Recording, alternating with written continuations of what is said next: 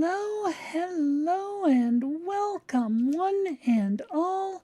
So good to have you with us this evening, this morning, this wherever, however you may be choosing to experience us. It is always a delight to have you.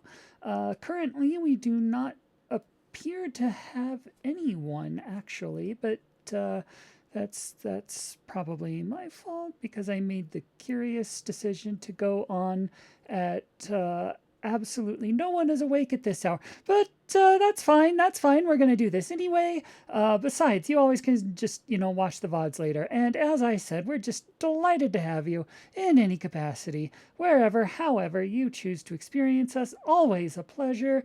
As always, I am Celine Calante Love of the Celine and Friends, aka the Woodling system. Up there, if you look at the sprites from left to right, that is me. That is Sarah, Arday, Kurt, and Fang. We are the Woodlings. We play video games. I should turn the audio for this one on, actually. There we go. We are playing Pokemon Salt and Shadow. We're in the middle of our challenge run. We're trying to do no sacrifices. We are, it's been a while since the last time we played, but that's because the last time left off with a major milestone victory. We defeated the Queen of Orchids, got everyone on the team and the back boxes and everything up to level 40, which was amazing. And now from there, we are ready, I think, after a bit of a hiatus to come back and try and make more progress. This actually opens up a lot of doors, so the question is, where are we going next? I believe the answer to that, we will attempt anyway, Frozen Hope and then the Hive. The Steel Father will be the next boss we try and take down after the Queen of Orchids, like the main bosses with the big rewards that we want to take down before we challenge the champion. That one has a really good reward that we want next, and it feels doable at this point. We just have to get through Frozen Hope first, which actually might be harder than the Hive. We'll see. This is our team as of the last episode. It should match up with everything it looked like before. We have a couple bits of bookkeeping to take care of first before we get too far involved in progressing to next areas, though. Let us first off take the memory of flight and go back to Ranger's Rest, because there are two things I have been forgetting to do. First off, we have 3. This is new. Is it?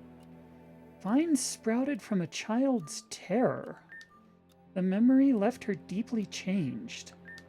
Harvest from the stinging vine?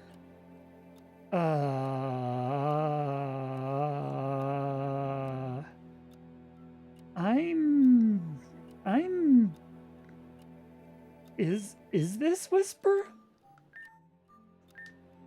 Do you want me to tell you? I need to know if she's safe. She isn't safe, but she's alive. Have a little faith in her. I guess that's reassuring. Let's...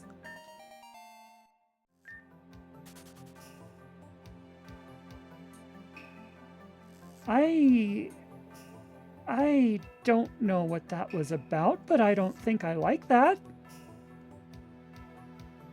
Let's just move on. Let's just move on then. Anyway, we were going to turn in some Ashen Shards. Pokeball enhancing device. Pokemon will be a cinch to catch now. We got the Obsidian Urn 3.0. That is incredible news, and let's just forget about everything we heard like a couple minutes ago. This is clearly the only thing that happened while we were here. So now catching Pokeballs. Catching Pokemon is easier. The other thing I was going to do, we now have more than 150 Pokemon, which is the last reward we need over here. Reach the Feverthorn Beacon, have you? Well done. Sky Spear awaits. And our reward is we just get a pipe. Okay.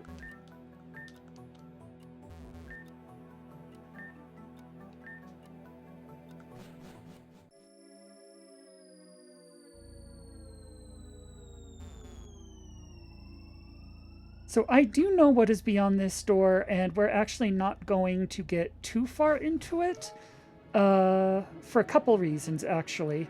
But for now, I just kind of wanted to open the area up. So we got a little fishing pond here. We can catch some high-powered Pokemon here by fishing. This is a good spot here. There's even better past Red here. It's good to see you, Red. But we're not going to challenge Red just yet, because of course it's Red. You know, there's always going to be a challenge. But let's get a bit of plot dump while we're here, shall we? Let's not actually do the fight yet. We'll come back later for this.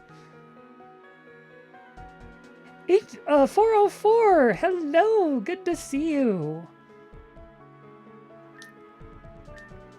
So you've finally given up.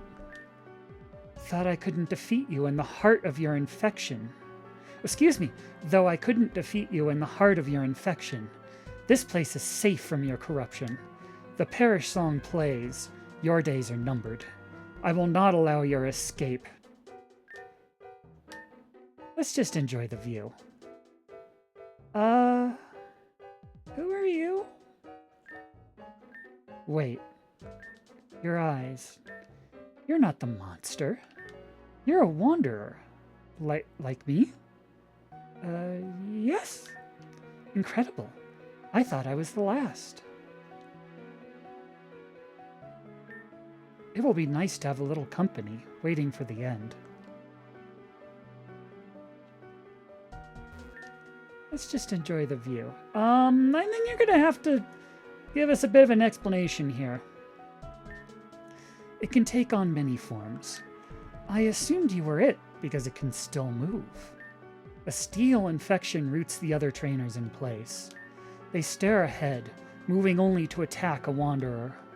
We are not made from flesh. We cannot be infected. But neither can the monster. What is this monster? I'm not sure how to describe it. It's a never should. Something that shouldn't be. It might be a mangled first attempt at creation? Elder to the eldest firstborn? It might be the failed product of a foolish experiment. Whatever it is a virus within reality. It twists and changes, warps and breaks, and it is afraid. Afraid? Yes, it knows its time is nearly up. It hopes desperately to continue the parish song, to delay the doom a little longer. But the champion defends the statue to the dreaming daughter. The creature will perish along with the world. It is too strong to defeat in battle. This is the only way. So why are you here then? This is the home of the eldest firstborn. Only its presence protects this little corner of the Cradle Isle from infection. If Arceus is not here, Arceus? You know, I've always called it Arceus. Like arcane? Like Arcanines. And then, like, the Pokemon Detective Pikachu movie came out and said Arceus, and, like, I don't know. Apparently I'm wrong on Arceus, and I've just trained myself, so, like, now my first instinct is to say Arceus because that's what everyone else does. You know what? I like Arceus, though. If Arceus is not here when the parish song ends, the monster may escape. It could infect the Isle fully, allowing it to spread to the bones of the world. Then it could never be drowned. Help me beat the champion. No, there's no point. Let him languish in his tower, thinking himself king. These are both compelling arguments. I mean, dude's kind of a dick. He did kill the dreamer. Yes, he gutted her like a fish. But he had a reason beyond petty power. Without a dreamer, the world has no future. The Sea Mother's wrath will drown us all. The dark chorus delays her. but they cannot sing forever. When the parish song ends, shall destroy the world and begin anew. It's the only way to destroy the monster. I'll find a way. I always do. I once thought the same. I overcame every obstacle. I found secrets and hidden paths. But the monster does not operate by our limitations. Within the infected places, none can match it.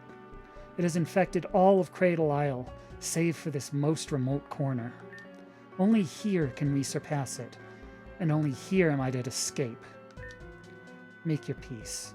This will be over soon.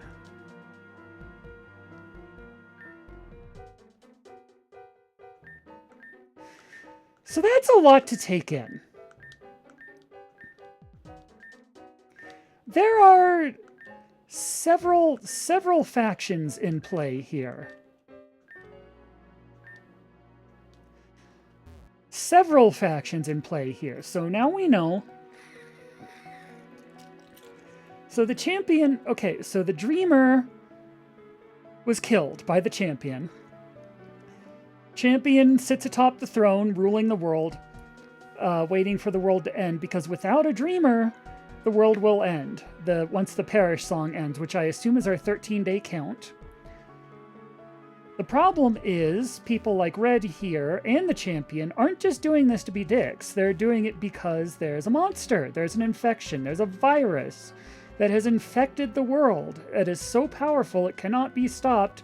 The only way to stop the monster is to let the world end, and it'll just be wiped out along with everything. And then I guess reborn, and like basically you reboot the world and start over fresh.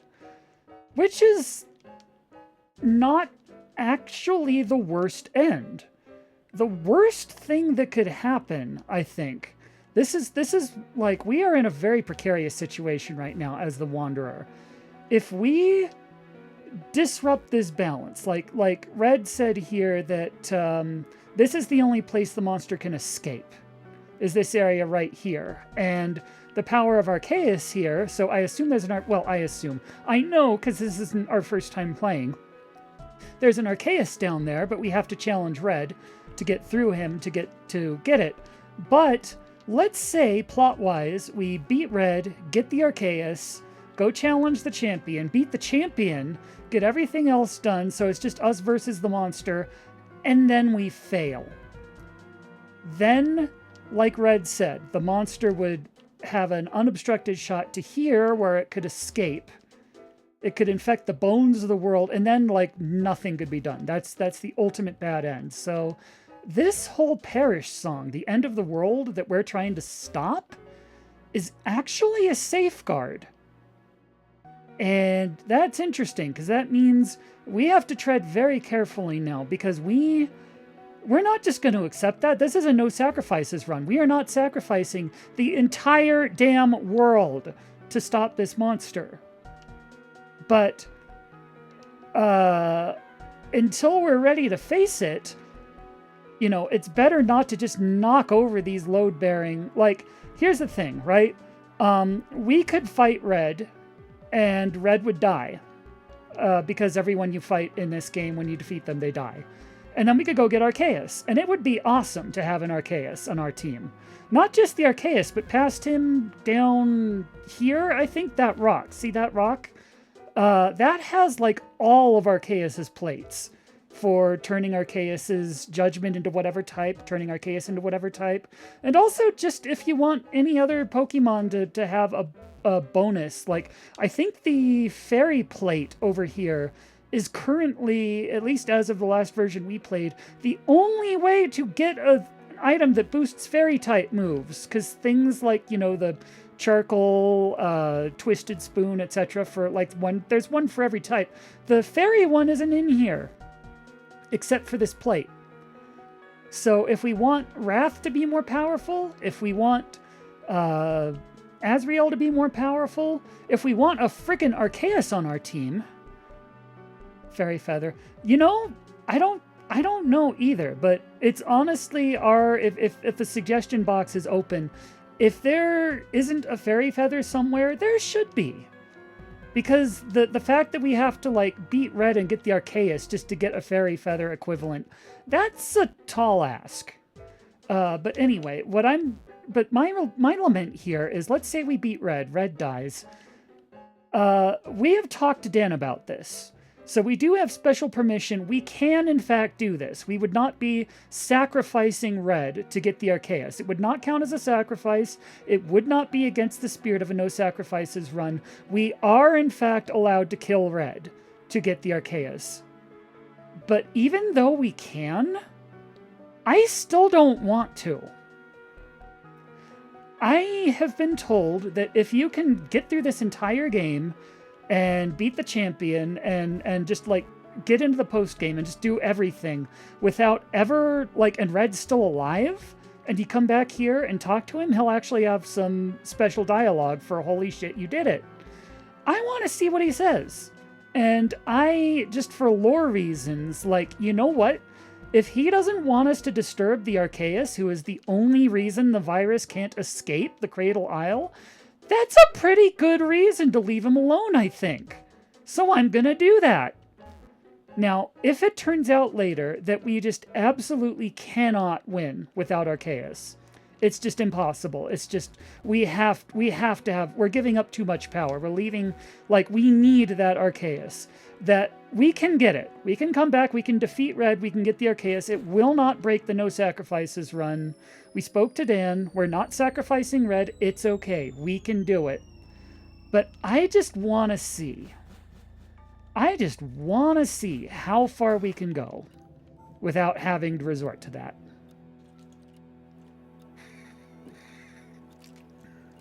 At least you can get Hidden Power Fairy. Who has hidden power in this game? It's not a TM, is it?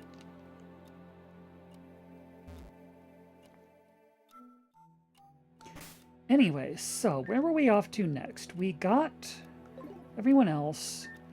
Right, we're going back to, once again, I always try and fly from the Pokemon menu. This isn't... You know, I grew up in the old, like, the old games where if you wanted to fly, you needed a Pokemon who knew fly. I'm not used to the memory of flight. I'm sorry, I keep doing that, and I'm going to continue to keep doing that. Anyway, so let's go back to the Queen's Garden. And I'm going to actually... This is the wrong team for what I'm going to do next. There's one foe with an unknown. Yeah, and since you can't capture your opponent's Pokemon, I guess Metronome, yeah. Metronome works. So this is interesting. Did it again. Actually, before we go here, let's go back. Because we're in for a very nasty surprise when we try and set off on the next foot of our journey. And I'm wondering who our best option for this is gonna be. Yeah, no, I'd kind of rather have a fairy feather than Metronome. I think we want... Mothra for this.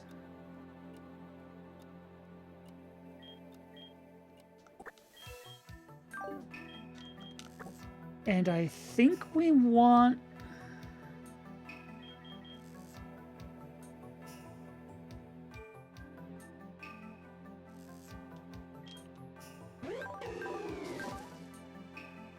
Triple arrows, leaf blade...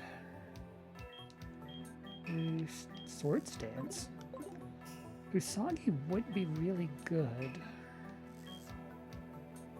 The Nibbler would be good. You know, I wonder if we should evolve the Nibbler, actually. I know you can get a Garchomp later. So, strictly speaking, we don't have to use a Sea Mother's Tear to get a Garchomp now. But, we could have a Garchomp now. I don't know. Maybe.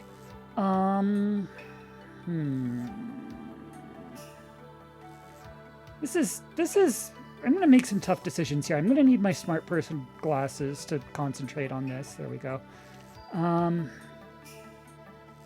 Maybe my serious thinking face. This calls for the serious thinking face. There we go. Okay, so Dragon Ghost.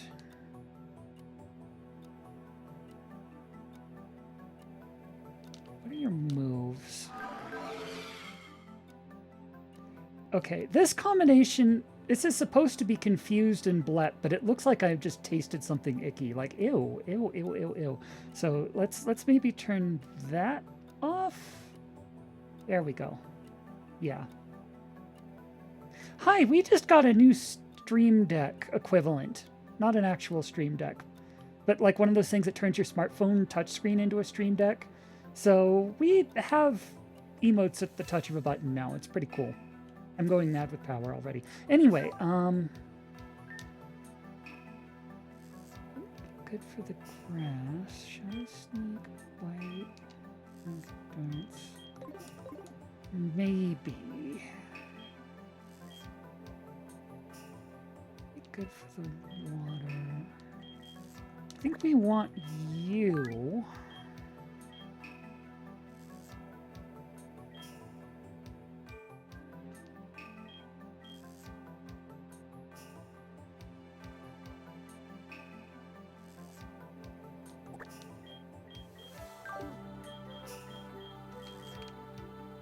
Oh, I hate to put you down, though, because your attack is just devastating. Yeah, that's kind of beefy, too.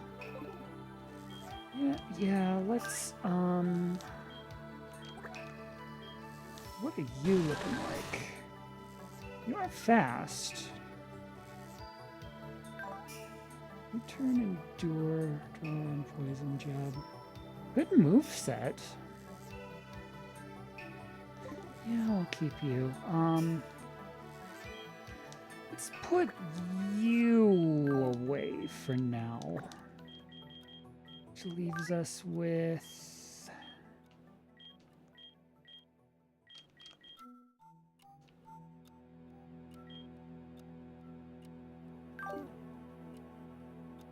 I think that'll do it. I will probably be coming back. This probably will not be the team that actually makes it, but it's the team we're going to try first. And I think we're going to lead with...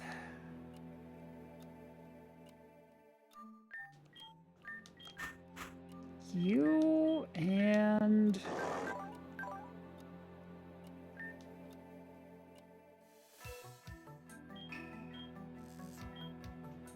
you.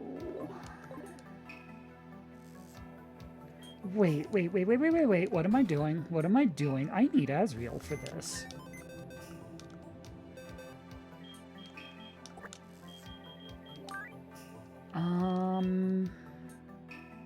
Yeah. I really want to give Jessica a try.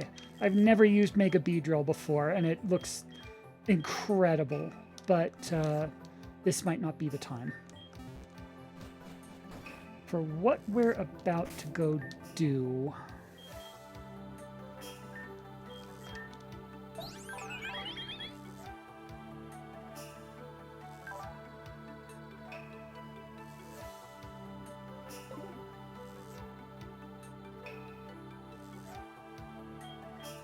You don't have any kind of item. What can we get for you?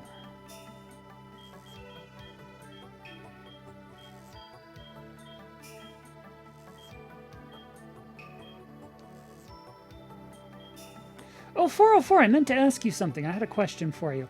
So, I thought for sure that berry juice wouldn't do anything as a held item, because they can only... In the main series game, they only get anything out of, like, actual berries, right? But here, berry juice was actually a really good idea as a held item on the moon. Do any of the other drinks work as held items, or is it just the berry juice? because a friggin' Moo Mojito, or like 33 of them in particular, would be pretty fantastic. But I'm just gonna assume our luck's not that good, because that would be a little too incredible. Berry juice is I thought so. Good to confirm though. Speaking of berries though, we do have a lot of options here. Can survive being one shot, that's always good. Raises all stats if you drop below 25. Fully restores anything that drops below 50. Weakens super effective ice. Isn't that a quad weakness for our day?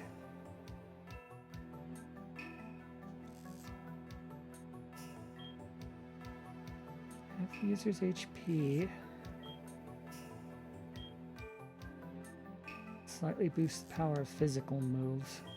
If nothing else, you can never go wrong, because I know our day is very physical. If our day is getting too wrecked by ice, we might try either the Focus Sash or that anti-ice berry. Meanwhile, what do you have? Sea Incense. That just boosts water, right? Yeah, it's fine. You've got... yeah, Charizard White. You're good against entry hazards. yeah, okay. I think we're good to try this. I don't expect it to be something we get on the first try. But I think, and I did it again, and like I said, I will continue to keep doing that. I think we can try it. Are we playing the flute? Okay, we are playing the flute. Okay. So, what have we been preparing so obsessively for? First off, actually, let me ask, because we saw that event with Whisper. Does that mean there's anything over here now? There is. Before we do anything else, this is a bit of side content, unrelated to what we were about to do. Actually, you know what? Let's try this first, because we've got the team for it. I did all that setup work. Let's at least try it. And if this doesn't work and we need to go back to the drawing board anyway, we'll try Whisper instead. But anyway, let's save. 3 out of 4 trainers recommend entering this cave. Nothing suspicious about that, right? Yes, so the reason for that is because there are 3 trainers just waiting to gang up on you as soon as you step in. And they all have various generations of evolved starters. So this will be Blaziken, Sceptile, and Swampert. Someone's got a Venusaur, Blastoise, and Charizard, and someone I think's got a Feraligatr, Typhlosion, and Meganium. And we just got to do all of these in a row. Good luck! That's why 3 out of 4 trainers recommend this. We're the 4th. Sucks to be us. I'm going to...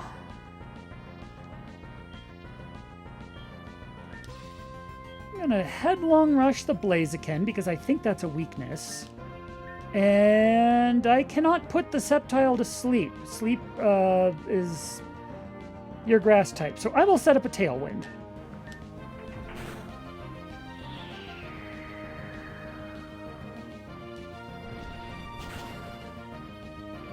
That was great.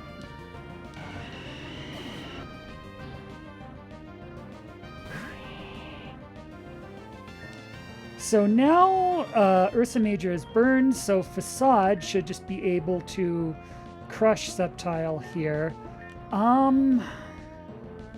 You can be put to sleep, I believe. Yes. And we have a Tailwind now.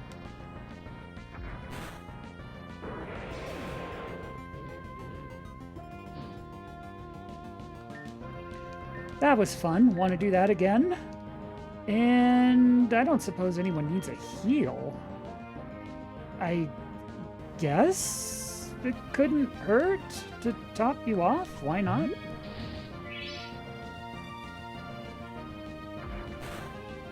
You actually lived through that. Interesting. So I should have gone after the Swampert instead. Oh well. That's fine. We'll just do that again.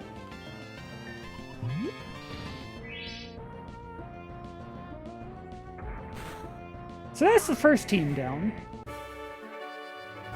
But let's not celebrate yet, because again, there's like one down, two to go.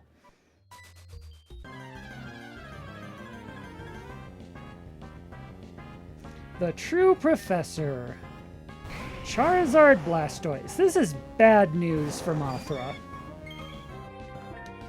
I'm gonna need to hope Mothra outspeeds and just put that Charizard down as fast as we can, actually. You are not a dragon, so you're not weak to fairy. But you are flying, so you're immune to ground.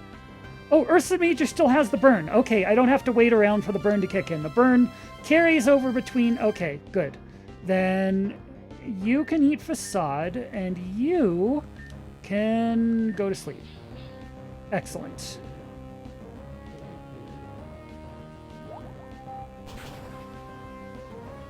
I forgot that was a weakness.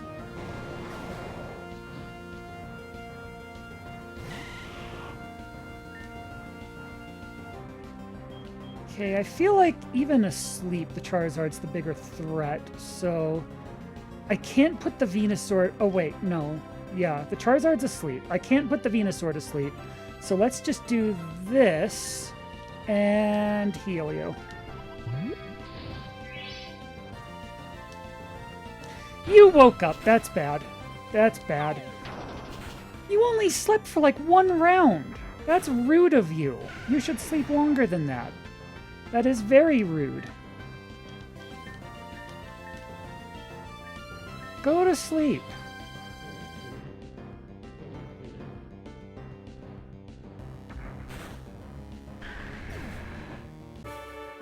Okay, so we're not in great shape because the Charizard did not stay asleep.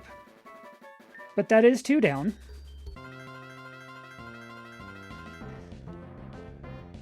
Pokemon Trainer Braum.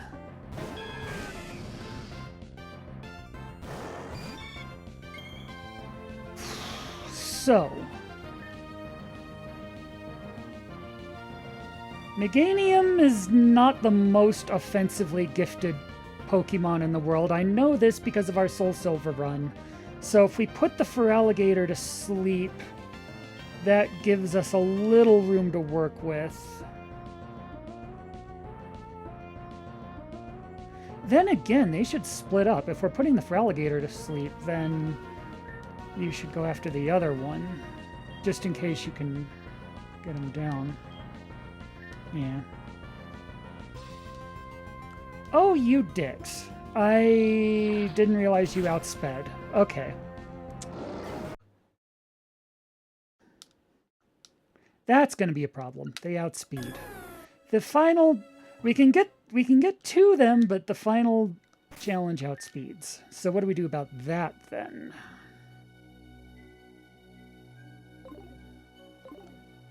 Maybe? Well, let's see how we're looking when we get there.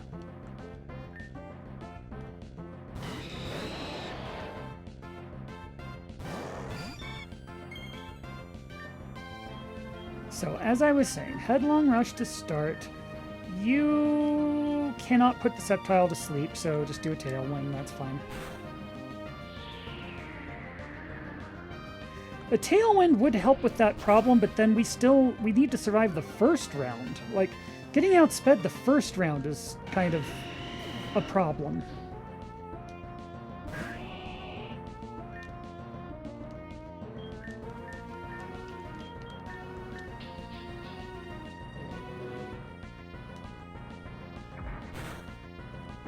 Speaking of problems, this first team really isn't, though. We've got them pretty much figured out. So then we do another Facade and Pollen Puff U just to finish it off.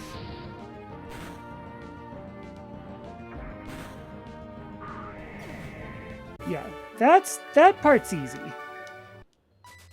The True Professor's okay. Braum is a challenge. Because their Pokemon are faster and they have those double team pledges, which are a problem. So we need you to just eat a facade and you to go to sleep.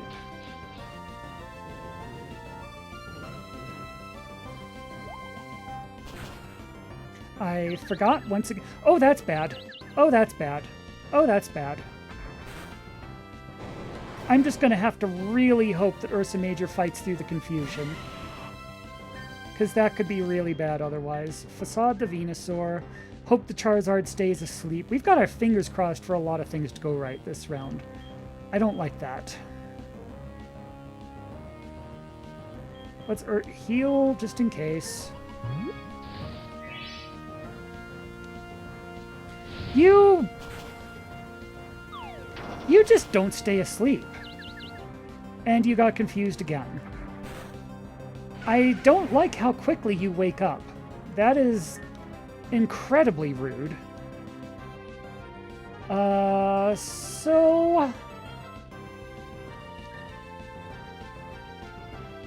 this feels like an opportunity to get Char in. Actually, who do we want to lead against Braum? Char and...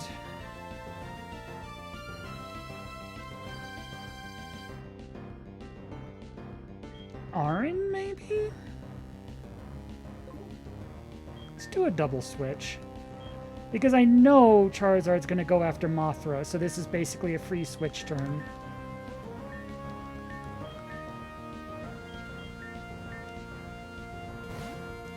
Wait, these switches aren't persistent, are they? They're still going to lead with the same team once we get to Braum. That's bad.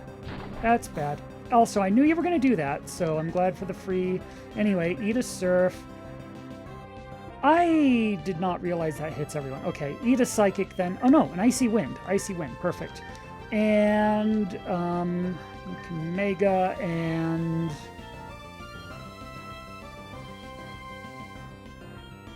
Air Slash, I guess.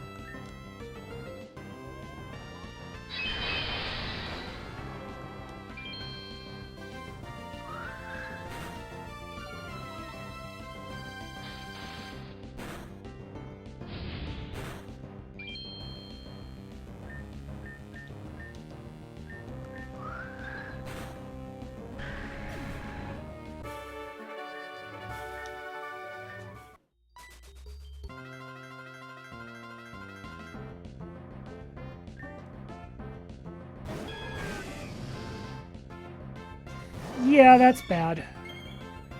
They're gonna outspeed in either of these guys. That is really bad.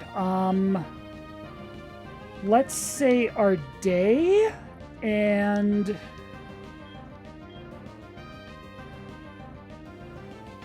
Char again.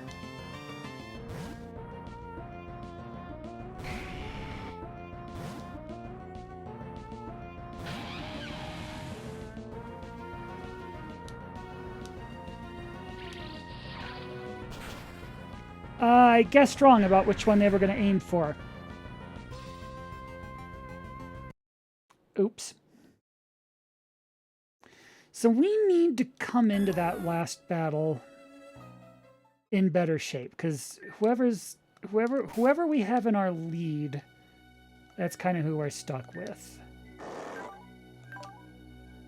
These are going to be our lead mon for all three battles. As for the speed...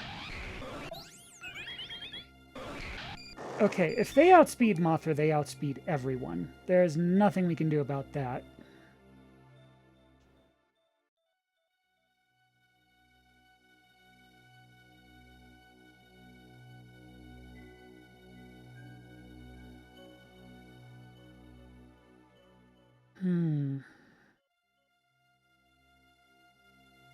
there are ways around being outsped, like Tailwind, Trick Room, but those all are things you do on the first round, and then you're good from the second and on. How to survive that first round is...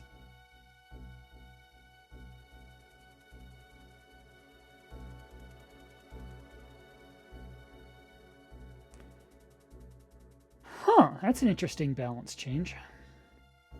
So how would we...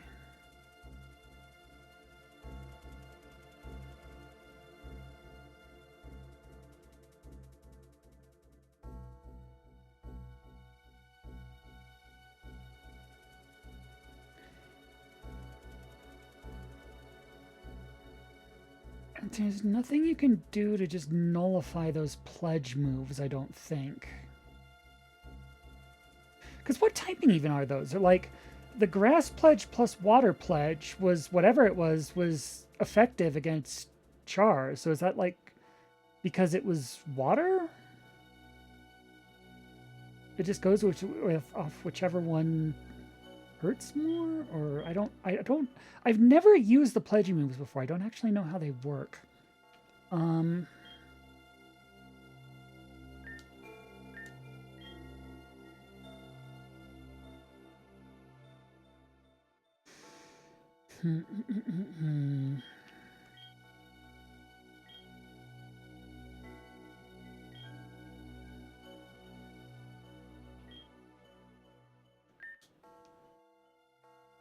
Each combo takes this... Oh, okay. I've got heavy-duty boots. I wonder...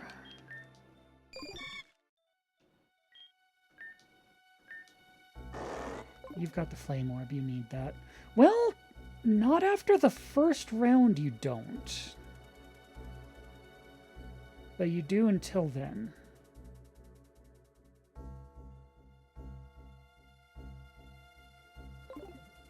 What other items do we have, though?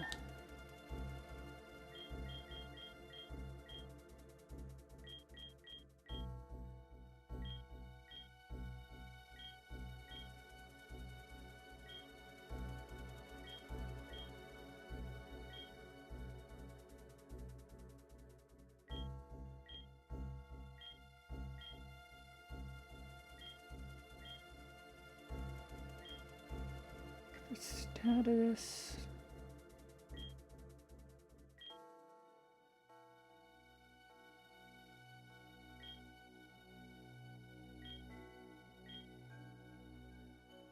Heal HP. Swamp grass, rainbow water. Weakens ice.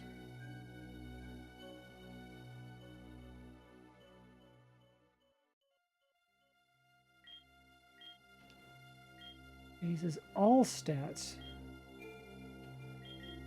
I wonder, giving this to Mothra over the heavy duty boots, because we don't have to worry about entry hazards this battle. If that free heal... No, because that only works... We have the flame orb.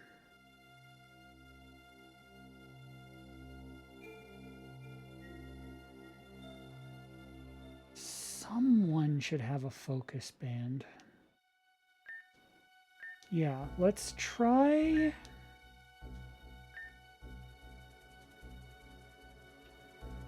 If Mothra can survive being one shot... No, because they're just going to aim for Ursa Major then. Wait, but...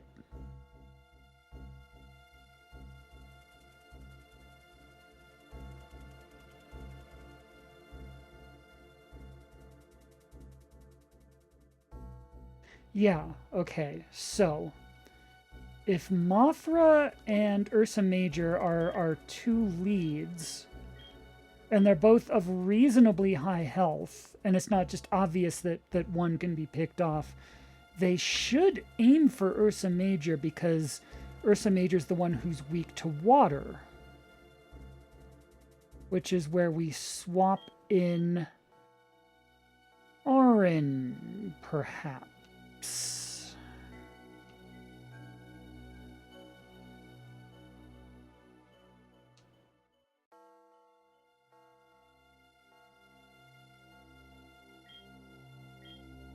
That's where we swap in.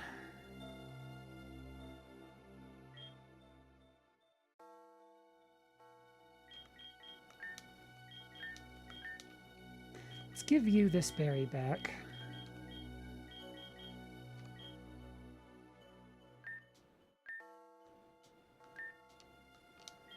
Let's give you the focus sash, just in case.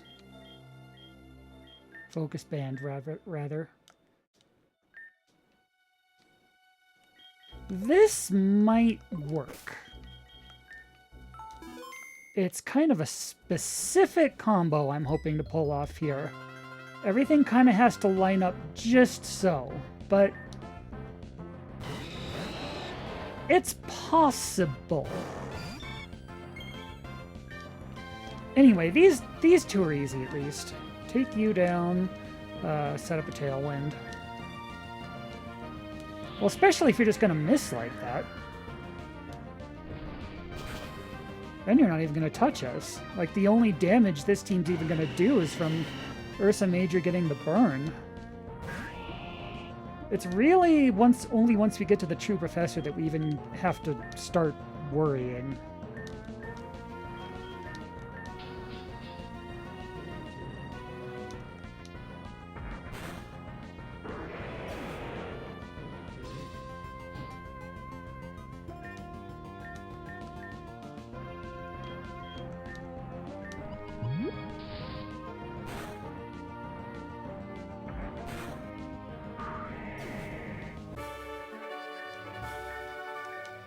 April. Oh, yeah, okay. April instead of May. The True Professor. And Braum. Okay. I get it. So now we want Facade you, Sleep you.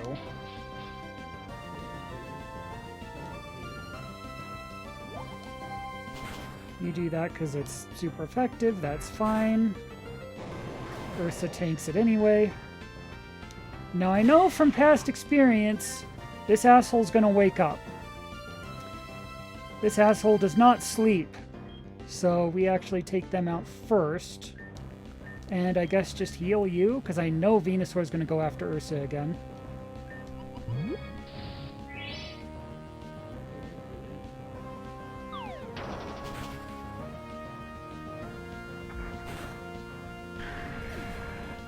And you actually stayed asleep that time. Of all the rude things. Oh well, whatever.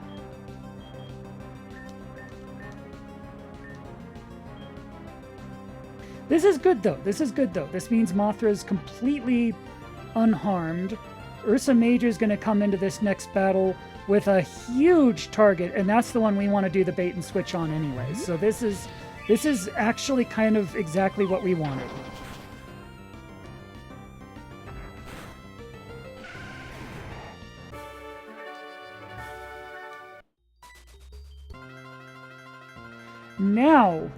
Now we're good. Because here's what we just set up, okay? There was a bit of planning and foresight that went into this, but now I am pretty sure they're going to go after Ursa Major here, because Ursa Major's weak, because I'm pretty sure that's going to be a weakness anyway. It's going to be super effective. They're going to see a kill if they use the pledge move on Ursa Major. So we swap in Auron, who should resist grass, or excuse me, should resist water and therefore survive this. But even if they don't, Auron has a focus sash, okay? So as long as they go after Ursa Major, we are guaranteed to survive this round. Even if Auron just eats it totally and ends up with 1 HP, they're alive.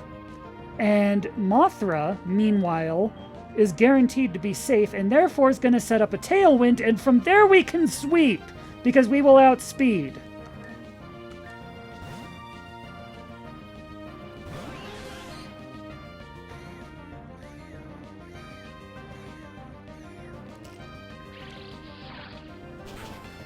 Uh-huh. Uh-huh. I thought you were going to resist, but it ended up being weak. But you know what? That's what the focus band was for. Now we outspeed. Now we should be in good shape. Even if Orin is not looking too good, we outspeed. Therefore, we've got options.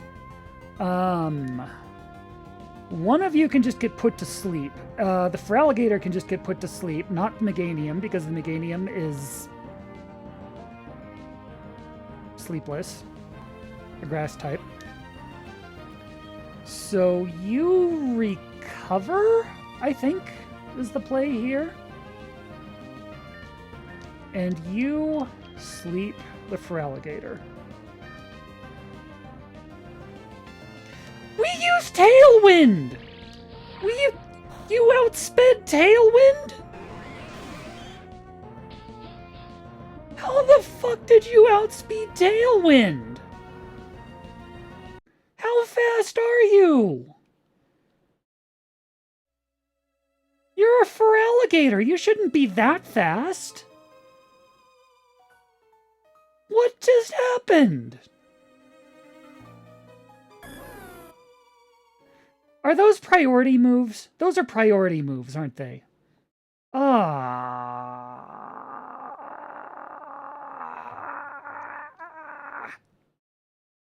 Priority moves. I'm guessing. That has to be. That's the only explanation for what just happened there. Okay, if those are priority moves, that kind of changes things. Then our speed strategies really don't matter.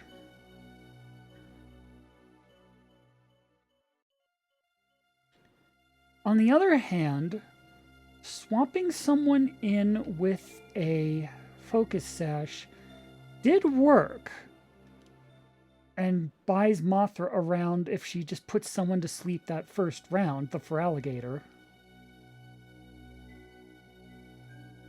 What does Grass Pledge do by itself if the other one just doesn't come?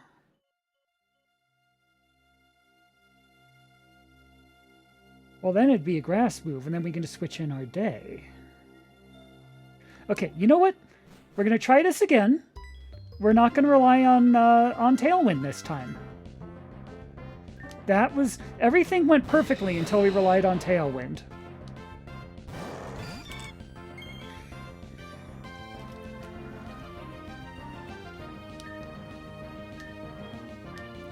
You... And you...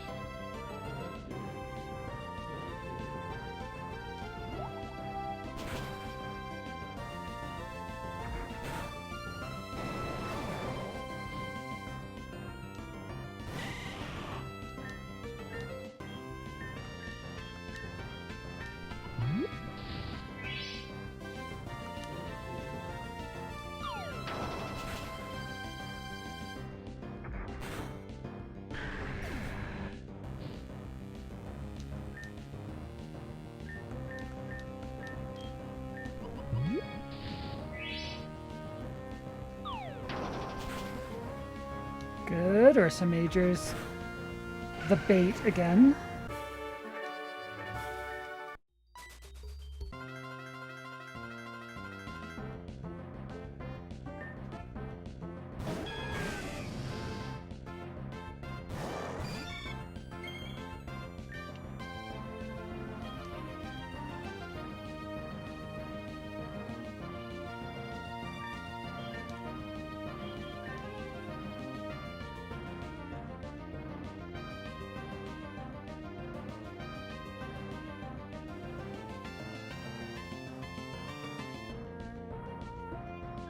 So wait, hang on. Hang on. Swamp is if they combine grass and water pledge. And that's grass type, which is why it's super effective against Oran. Why was it super effective against Char, though? Am I just misremembering when that happened? Because Char shouldn't be weak to grass. Char is weak to water, though. So, like, maybe I don't know. I don't know. These moves are weird. Anyway, Oran will survive this. We know this for a fact. So, the Feraligatr goes to sleep, and we at least don't have to worry about pledges next round. Well, we at least don't have to worry about the combined pledges next round. We'll put it that way.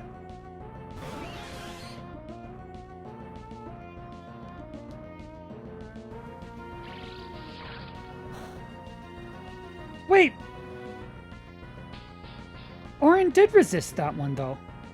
Is it random? It's either grass or water?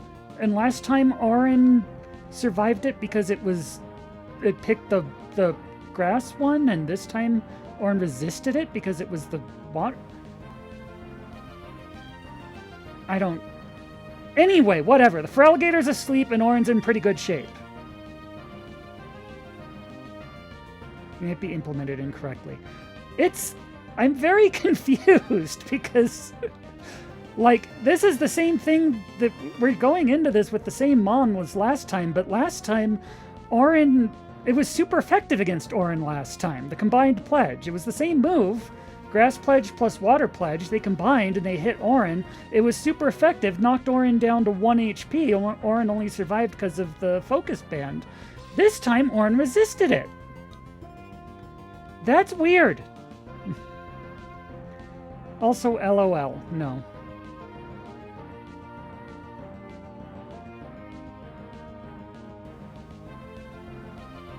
Anyway, we'll take it, I guess. So what do we want to do now?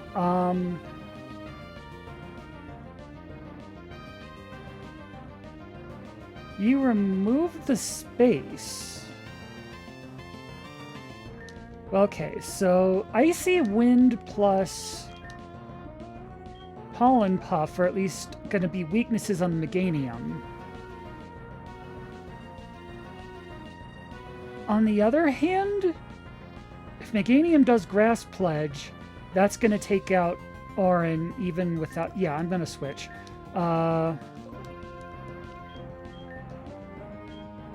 Let's bring Arday in to take the Grass Pledge. And you can Pollen Puff the Meganium.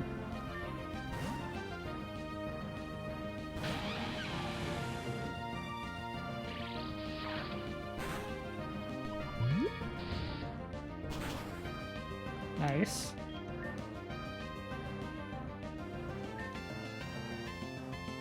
That should be nice and juicy for everyone. And Mothra doesn't even have to worry about it because Mothra is flying. We'll take that. And, does a Tailwind matter if pledges are priority? Because I know what's coming in after this is going to be the Typhlosion with Fire Pledge. Let's just try and take these guys down, I guess, because we can't do anything. You know, Pollen Puff the Feraligatr, maybe? Yeah, let's try this. Oh! That was rude. That was even ruder. On the other hand, we'll take that. Okay, on the other hand, they're going to get a combined pledge off, which is either going to be fire or water. And it could really honestly go after either one of them. I'm going to take the guess, the wild guess, that they're aiming at Arday because he has lower HP, and switch Char in, and just fingers crossed we get the fire version.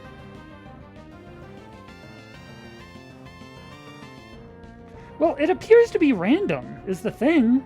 It was like the same one to hit Orin both times, and it was super effective once and not very effective once. So, okay, but if it should be rainbow, which should be water, in that case, then we do want Orin back. And I guess Orin doesn't really care if it's fire either. So that's actually probably the better play anyway. And then you just finish off one of them. Finish off the Typhlosion. Wait, does Hurricane hit both? No.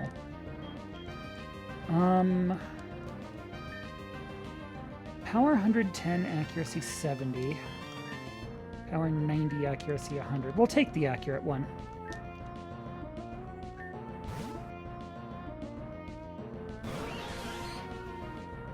Water Pledge and Fire Pledge.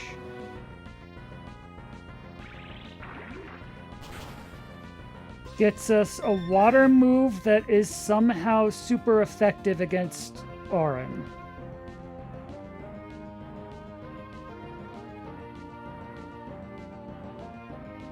That had to have been fire. The water animation, I mean, that looked like a water animation, but Mothra is bug flying. Mothra is not weak to water. That had to have been fire.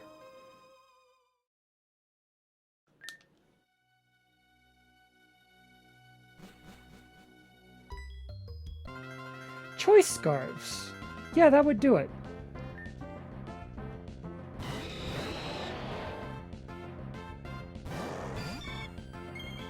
Actually, would that do it? Tailwind doubles your speed, doesn't it? I know Choice Scarves boost your speed. I didn't know they boosted it that much. But if they did, that's valid. I'm willing to accept that as a perfectly logical explanation.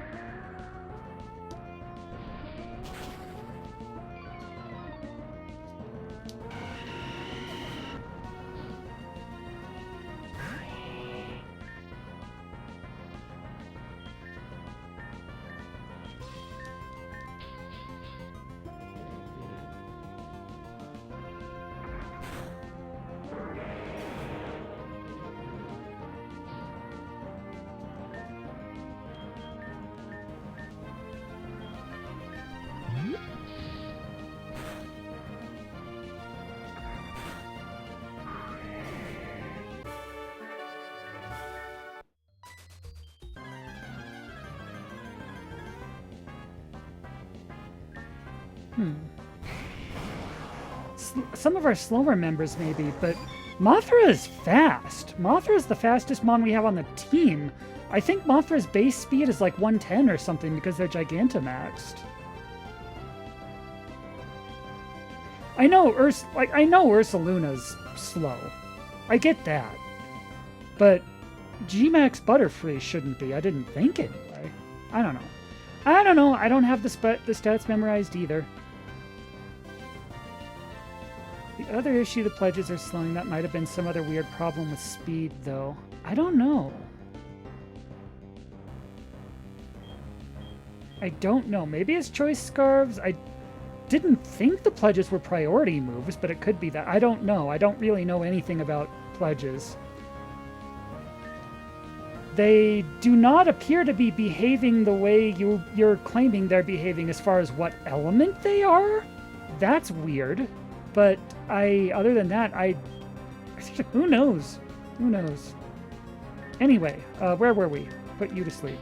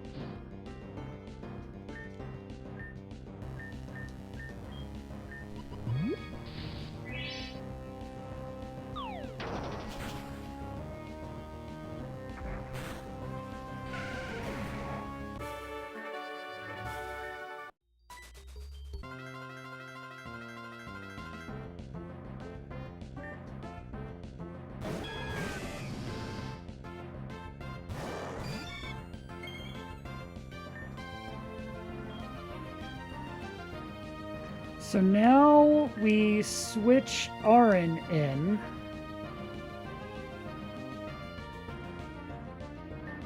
Essentials, maybe. You know what it could be? Go back and, like, once this stream is over, maybe watch the footage again. See who went first. I'm wondering if they're treating, like, a water pledge plus a grass pledge differently than a grass pledge plus a water pledge, you know? And if that's the case, then yeah, which one we get hit with is essentially random. But I don't know. That's a guess. That is a complete wild guess. But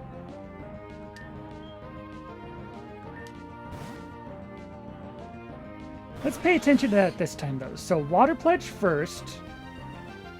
Grass pledge gets added. And it wipes out Orin. It counts as a grass move and just completely... I thought I gave Orin a focus sash for that reason, or focus band for that reason.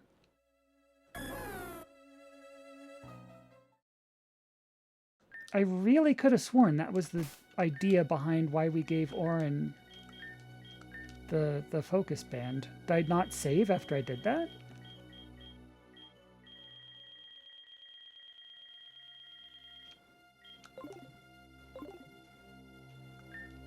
Wait. You have a focus band! How did that one-shot you? You have a focus band. That should have protected you from the one-shot, should it not have?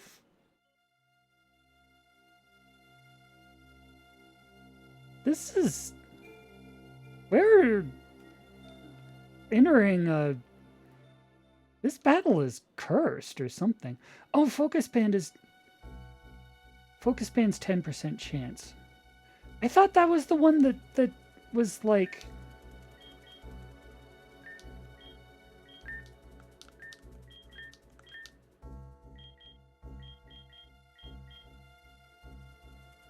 May endure. Okay.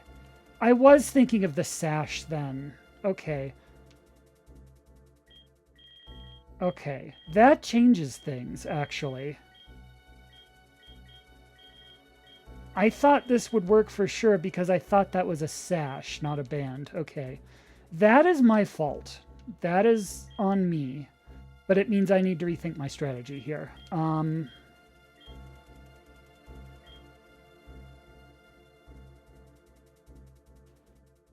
Yeah.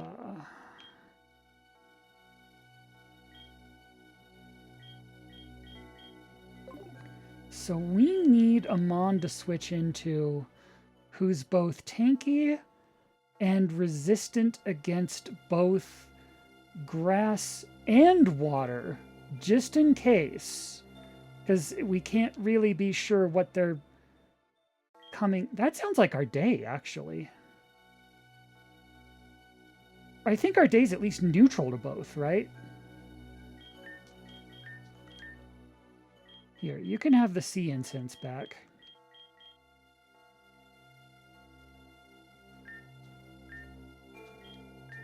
And maybe you get the berry that gives you your HP back. Oh, we already gave that to Mothra. Mothra's not going to need that in this strategy. So you get...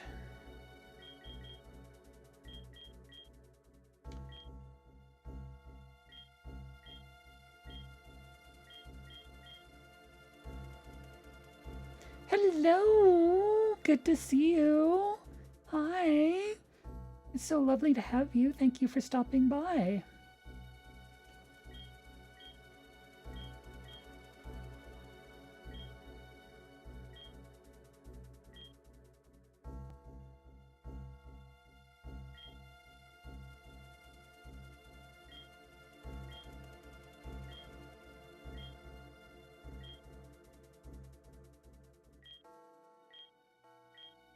You know what? If we give you a silver powder, because you're using pollen puff a lot, let's just do that. Then you can have the Konu berry. And that should help you tank that first pledge. Let's try that. See how that goes.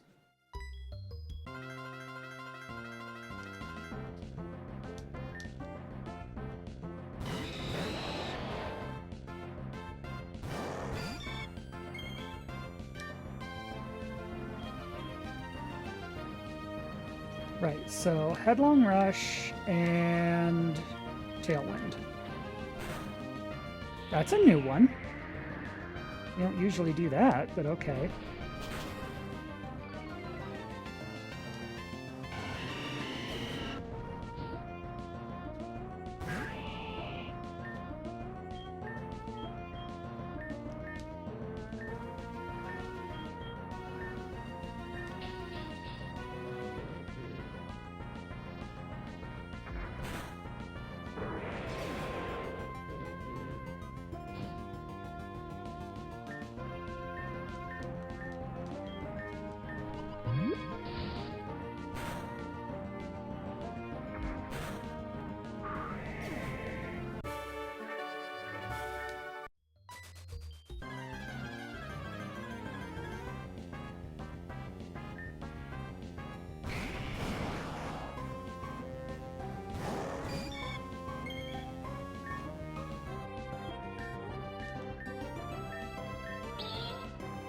That's rude. That throws off our plans a little.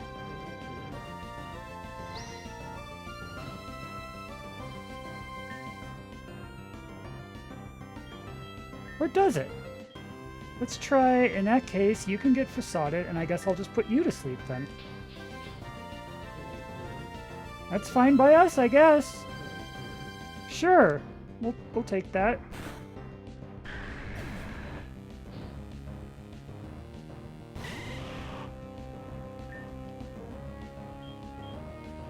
Then we just facade you, and then we're back to normal. Here.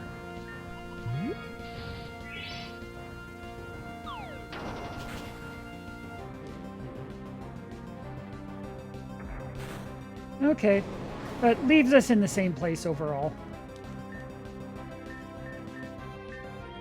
Which is fine. That's kind of the place we want to be.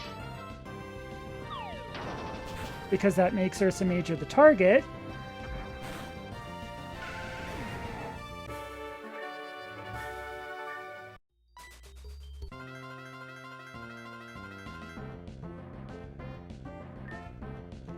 Now let's see. Now we put our day in. And we put the Feraligatr to sleep.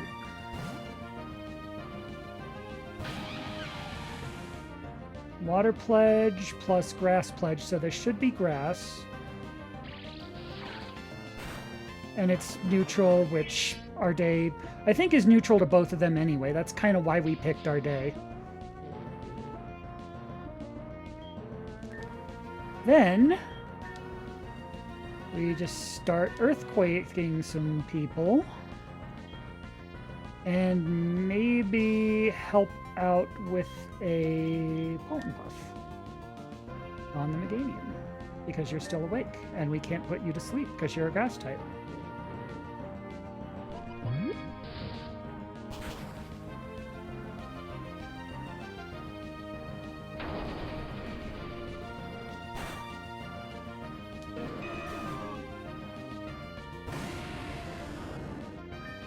Now, fire is bad news, actually, for our day.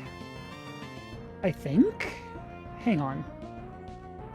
Grass ground. Does ground resist fire? 1 second.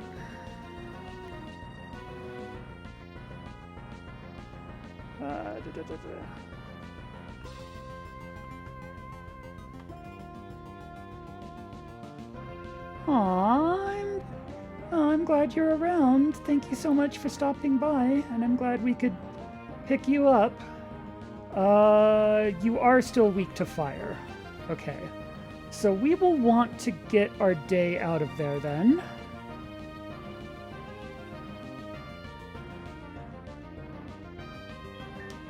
And if they're going after our day with fire, that's when we get Char in. And that's when we put you to sleep. Except I know that Feraligators can be waking up. Oh! What?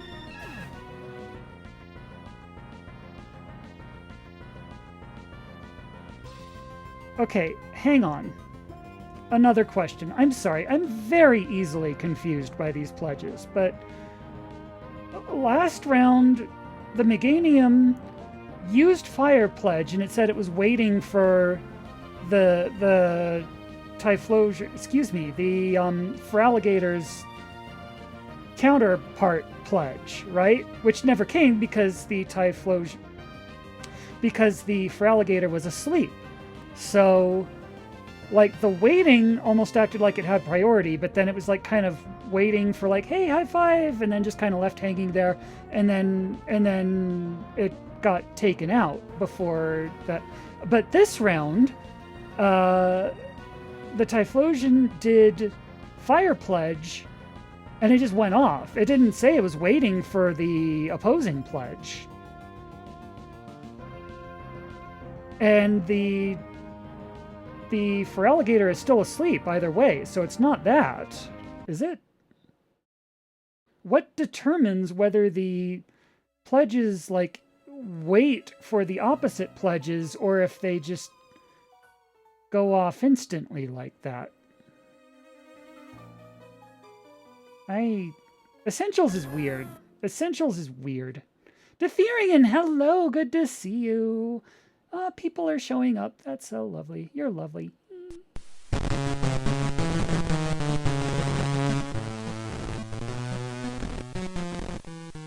I see you found the new avatar change.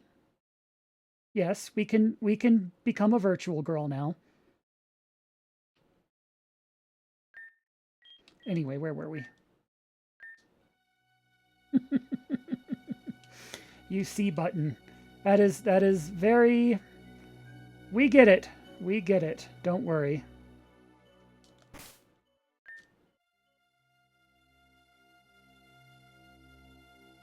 So if Fire Pledge can come out...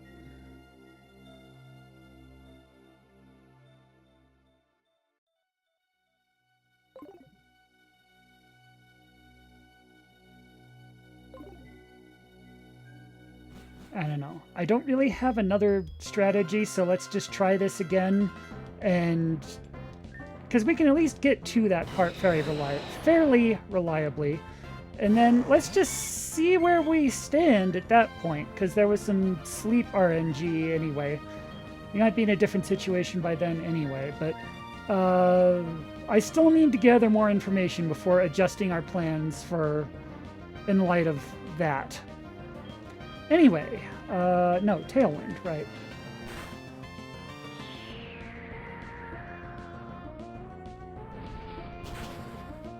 Maybe we should Tailwind.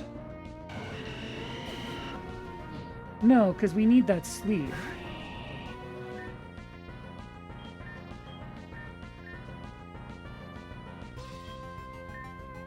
Wait, hold on.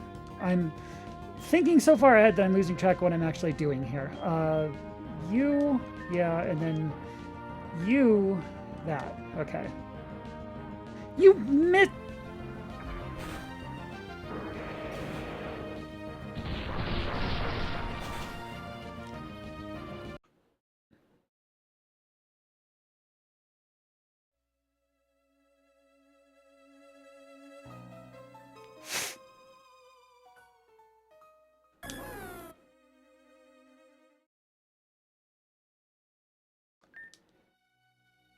Does it know in advance if its partner will awaken? You would think so, but it stayed asleep both times, I thought.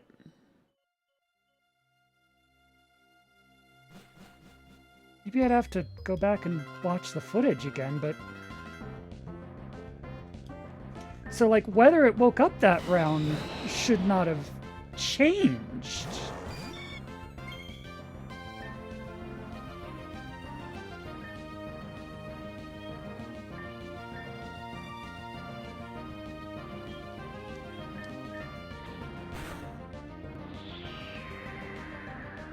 Anything with fake out will mess them up pretty bad though. Or torment.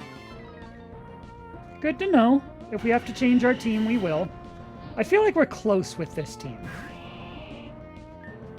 We're just being, we've had some unlucky and very confusing interactions to figure out, but I think we can get there.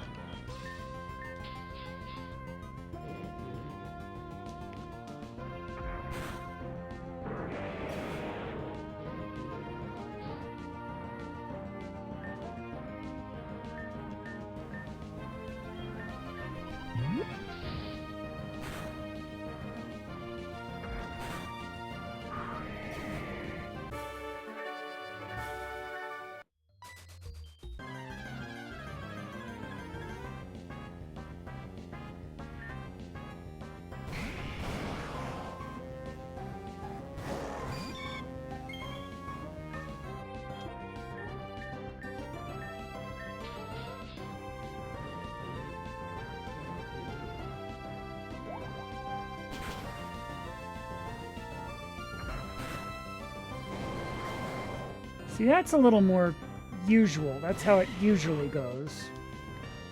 Then we take you out because you're a problem. And then we just start you on the heal loop. Because at this point... Rude. That's actually potentially a problem. That might mess up who they aim with. Or who they aim at with, That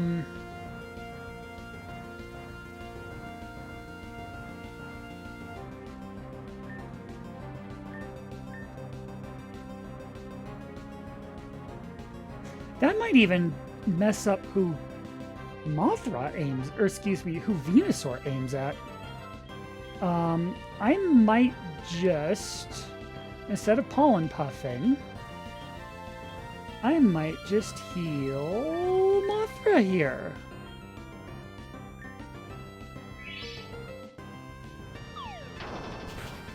You still... Okay.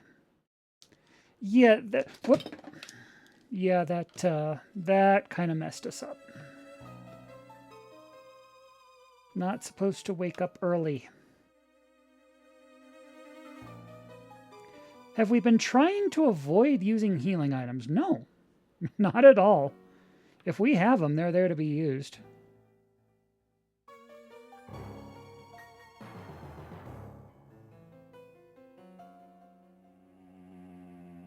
Sorry, I accidentally knocked over my camera, so I need to fix that. Stay. Stay. It is not the most stable thing in the world, unfortunately.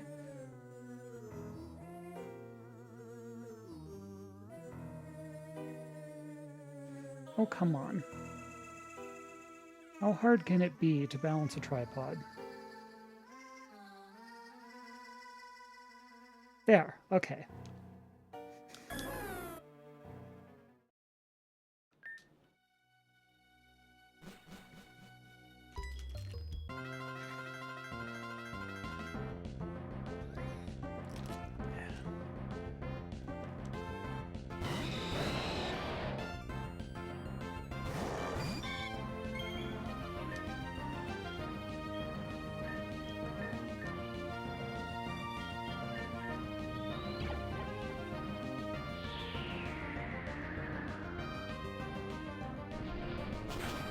Quick guard! That would have been a cute trick if we'd done anything with priority.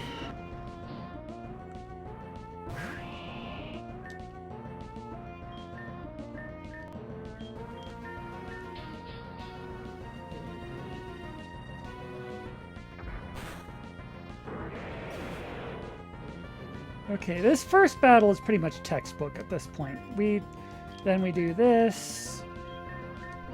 That is down to a formula. The only thing that messes that up is if Sleep Powder misses, which I think it has like a 4% chance to do. Other than that, that's about as good as that could possibly go. This one, there's a little more room for things to go wrong, because the Charizard kind of has to not wake up ridiculously early. But as long as the Charizard stays asleep for more than like one round, I think we're good.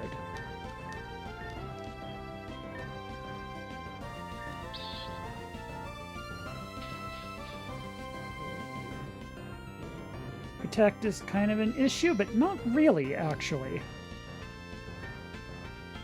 We just go back to plan B at that case. Still, like, either way, we go after the Charizard this round. It just means this turn Mothra will be sleep powdering instead of healing Ursa Major, because Ursa Major's not actually hurt. So it actually works out perfectly.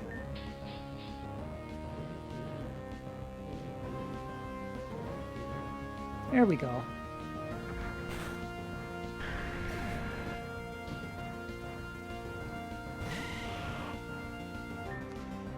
Now we get into the loop, to the heal loop, because at this point we very reliably have Mothra going first, then the Venusaur, then Ursa Major.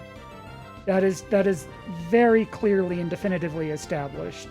So we heal, we have Mothra just keep healing Ursa Major, and then the Venusaur takes Ursa Major down to about half health, then Ursa Major just ends someone, which means we will eventually finish this, and Ursa Major will be at about half health, which is exactly where we want them to be, because that makes them the most appealing target for round one of the next fight.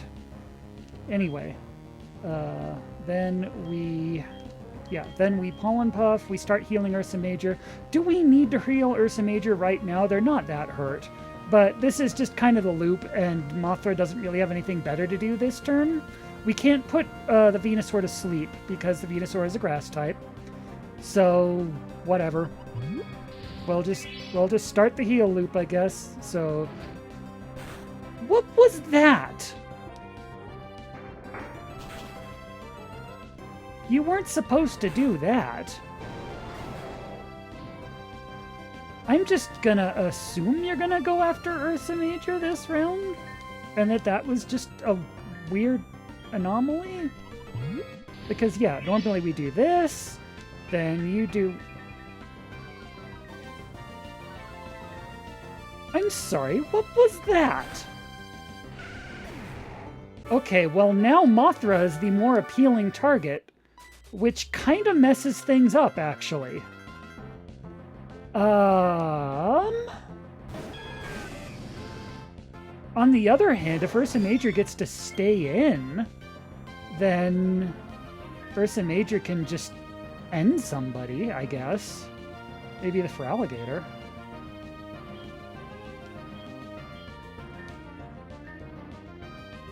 Then we put our day in Mothra's spot?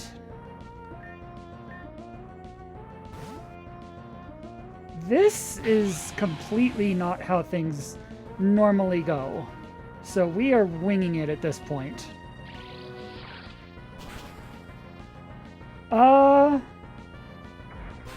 We guessed wrong about who was going to get hit, but Ursa Major survived it anyway.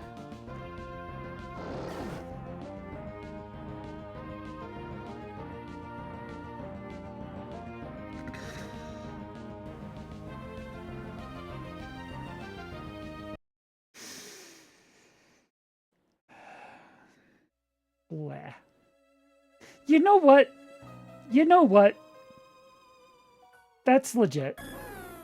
That was actually kind of funny.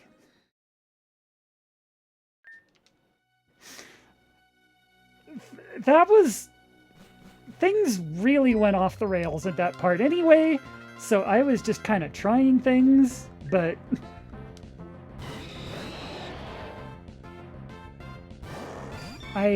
yeah.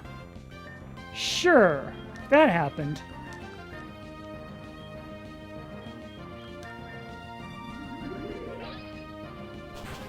I'm sorry, what? Since when have you had that in your back pocket?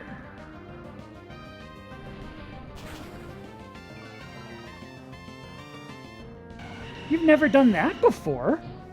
And that's like the best move you could have done. That's clearly the move you should have been doing this whole time.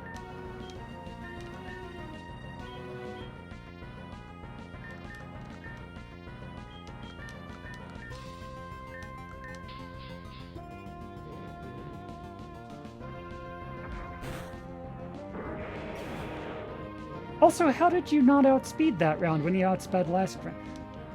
There's a lot of stuff going on. Pokemon is full of things. Anyway, you need a heal.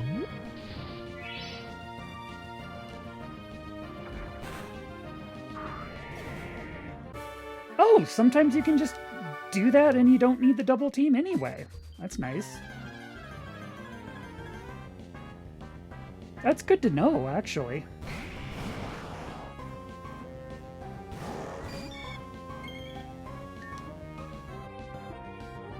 Okay, so...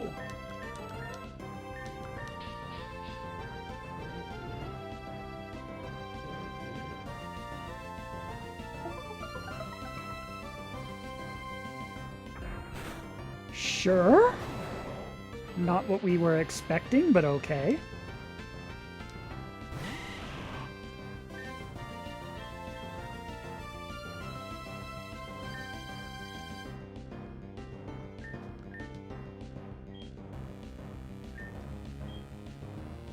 You know, if Ursa Major's not hurt yet, then we'll just try this and see what happens, I guess. Not a whole lot. You know, we were really trying to give you time to not mess us up this time. You need to actually attack Ursa Major, please. Ursa Major needs to be not healthy going into the next battle, please.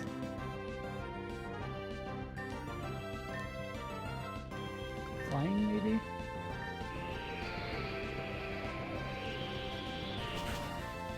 Okay, sure. Then we're in this situation again.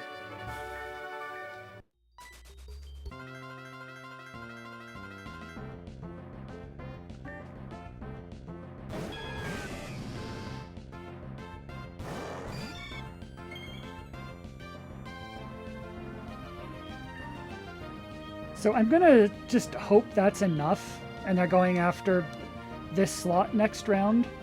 So they go after our... They go after Ursa Major, we swap in our day, and we put the Feraligatr to sleep.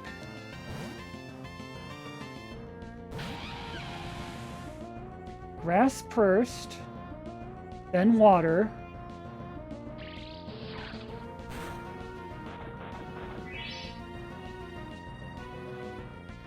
Turns into a swamp.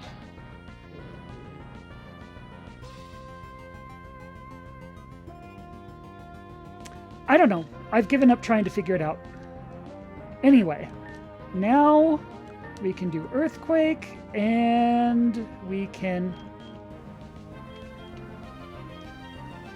You're grass, so you're actually weak to both of these. You might even be even weaker to Hurricane. Let's try Hurricane.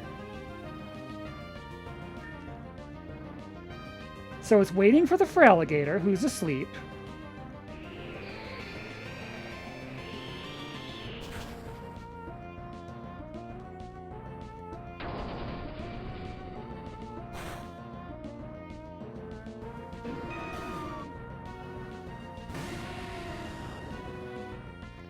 Now, I think the Typh is just going to do a Fire Pledge without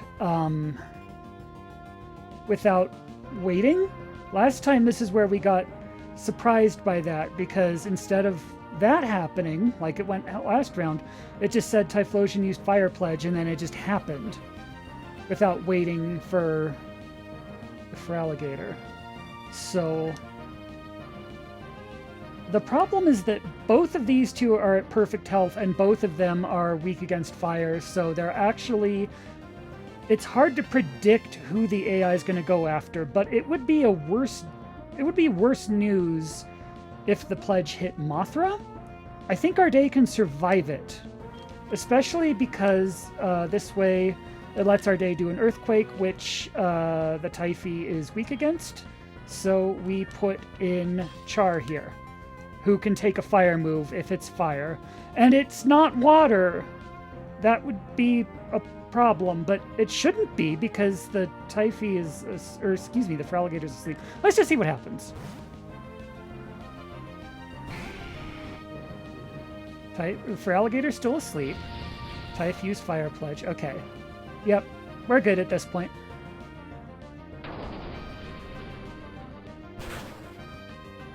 I would have preferred one of them to be taken out by that, because this is still not a great place to be in, but let's just go for it, I guess.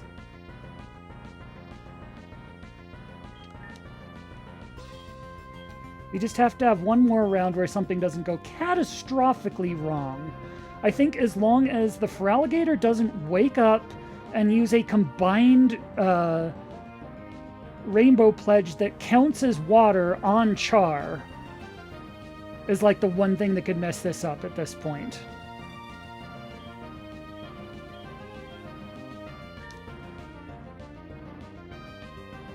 They're both going to resist that, actually. So we'll just use the Air Slash on the one who's awake. Why not? Okay, you're still asleep, so I think we win.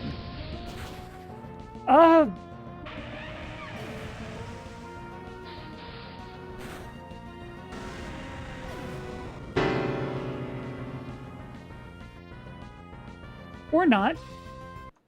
I thought our day could survive that, but... Okay. Okay. We had it down to the last round, though. We had it down to the last round. That's where we... Okay, so we assume our day's going to eat it, and we swap in Arin. That's... If we'd done that, we would have won. We got this. We got this. I just made one crucial misplay, like, right at the finish line, but we've got this. Then again, if the Feraligator wakes up earlier, that could also be a problem. Well, but, you know, we got to that point. We almost had him. We really almost had him. I have no doubt in my mind that we can almost have them again. Wait, that's not what I meant. That we can get to that point and then actually have... You know what I meant.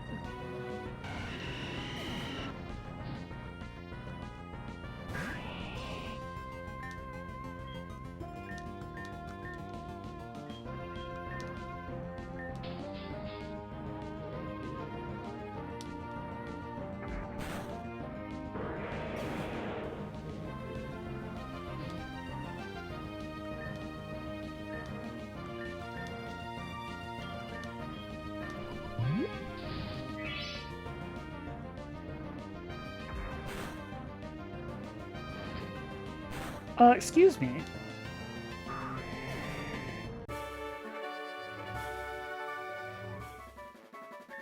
Sure. That happened, I guess.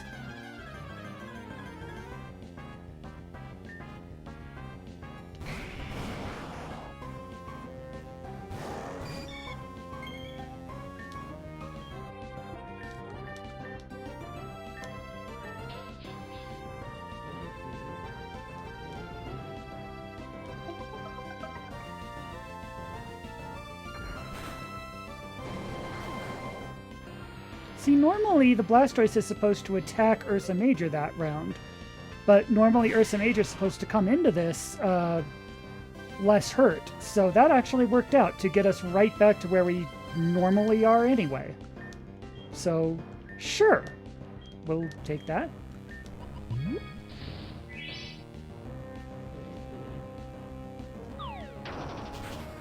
Mm-hmm.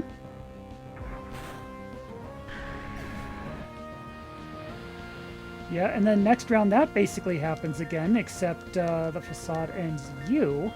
That ends Ursa Major with low health.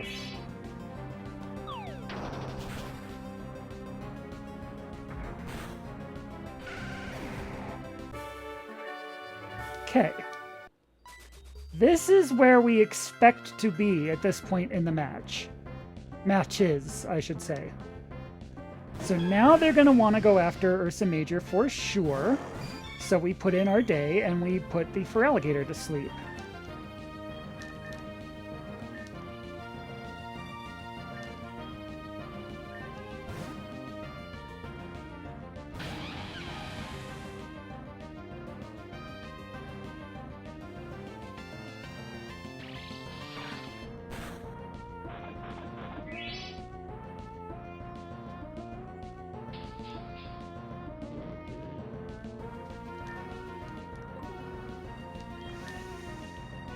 Then we just start ending people.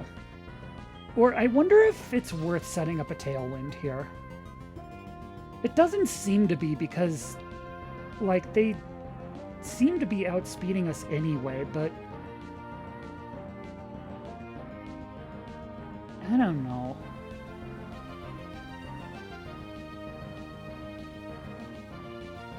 You know what, let's just... Actually...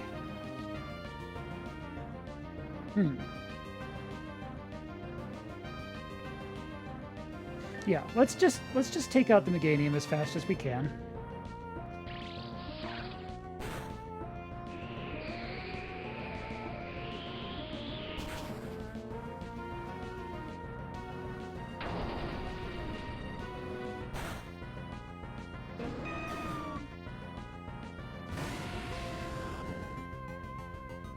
I assume the Typhee's gonna do a Fire Pledge and go after our day now. Which means... Char. And... Sleep?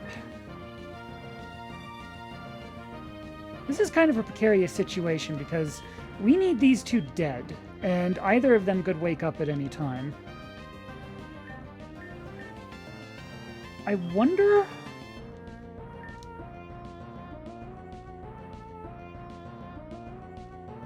if we do an Earthquake here,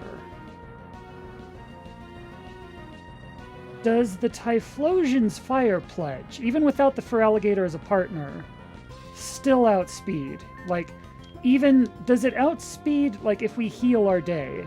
Does it outspeed Mothra? I know it's going to outspeed our day. That's fine. Excuse...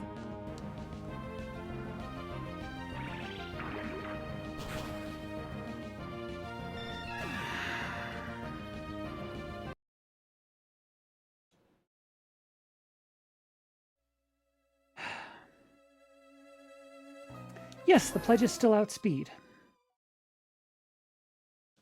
They... I'm going to check if they're priority or something.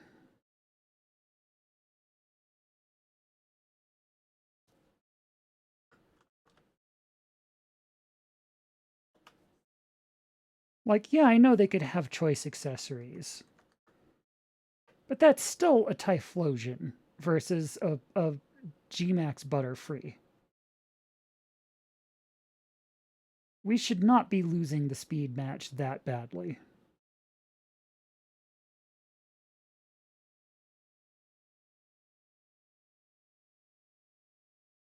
In 2 eyes, attempt to use Fire Pledge.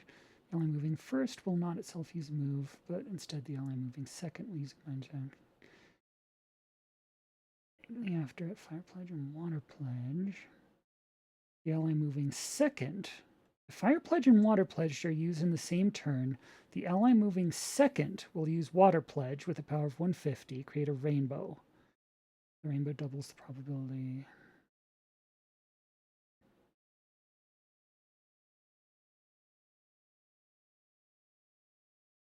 Now,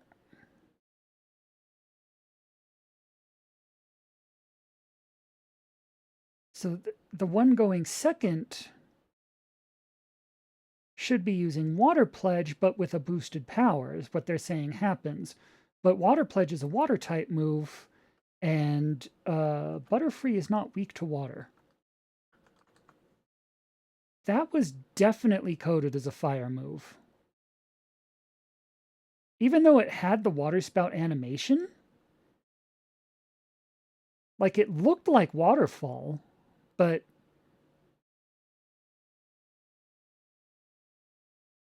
the fact that that was super effective and one shot, that had to have counted as a fire move.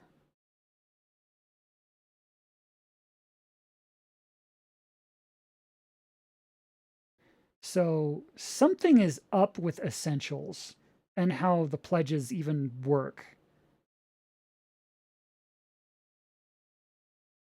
If Pokemon uses one pledge move, partner selected another pledge move, but none of its partners used the pledge move that turn. If a Pokemon uses one pledge move and a partner has selected another pledge move, but none of its partners are able to use their move that turn due to paralysis, skydrop, etc., no move will be executed. So when they're asleep, I know this because we've been on the receiving end of this, you still get to choose your move when you're asleep and just kind of hope you wake up and do it instead of staying asleep. So they should be waiting for the matching pledge. The time that they did the fire pledge and it just went off by itself first must have meant that the Feraligatr used a different move that round. But that shouldn't be possible either, because either they have choice equipment or let me look up the stats on this particular fight, because I don't know if those Brawn even have other moves, actually.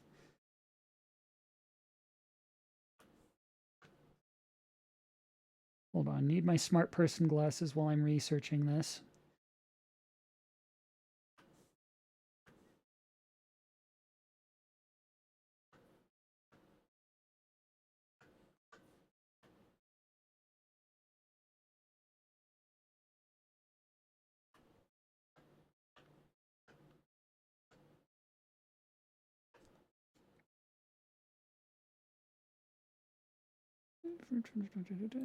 Okay.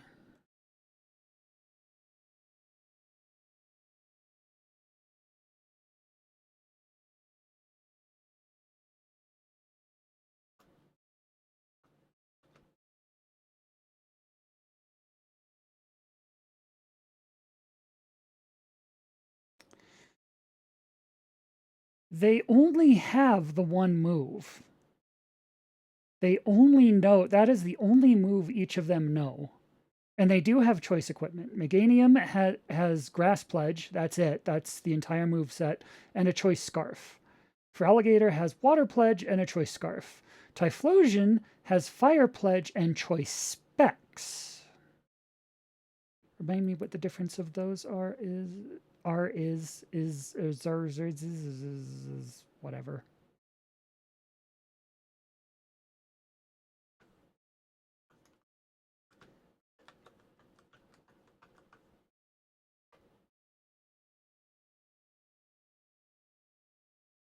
Choice Scarf boosts speed.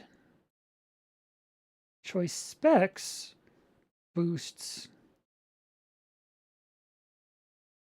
special attack, which is why it did so much damage.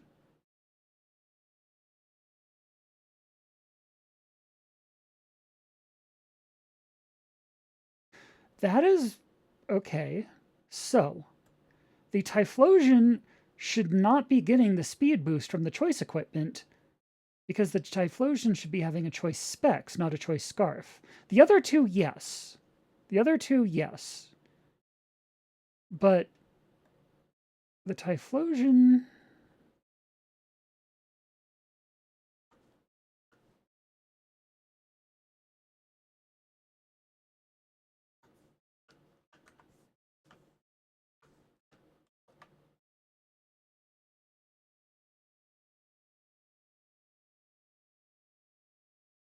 The Typhlosion is faster than I thought it was. Okay. I greatly underestimated Typhlosion's base speed. That was my problem. And then the other two have choice equipment, so okay. On the other hand, base speed 100, so we should be able to outspeed with a tailwind. The other two, Feraligatr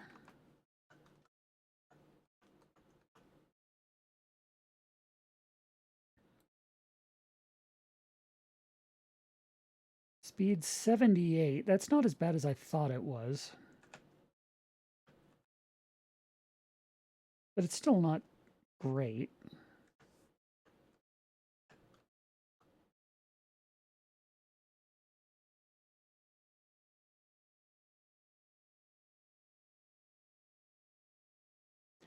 Meganium speed is 80. They are all faster than I gave them credit for. I thought they were just hideously slow. They are not. That is my fault. I apologize. But Gmax Butterfree is still 110. Gmax Butterfree is still faster. Now, they do have choice equipment. The choice scarf, how much does it boost? Boosts by 50%.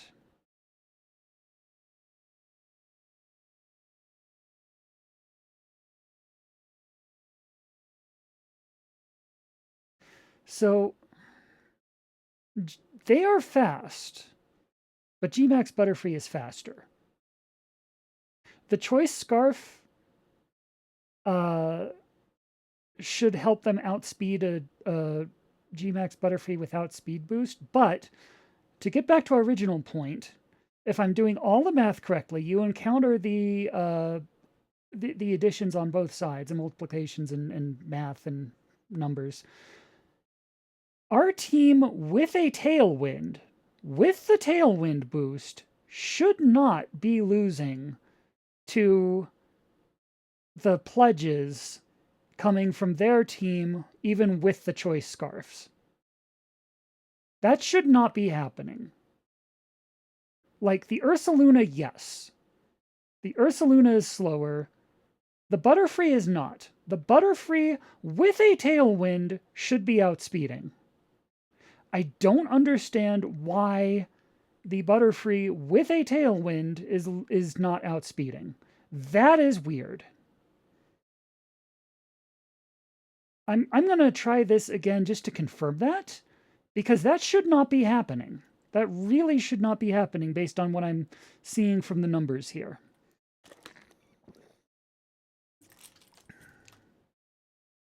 Like, yes, I know there's a level difference,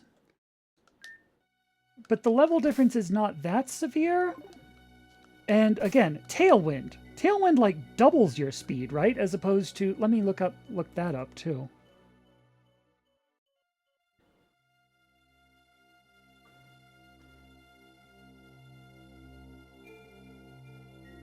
Tailwind doubles the speed stat of the user, and all other Pokemon, yeah.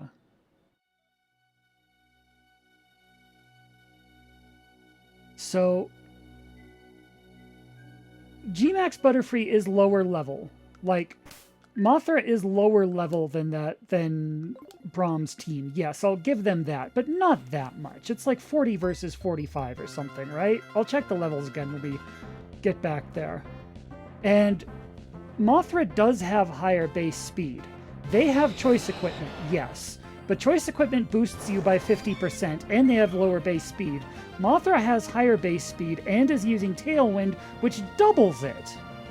We should be, like, decisively winning on the speed there. Like, it shouldn't even be close. So, let's try this again.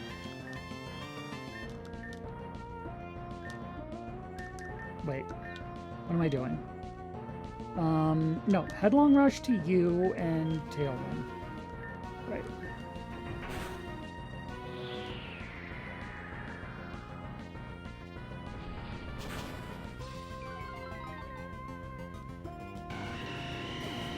Like, that just does not make sense to me.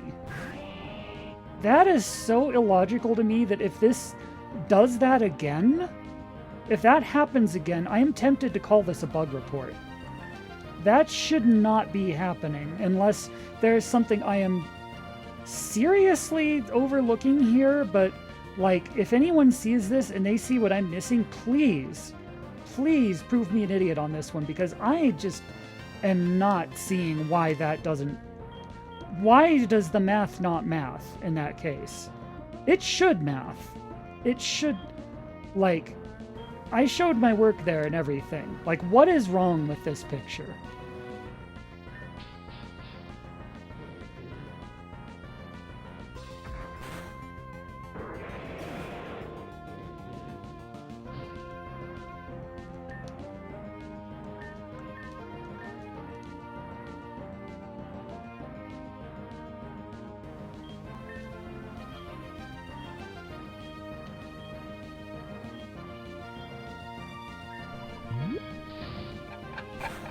This is a tricky place. If you're a dummy, turn back. Thank you for the Nineveh wisdom. That's actually... yeah, that seems accurate. That explains everything. We are in a tricky place. It's not a trick room. We're not using trick room stats. But this is clearly not a stream for dummies. If you are a dummy, turn back.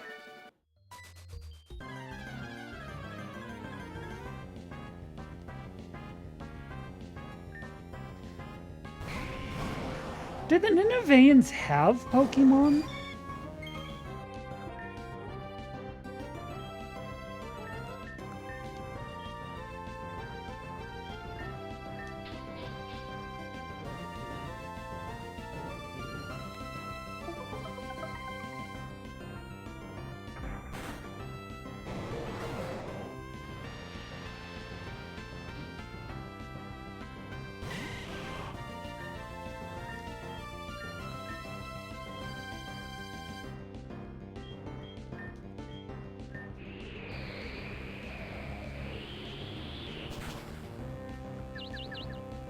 Oh, okay. That happened. That is the one time anyone has ever hurt themselves in their confusion when it was on the enemy side. I didn't think they even did that, but like the one time, it was of course the one time we actually wanted the Venusaur to. Thank you for that. You know what, let's just waste a turn. Let's just sword dance and heal. Because we need Ursa Major to be attacked here. Ursa Major is feeling so not attacked right now. Thank you!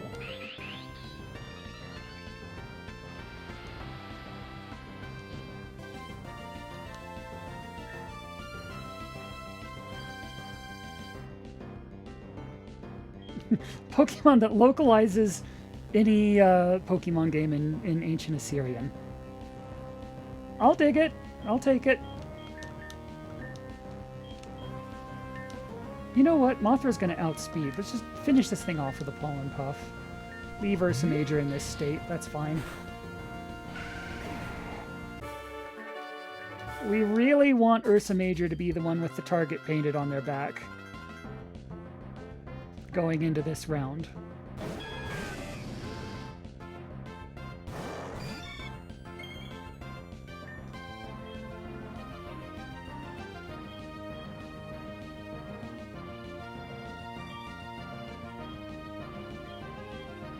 Right, you're switching out. You're putting our day in, and you're putting the Feraligatr to sleep.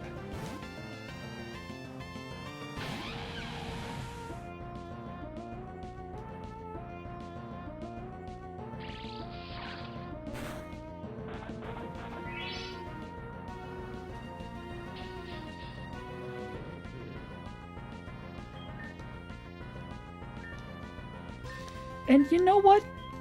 I'm gonna set up a Tailwind. Let's just see if it works.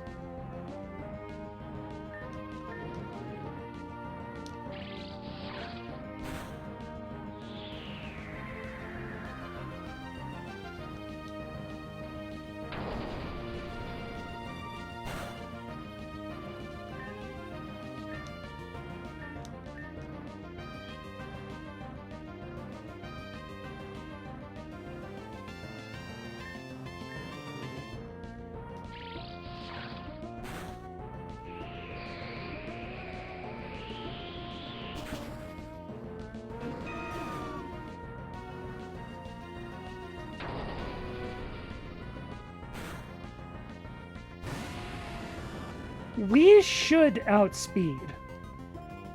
I don't care what that Typhlosion is going to do next.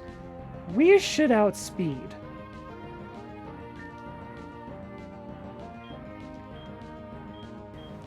If Mothra puts the Typhlosion to sleep,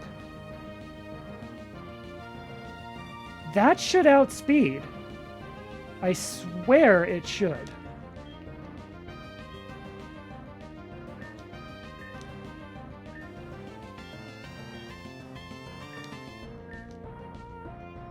The Feraligator? That is... And it counts as fire again.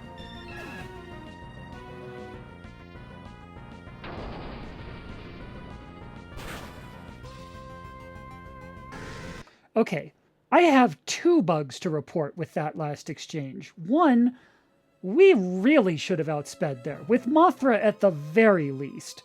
I'm not expecting to outspeed with a Torterra, but I am expecting to outspeed with a tailwinded Gigantamax Butterfree with the custom stats that it has.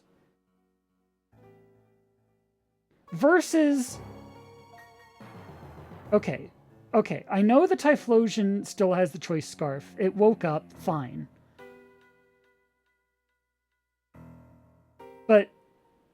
But that's still, it has lower base speed than Mothra anyway, and a Choice Scarf gives it a 50% boost. Tailwind gives our team 200%, or 100%. It doubles it.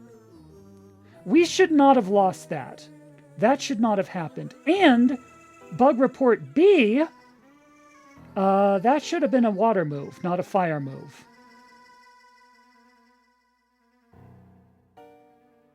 So,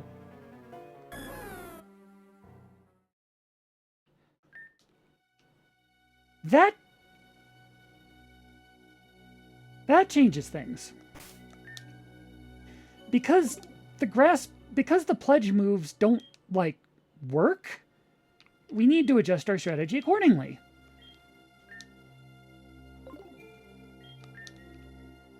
So, what can we do in that situation? Knowing that it's going to be a fire move, even though it shouldn't be, and it's going to outspeed, even though it shouldn't. I guess that's where we put Char in? If we'd gotten to that point and that's where Mothra switched to Char while our day did another Earthquake.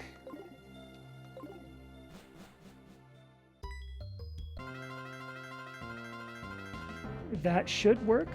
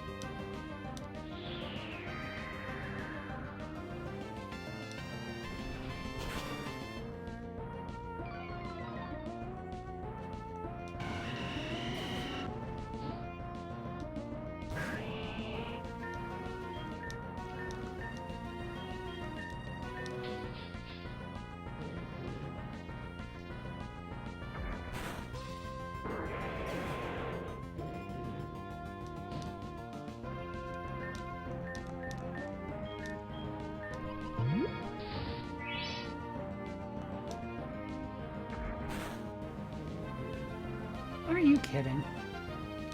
Fine, whatever.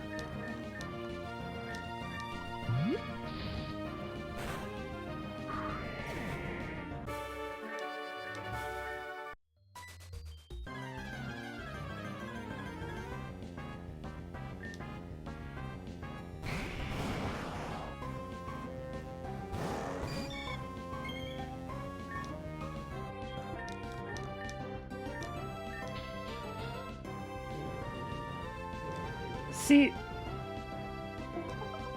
maybe it's the levels, but, like, Mothra has no problem outspeeding these folks. Well, it's the levels and the choice equipment. I get that, but...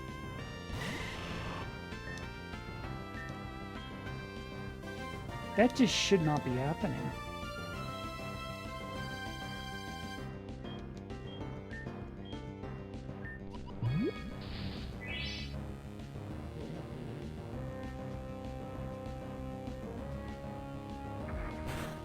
Okay, that's a problem.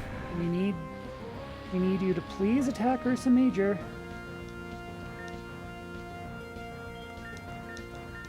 We waste a turn on another heal, maybe?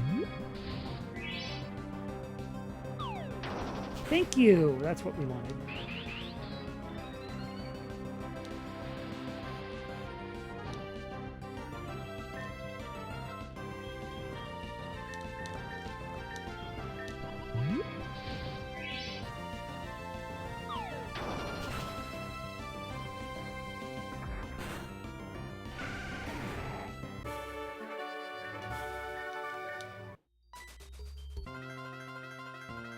So we can't count on Tailwind. We can't count on anything, really. It's almost like they're treating the pledge moves as priority moves, which they shouldn't be.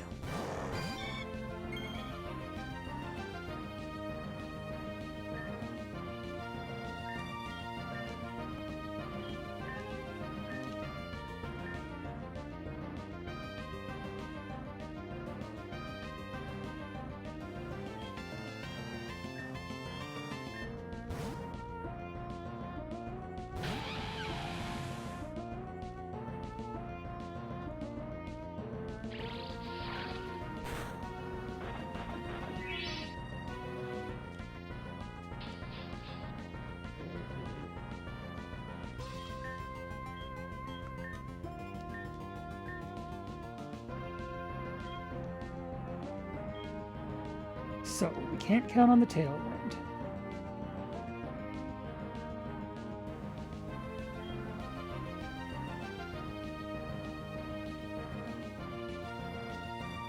Is this where we bring in Char? Swap in early? Give us another turn against these two?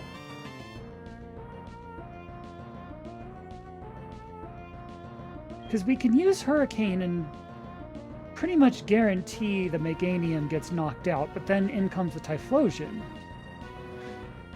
Or do we want to do that first, because that baits a Fire Pledge while the Feraligator's still asleep, which we know will be treated as a fire move, so then we get in Char. Okay, that's what we want to do, actually. You're waiting for the Feraligator. See, that time you're waiting for the Feraligator, and you get let down. Which is another oddity, because when the... Okay, that's bug report number 3, actually, in addition to the wrong typing and the wrong speed. So, Meganium, as you just saw, used Grass Pledge, was waiting on Feraligator to use Water Pledge. It didn't come, so Meganium was just left hanging. This round, Typhlosion's going to use Fire Pledge. It's just going to come out. It's not going to be waiting for the Feraligator. And it's not because the Feraligator is asleep or not, because the Feraligator, we know, only has one move. It's going to be choosing to do that move regardless. So, this is where we do another Earthquake, and we put Char in.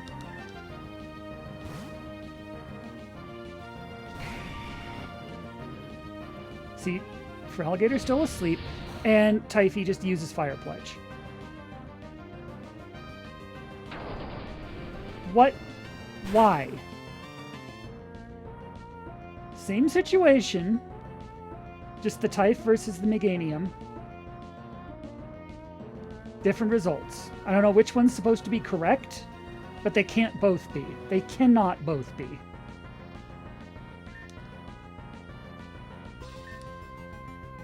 Anyway, this is the turn where our day's going to eat a fire move, so we want Auron in to tank it, I believe. And Char can finish off the Typhlosion with an Air Slash, I believe.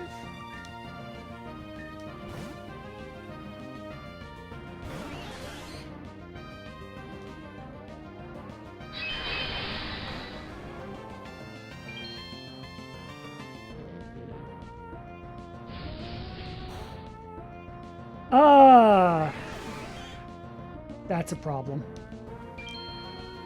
That's 2 problems. Okay. So we need someone who can survive the Fire Pledge. Which means retooling our team a bit.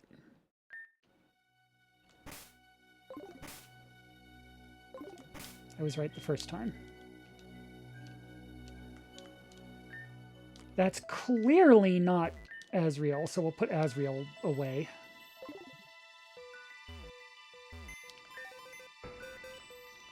Who's a very tanky fire type? You're tanky, but you really do not like fire.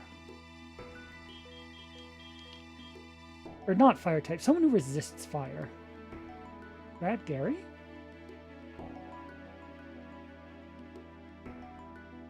What's your special defense? Not bad. Red Gary might well do it. Or, what about Vapnessa? You have more HP, but less defense. But I think Vapnessa, I think Vappies are the tanky ones, right? It's 87, 91. It's not that much lower, and you do have more HP. I think we want Vapnessa.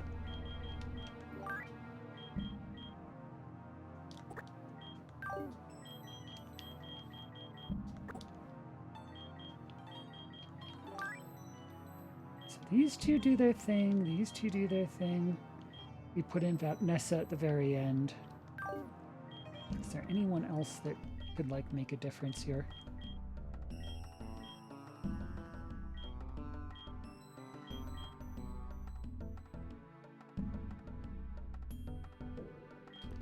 You would be very good at attacking, but you wouldn't have any chance to get in.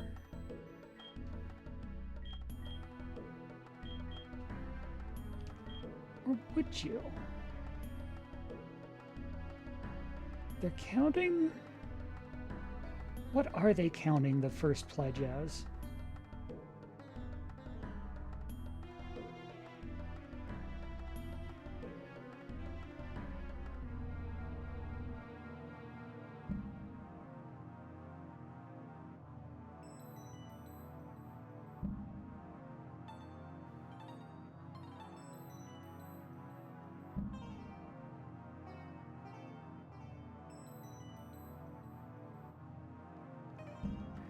Water pledge and when fire pledge, water pledge and fire pledge, water pledge and grass pledge. The ally moving second will use grass pledge. So it's supposed to be a grass move, but that could well be backwards. Let's bring someone who resists grass just in case. If nothing else, that'll give us a chance to confirm that bug, because I know 404 would love to have more information on that. So, who resists grass? You are a grass type. I don't know if grass resists itself. You, like, double resist it, don't you? You completely no-sell that. And even if it's water, I think you're still okay against it. So that actually might tell us not a lot, because I think it might just register as being not very effective either way. But still, I think we put you in.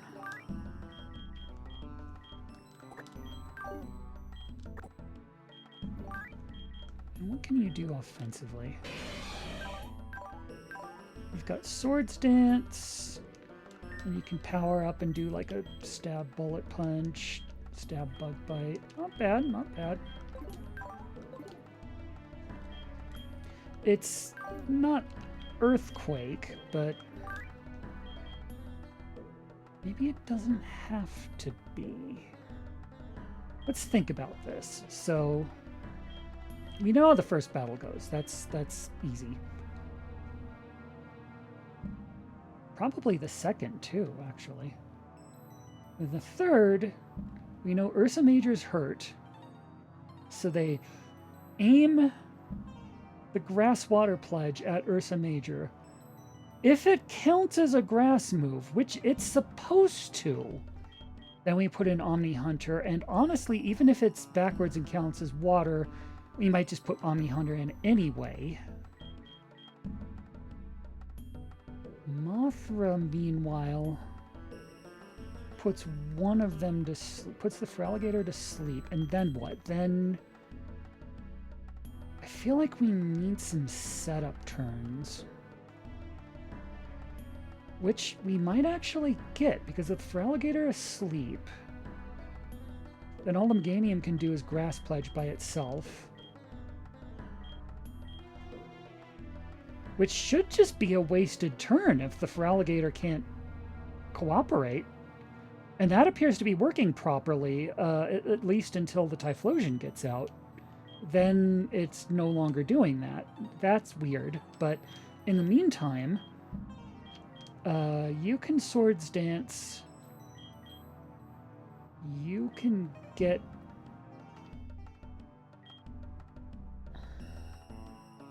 Get a tailwind going just in case?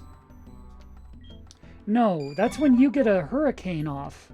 Because you can take out the Typhlosion. The Meganium. Right, so actually maybe you don't Swords Dance. Maybe you start with a Bug Bite and a Hurricane. Takes out the Meganium. Then in comes the Typhlosion. The Typhlosion is going to see this thing who's quad weak to fire and go directly after Omni Hunter. Then we put Char in.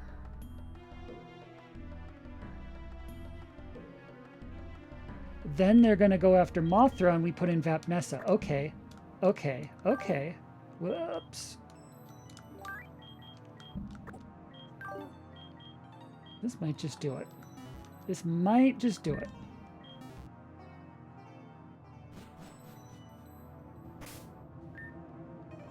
Did it again. Sorry.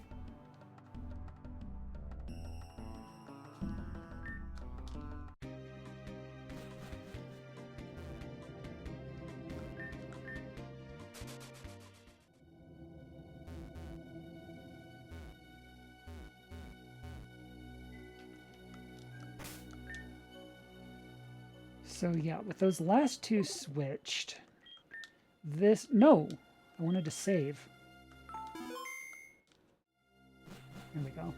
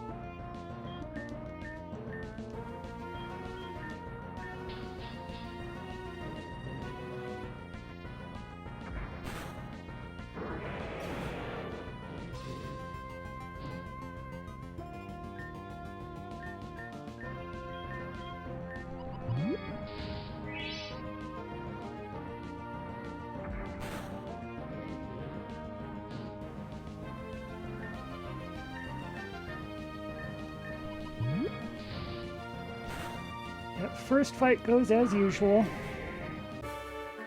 Second one should as well. It's just Braum where things get interesting.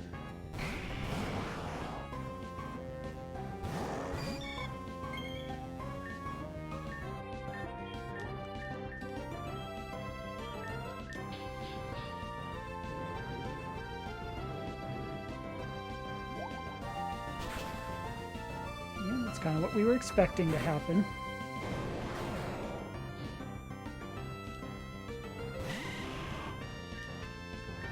And we take you out, we heal you.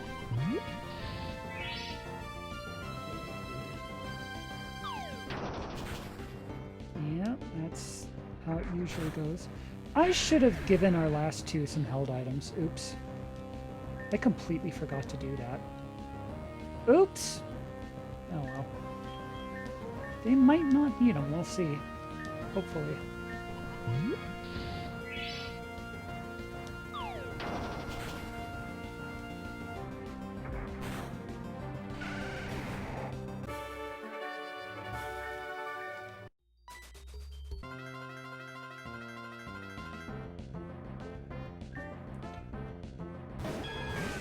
Okay, so we know they're going after Ursa Major's slot with what should be a grass pledge that's powered up, but might be treated as a water pledge instead. But Omni Hunter should resist it either way, which gives us a free turn to put the Feraligatr to sleep.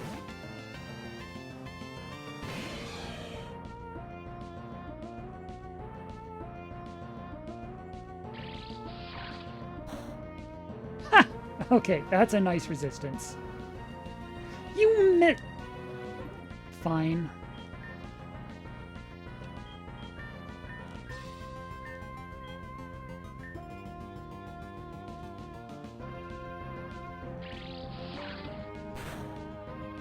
No, wait. They just did it again, and that one hit for neutral. And it did a lot more damage. What the hell was that? What the hell was that? First off, let me look up Sizor.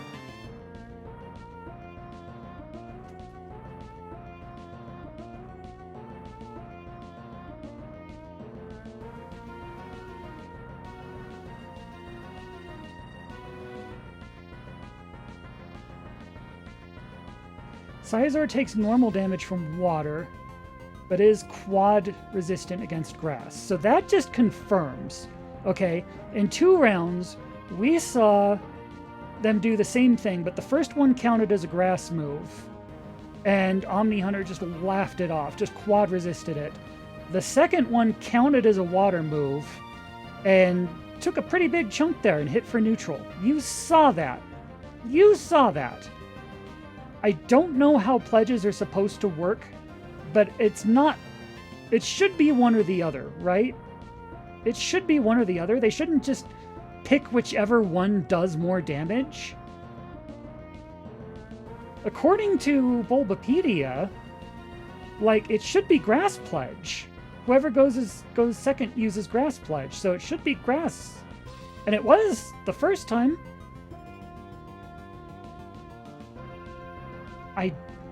I don't understand. I do not understand. That has to be some kind of bug. Anyway, Feraligator's asleep now, so we don't have to worry about,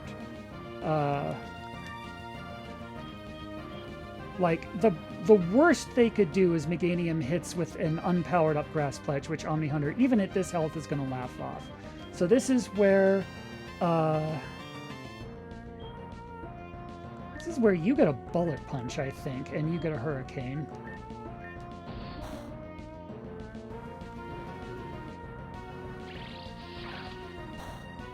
Yeah, okay, as I thought. Nice.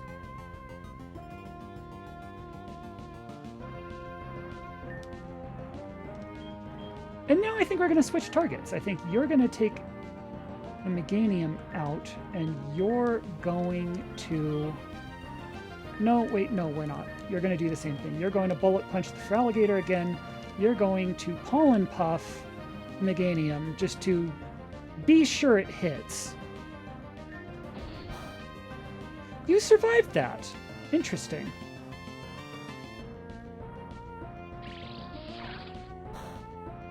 And it counted as grass again, fortunately. So even though the Feraligator woke up, we're still in good shape.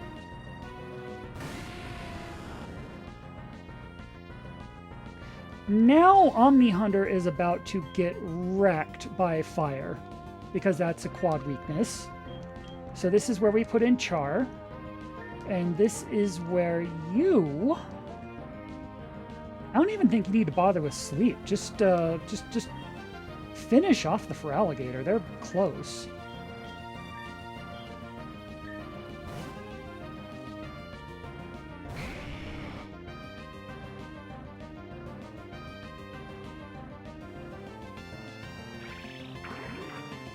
What was...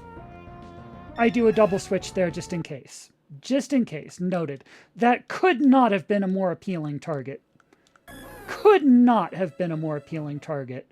But that shouldn't have been a fire move, which it clearly was, for it to be super effective against... Anyway, so yeah, double switch there. Got it, got it.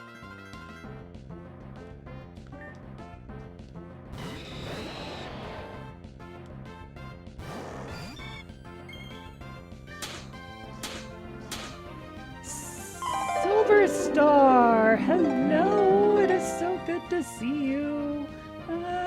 it's lovely to have you. Thank you so much for stopping by. You are lovely as always. Thank you so much just for being here and for being you. Welcome. And for 30 months. 30 months. You are a great chocobo. Also a pretty good dragon, too.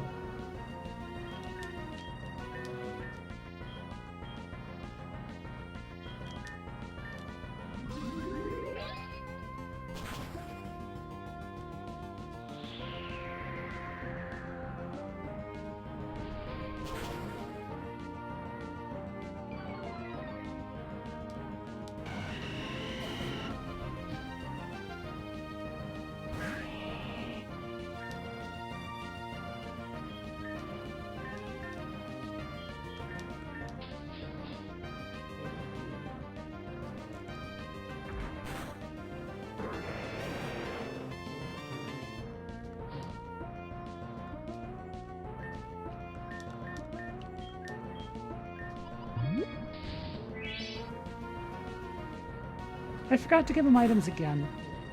Oops. If this attempt doesn't do it, I will try really hard to remember to give him items next time.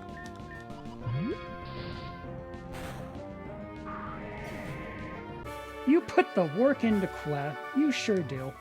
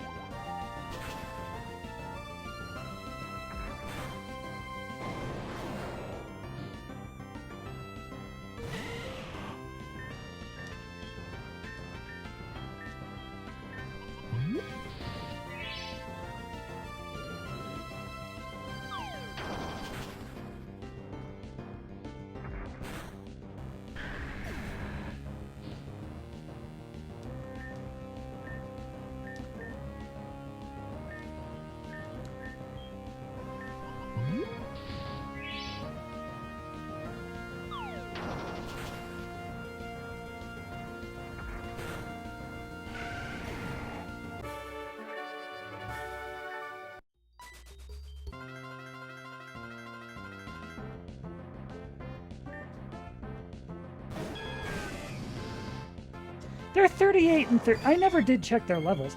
They are lower level than us. So they have lower levels, lower base speed, and they're using choice scarves, which only gives them a 50% boost, versus our having higher levels. Mothra has base speed, and they're using Tailwind, which doubles our... Yeah, we should not be losing that. That has to be a bug. All right. Thank you so much for stopping by. It was lovely having you. No, it's okay. It's good to find these things. And I'm glad that the developers are either watching this now, or if they haven't spoken in a while, they might have gone to bed as well. But they'll see this eventually if we finish our challenge run, and then they have to watch it because it's verification footage and they have no choice. Then it's good that they see it, and then they'll get it looked at. I'm glad it happened on camera, so thank you. And thank you for stopping by. I hope you have a wonderful sleep. Anyway, so they're going after Ursa Major now. This should be a grass move, because that's what Grass Pledge is, and that's what it was the last time that they did this. So we put on the Hunter in, and we put the Feraligatr to sleep.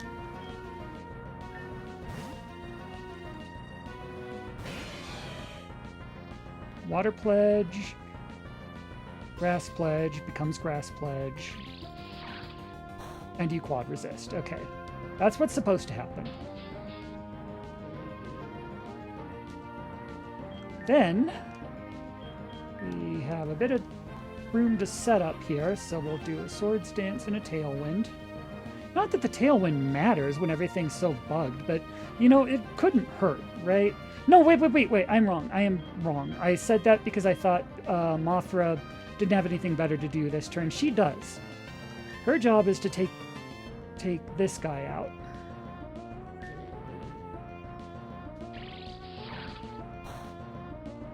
Okay, Grass Pledge that went off instantly this time without waiting for the Feraligatr. That's interesting and not how it normally goes.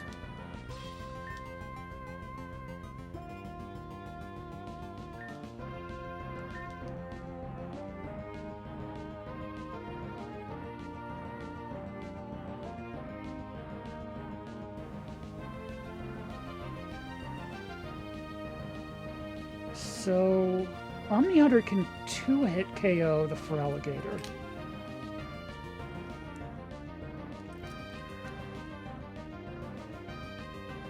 As long as the Feraligator's still asleep, Meganium really can't do anything. I would really like both of them to drop at the same time, because I don't want the Typhlosion to have a combined pledge. I wonder if it's worth holding off a turn on killing the Meganium. Let's think this through.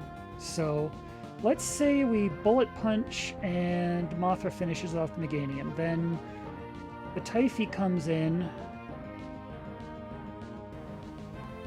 They're both in pretty fantastic shape. They're going to probably go after Omni Hunter first.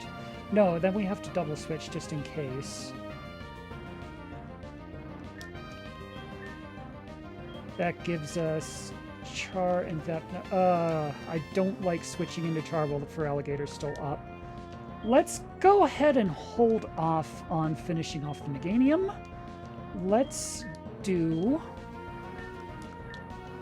You Bullet Punch, and you give the Omni Hunter a heal, just in case. I thought it was supposed to do more damage than that. Interesting.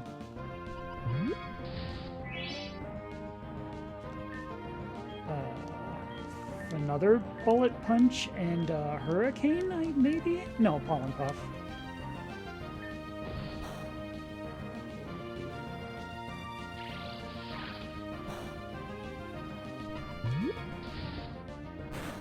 There we go.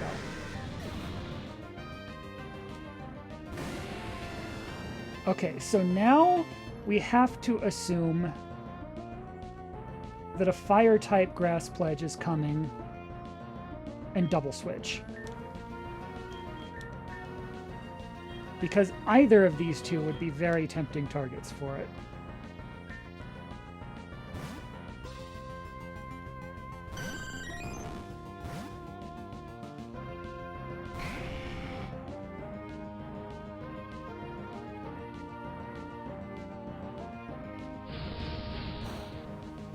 Okay, good.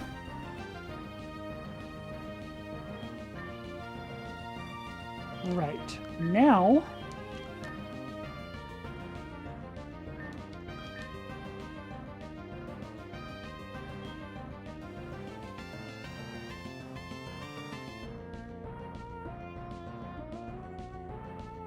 that Nessa really doesn't like being in against a grass type, but if they combine their pledges again, it should count as a fire move again, but it also should go with priority. So, I mean, it shouldn't go with priority, but like the way this game is going, it should. You know what I meant. So I'm going to heal Vapnessa, I think is the play here.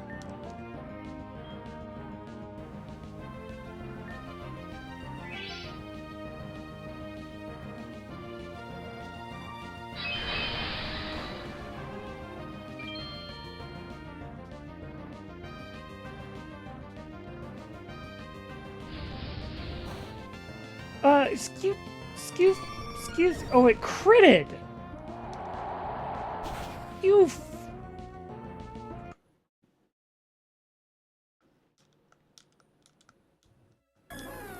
Okay, Vapnessa needs a held item. What can we do to make her a little less sad about fire?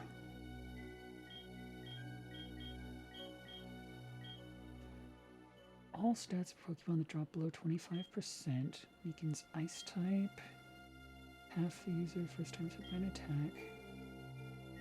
May be used or held by Pokemon to heal the HP a little.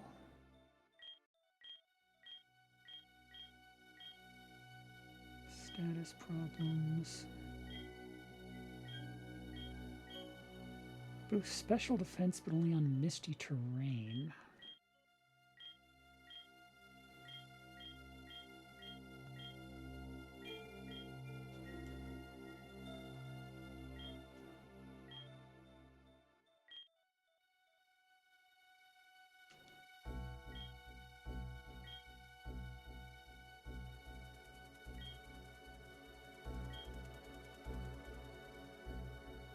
The boots might help against the hazards. The Sea of Fire, maybe.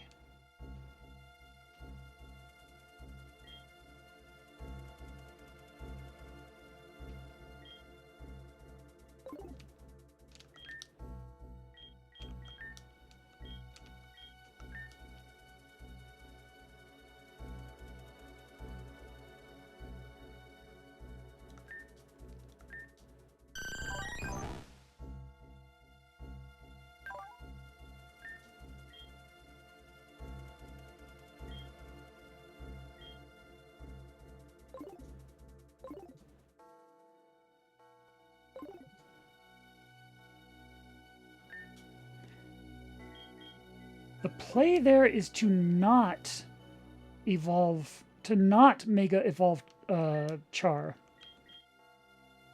Because it does less, it did more damage against Vapnessa because of drought. We can outlast them, but we can't outlast, like, if Vapnessa gets freaking one shot. So you get the heavy duty boots just for the Sea of Fire. I don't know if that actually helps against the Sea of Fire. Couldn't hurt, I guess. You get...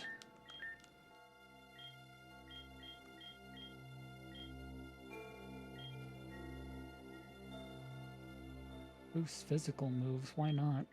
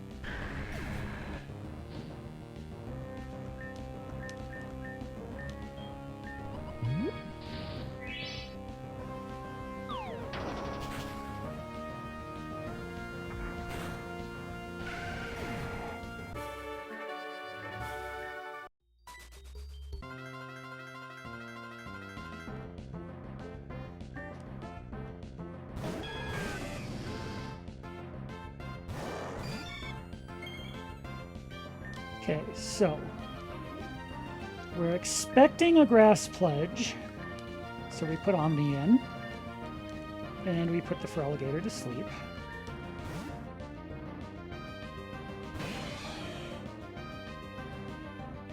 Grass Pledge, then Water Pledge. And that hits neutral.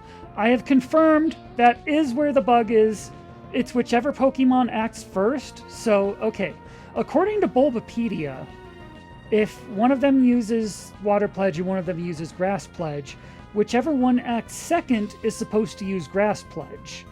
Like, regardless. Even if the Meganium went first, then it'd just say it used their pledge, and then Feraligator used Feraligator's pledge, and then Feraligator would attack. But it would still be Grass Pledge, basically. It'd still be a Grass-type move, it'd just be powered up. That is not how this is working. The element is actually changing depending on whichever Pokemon goes second, I believe. This literally just happened, and I can't remember which one went first. But,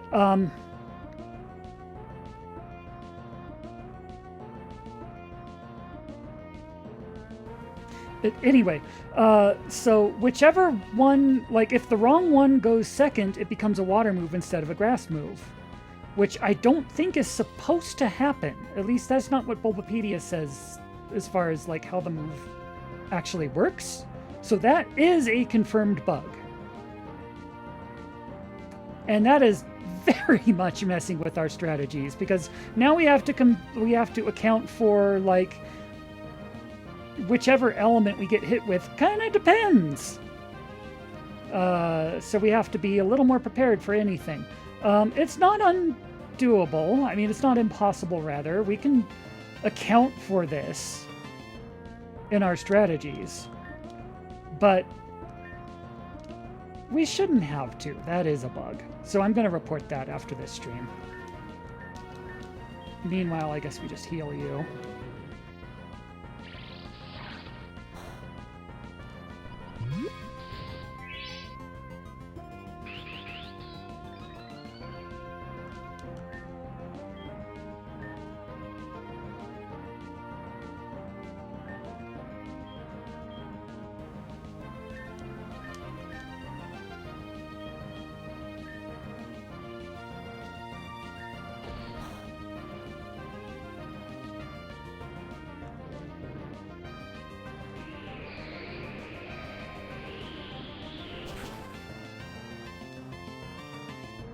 Now see, that is also a bug. Because sometimes the Meganium, like when the Feraligator stays asleep, the Meganium will just like wait for Grass Pledge to come out, and Feraligator will stay asleep, and the move just won't happen. It'll be a wasted turn. But sometimes it's the Grass Pledge will just happen. You've seen previous battles where Meganium just throws a Grass Pledge at us while Feraligator continues to sleep. And it's not because Feraligator is not choosing Grass Pledge or Water Pledge this round. We know that is the only move Feraligator has. Feraligator has to be choosing Water Pledge every round. It's the only thing they can. So I don't know. Like, unlike the element change, which we have just solved, it's whichever one goes second. I don't know what's making it sometimes waste a turn when you try and pledge and your partner is asleep, and sometimes not. That is a mystery to me, but I have at least conclusively shown with this video that it's happening. I don't know why, but it is.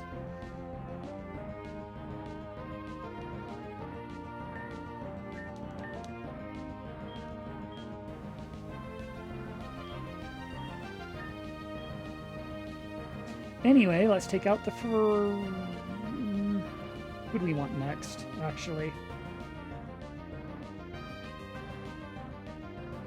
Yeah, let's take out the Feraligator.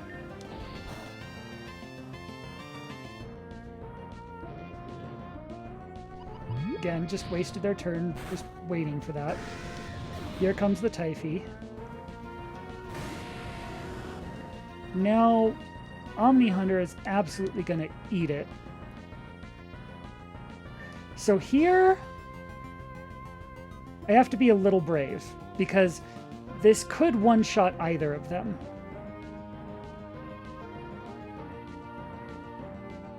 Oh. Wait. Wait. Bullet punch is priority. Bullet punch is priority. Bullet punch is priority!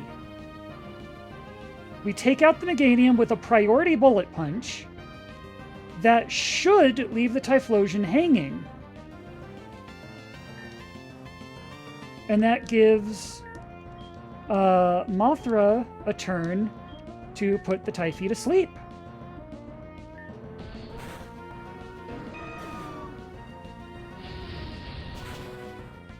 You were supposed to be left hanging. That would have worked. That would have worked, but we got hit by the bug again. That's another issue. But the strategy is sound. It just means if that's how it's working in this game, then that's what we'll have to work around then.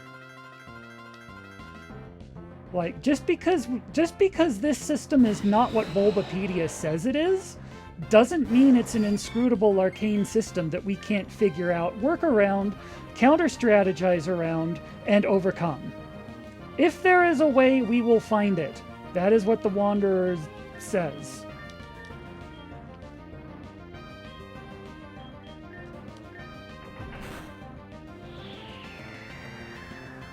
And we had that one right down to like...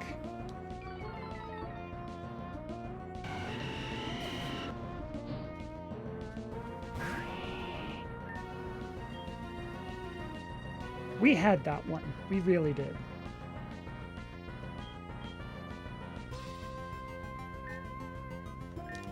So we got this.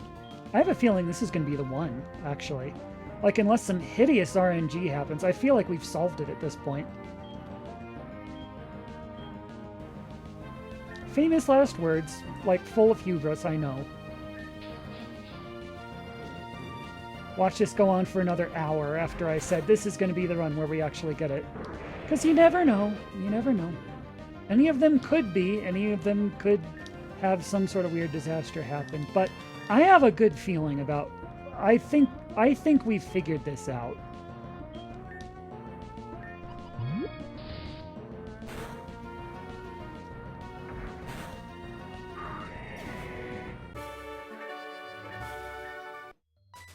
So even though their pledges have this weird pseudo-priority, because of however they're working in this build, even that can't compete with an actual priority move, which is good to know.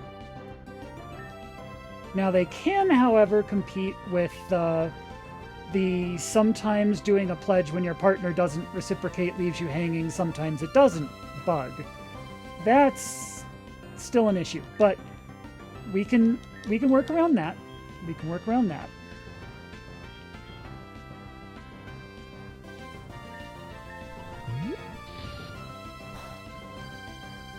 Shoot, that was the wrong move. That was absolutely the wrong move.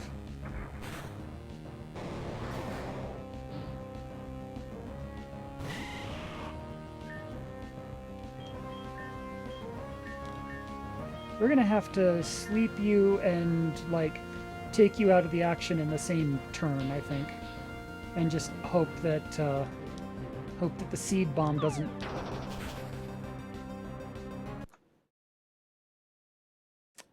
I had such a good feeling about that one being the run. And it was gonna be. That was 1000% my fault. I clicked the wrong button. I used the wrong move. That doesn't count.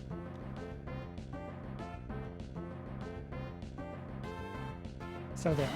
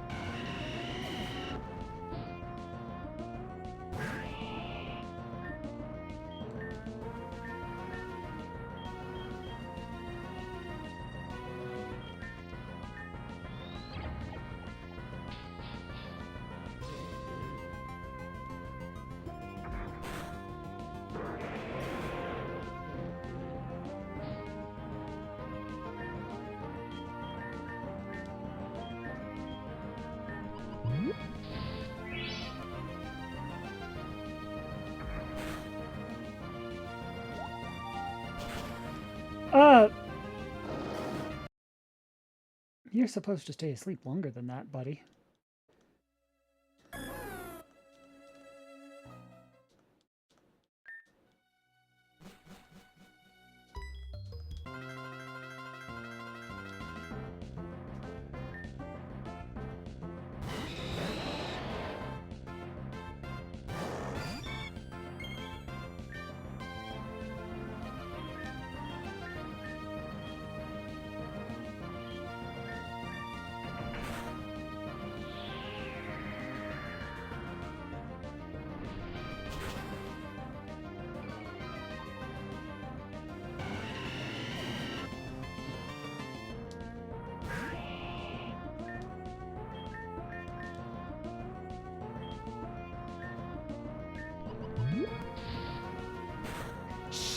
Wrong move again.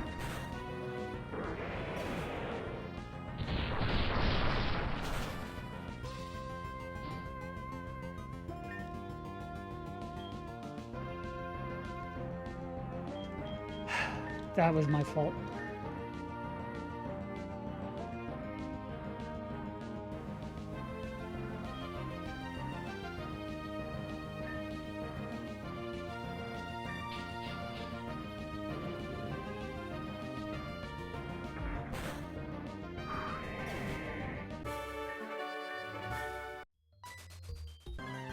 And now Mothra's going to be the way more appealing target, which is going to throw everything we're trying to do out of whack here. Like, we can try this, but I suspect what's going to happen is the Blastoise is now going to take out Mothra. Yeah.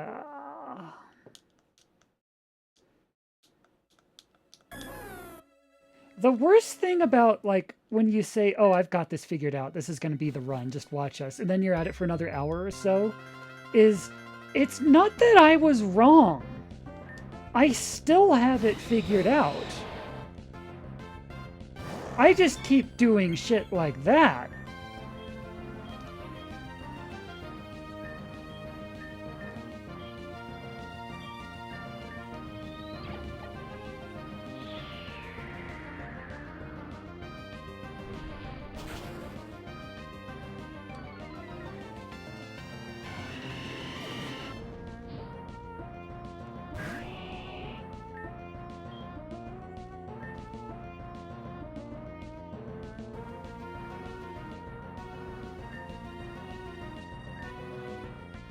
So let's try and be a little more careful here, because I am starting to heck things up just by really silly mistakes like that.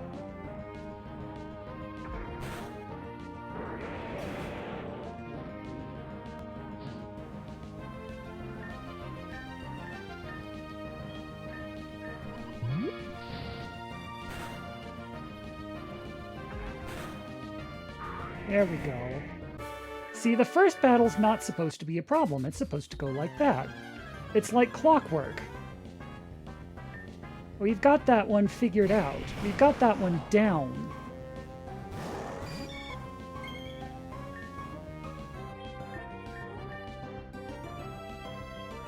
Sleep powder. Okay.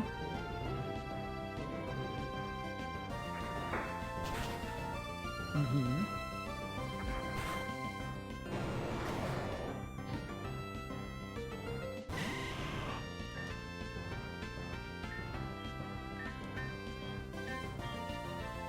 This is more how things are supposed to go.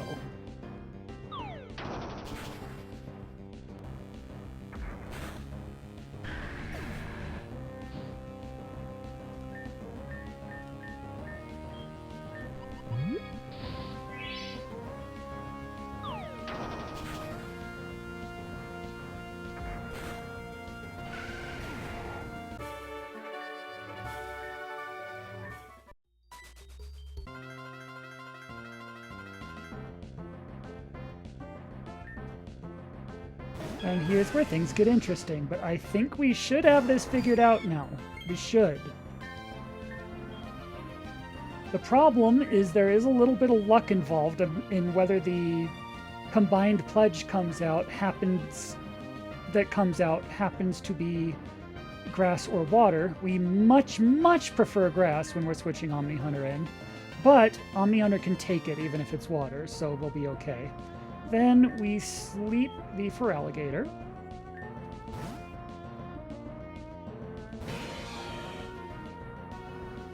It's going to be grass. Good.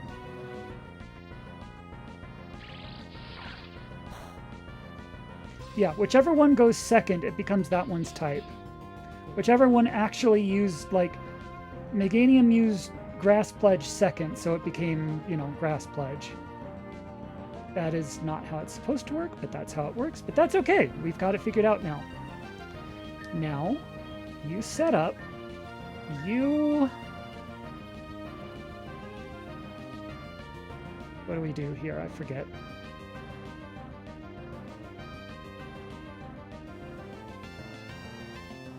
I guess we could set up a Tailwind.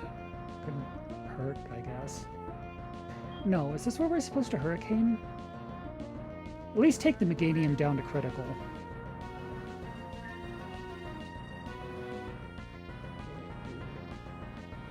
Okay, used a Grass Pledge, but we're left hanging. That's fine. Okay. Ah, that's actually not what we wanted. We have to actually hope that the Meganium does not hurt itself in its confusion next round, because we want the Feraligator down first. So in the meantime, Bullet Punch, and you... I guess we can't afford to mess around. Just Hurricane this thing. You withdrew. Okay.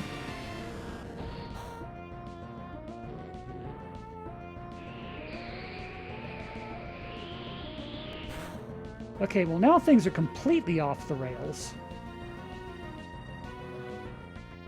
There is no way to tell who's getting hit. I'm going to assume it's Mothra. Because every time we've been unsure, it's been Mothra. I'm just going to guess it's Mothra because Bullet Punch is priority. We can take out the Feraligator. And fingers crossed, this isn't how it's usually gone, but if this happens to be one of the pledges that's like actually waiting for the Feraligator, then, which it's very likely it won't be, because priority goes first, and then I think what's happening here, if you use a priority move, the Feraligator will fall unconscious first. Then the Typhy will use Fire Pledge, and because it has no partner at that point, it's not going to be waiting for a partner. Now, is that how it's supposed to go? I don't think so, but that is how I think it's being coded here. So I'm going to guess that the Fire Pledge is just going to come out. So I swap Mothra for Char. But I still want to finish off the Feraligator while he's this close, and we have a priority move that can just, you know, finish him off.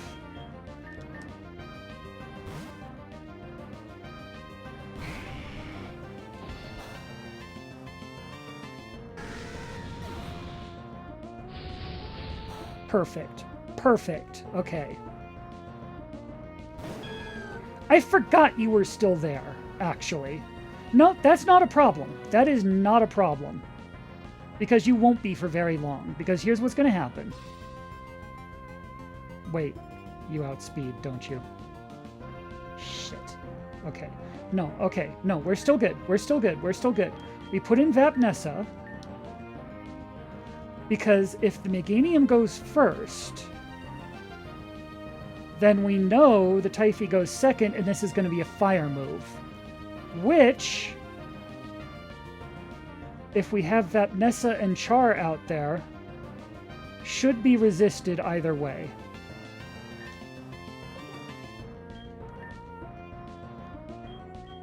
The Heat Wave, meanwhile, should be enough to finish off the Meganium, so we don't have to deal with this again next round.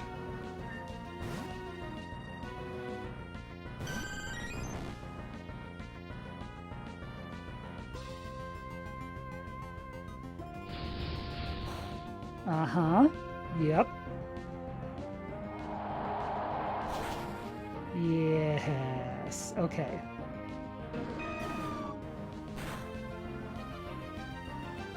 Now we're sitting pretty. I think we've basically got it at this point because we have two Mon who both resist Fire Pledge, which is the only thing this Typhi can do. So we just need to keep him healed. So I'm going to have... Wait. Typhi shouldn't outspeed, but I'm not taking a single thing for granted at this point. So just in case, rather than using a heal move, I'm going to use a heal item to heal Vapnessa, while Char works on Air Slash. Although, if we get a Tailwind, this should guarantee we outspeed at this point, but...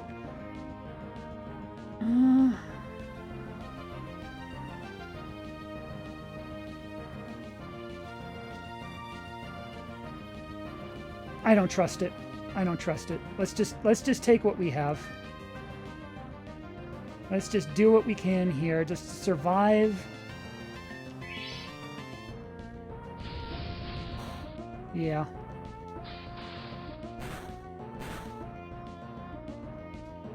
The heavy-duty boots don't do anything against the Sea of Fire. Good to know.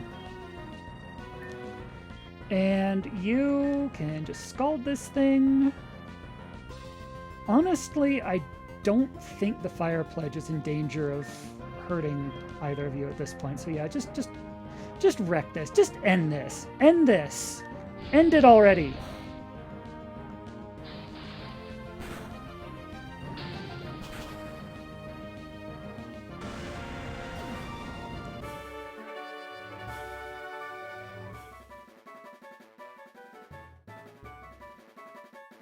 So, like I said, did this system operate by the rules of how these moves are supposed to work? No. No, I've got some bug reports to file after this. Did it operate by a system that we were able to figure out? Yes. And once we figured it out, there's really functionally no difference at that point than if I had looked it up on Bulbapedia and it said that is how the moves are supposed to work. It'd be like, oh, okay. Well, how do we deal with that then? So either way, we figured it out. There was a system, there was a code, even if it wasn't playing by the expected rules, it was playing by a set of rules, which we figured out. We did it. We got them. These three are down.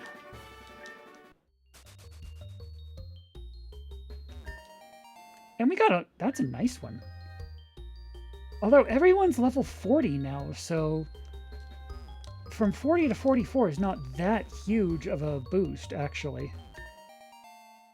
Aerodactylite's kind of nice. I don't think we have an Aerodactyl, but if we get one, that'll be nice. So here's what we're going to do. I need to take a self-care break. I will be back. I'm not calling... I don't want this entire episode to just be this one battle. There's more stuff to do here. We have a whole new area to explore, but first, there was a Whisper. Before we even get farther in this cave, now that the way is clear, there's a Whisper over here that we need to go talk to. So I think maybe just that'll be... I'm going to take a self-care break. We'll be back in a bit, and then we will see what we can do. There was a PC here the whole time. I didn't have to fly back and forth. I forgot about that. Silly me.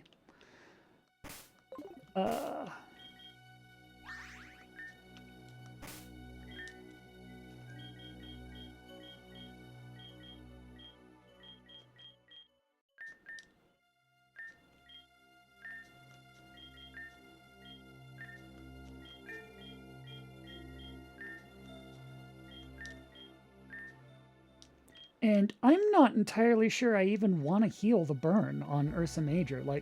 Ursa Major's holding a Flame Orb to get the burn so Guts activates. Maybe that's just the standard. Maybe we just leave that on. Anyway, let's save. We definitely want to save after that. I will take a self-care break, and I will be back. And normally we have a fancy AFK screen for this. Because this is verification... Drop the dang... excuse me, sorry. Drop the dang camera again. This tripod's very unstable, sorry. Anyway, normally we have an AFK scene where we play some cool music. It looks like the starting soon screen. I don't like to just leave you like on this screen, but because this is verification footage, I don't want to cut away from the game. Just to make extra sure that we are being legit here. So what I'm going to do instead is I'm going to make me disappear. Where did I go? That's the chat. Excuse me, sorry.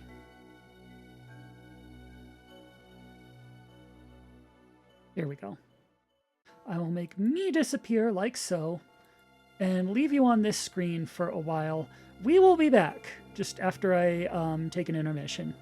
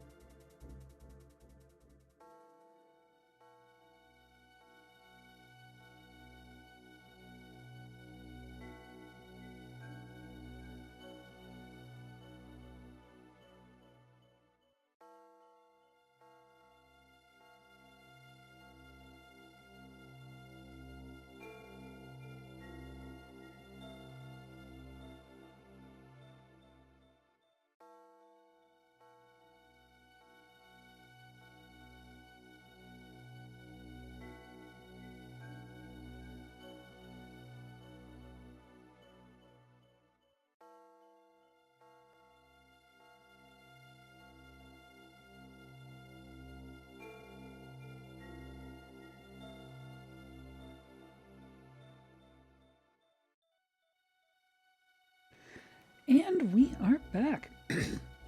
Hello again. Sorry about that. But it is good to be back. It is good to see you all. So, without further ado, let us see what this, what do you want? Hi. Saloon was right.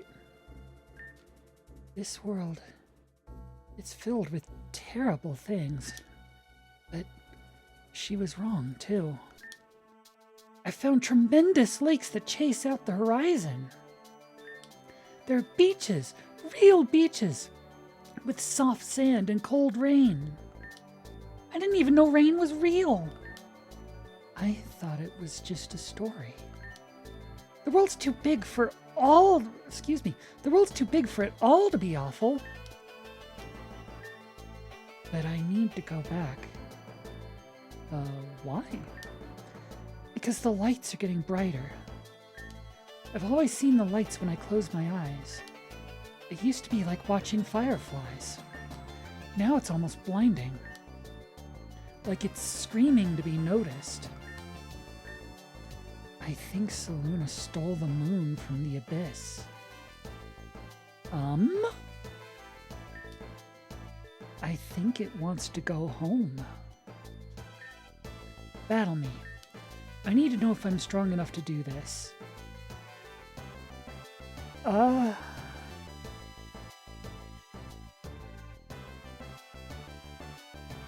We can try, but I've looked up what she's got, and I don't think we want anything to do with her right now. I think we're gonna get ourselves killed, but I'll try it. I'll try it. Thank you. Whatever happens, don't you dare hold back.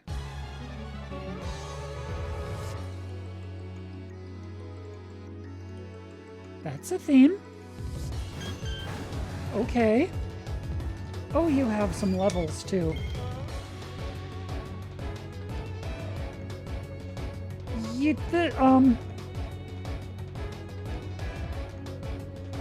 The music along with the levels and everything tell me that this is definitely a comeback later sort of thing. This is not meant for us right now. I'm just gonna not.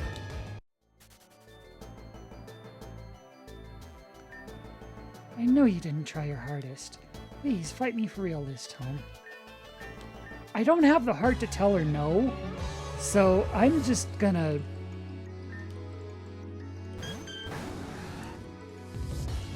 We will come back to this one. I kind of don't want anything to do with her right now. Instead, let's explore more in this cave we just cleared. This cave we just cleared out. We can go this way. This way's nice and predictable. It's got ice puzzles. Everyone likes ice puzzles, right? Sea Mother's Tear, nice. How many of those do we have now?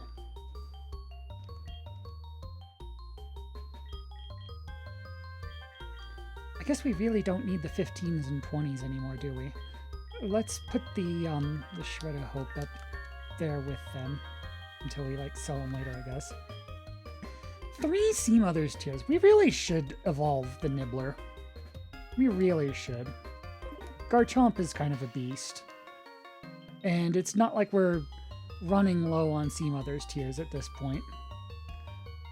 I always worry about what else can we use them on? Because that could be a Hydreigon, that could be a Dragonite, that could be a Tyranitar, that could be they're basically meant for anything that evolves late, above level 40 like that, any endgame mon.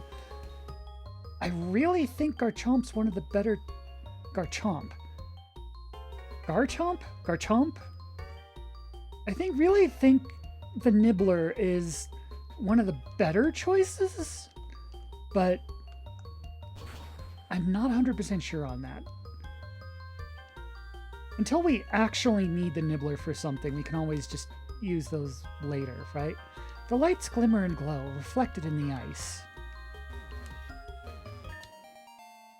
Sail fossil. That might just be the Aerodactyl we were looking for. I forget which fossil is which, actually.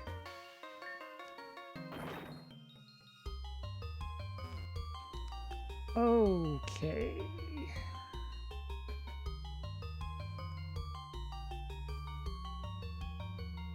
Oh, heck, almost.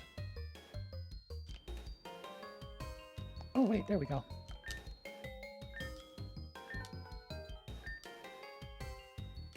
Glastrier card. Glastrier? Glastrier? Wrong button. That's a tradition at this point.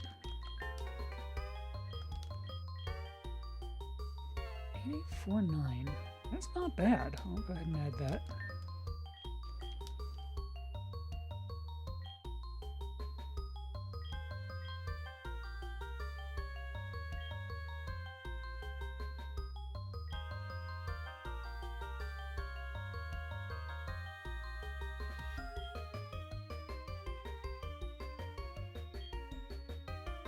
Believe it or not, that's actually one of the weaker cards in this deck. That might be the odd one out. We might just keep it for type thing? Because it's like our only ice? But yeah, it's like... No, it's actually strictly worse than Zarude. Yeah, no, actually, I think we have a better deck. Interesting.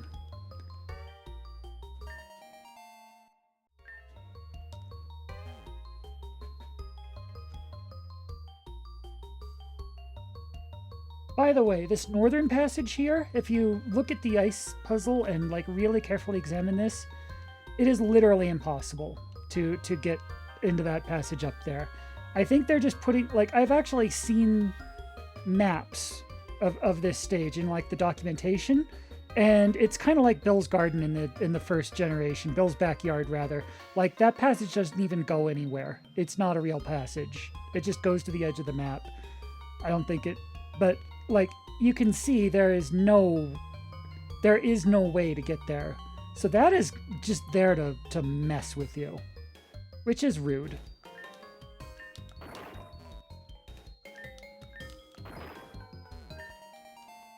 You might notice we're not encountering any Pokemon. I still have the flute playing, where we should, ordinarily, if I was in a new area, the first thing we'd do is like look for the new Mon in the area. But there's a reason I'm actually not looking for encounters now. There's something I need to get settled first. And we are now close enough to doing that I can hold off on the encounters for now.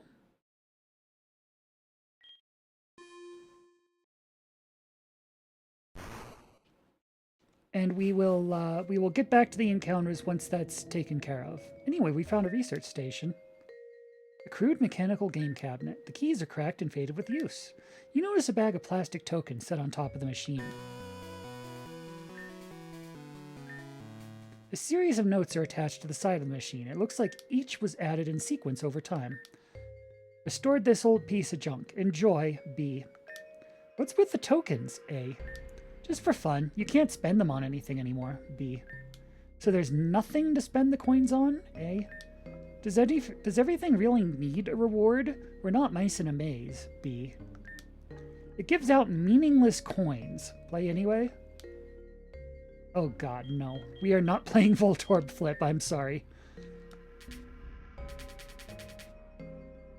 Especially if it's not even for anything. I won't even play Voltorb Flip if like for a tangible reward. I didn't even play it that much in Soul Silver where you needed to get things. No. I am not just... I'm not teleporting to the surface, no. Brahms Pun Jar. 2 Pokédollars per pun. 32. It seems the jar was ineffective. The Wanderer spoke of a shadow beneath the waves. Could this be the Dreamer's ancient twin? That's some lore for you. A wanderer escaped the lighthouse. Please, let us be wrong. Please let there be a chance. Half-finished device. It's non-functional. Blank card. We don't even use those. Food. Sort of. You've never been so glad that you don't need to eat. You hear a rattling sound from within. It's probably fine. Mysterious keycard. That's what we were actually here for. Steel-type creatures are becoming more prevalent. The PCs are acting like a doomsday protocol. The network seems to be hunting down some sort of infection. We hoped the ice would keep it... We hoped the ice would keep the tendrils out entirely. Recent developments have caused us to revise this hypothesis. Blue has betrayed us. Blue? The clarity he speaks of. I recognize its source. I cannot allow him to speak with the Father again. My last loyal students, I hope you do not regret choosing to stand beside me. Choosing to stand beside me. Maintain barricade. A barricaded off PC. Yeah, so the PCs are bad news, actually. But if they're fighting off an infection, I think that's the same infection that Red spoke of. So what we have here, the factional warfare going on here, is actually, if we're just going out at this point, we can just go directly. The factional warfare is getting more interesting because we've got the virus who's corrupting this island. We've got people like the Champion and Red who are letting the island self-destruct after murdering the Dreamer, like letting Doomsday happen just to take the virus with it. And then there's the PCs. There are the PCs, I should say, who appear to be fighting the infection, but maybe erring a bit too far in the other direction because now they have become an infection themselves. They are so, if anything, they're like the opposite of the corruption. They are so rigid, so, mechanical and steel type and, computery and all that people are being just like automatized. So you've got the trainers who just stand there in place because they've been taken over by the PCs. So on one hand, we need to stop the PCs, but on the other, that's kind of doing the virus a favor. And vice versa. Because, either are bad news if they take over. If the PCs take over, it's this island's doomed. If the virus takes over, this island's doomed. And I guess that's why you've got people like Red and the Champion who think the only thing left to do at this point is just, blow the whole thing up and start over. Honestly, I kind of see where they're coming from. I don't agree, because this is a no sacrifices run. If there is a way, we will find it. But I understand why they're trying to stop us. Things are in a very delicate stalemate right now. And if we go and just take out the PCs or the virus or whatever, that's without doing anything about their counterpart, that's potentially bad. So, all that said, let's go take out the PCs.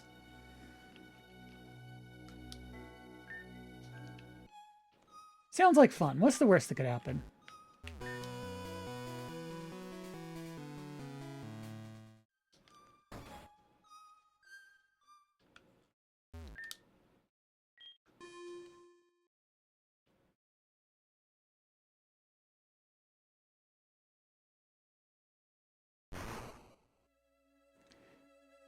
I just realized this is probably the wrong team for this. Yeah, actually, I need a PC to go fight the PCs. Shush. Is there even one around here? Hey, when was this? Eerie Impulse. That did not used to be there.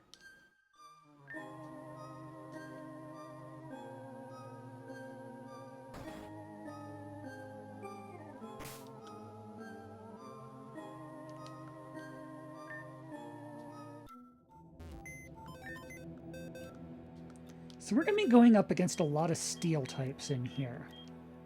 We need ground and fire. So I think this is the Nibbler's time, actually.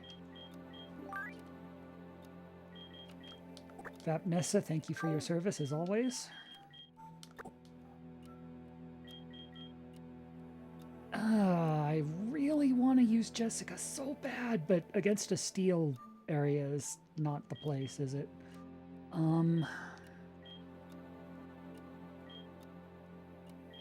Lighting? Maybe. Oh, we got another... Yeah, we need Wraith for this, for sure.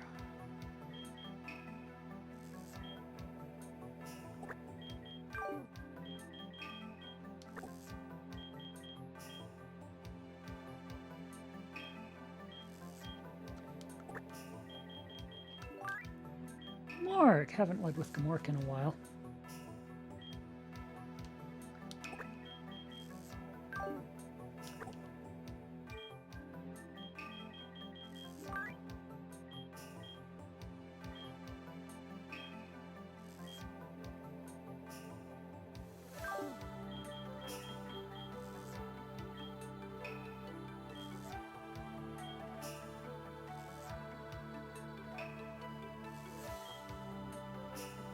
I need to refresh my memory on Steel's weaknesses.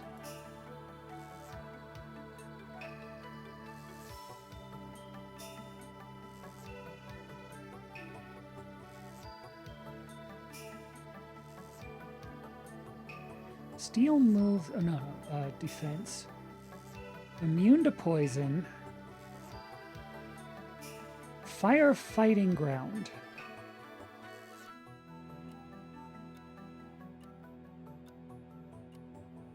Resist fairy, resist dragon, resist damn near anything, everything, really.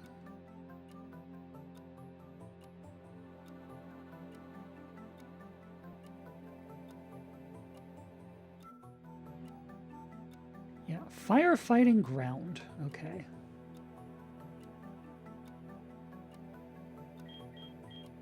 So maybe Flynn?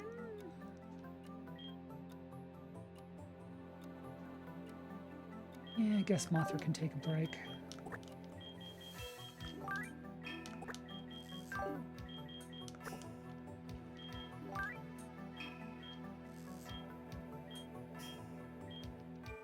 Do you have any other ground? Oh, you're ground? What am I doing? Why did I take Ursa Major out? Yeah.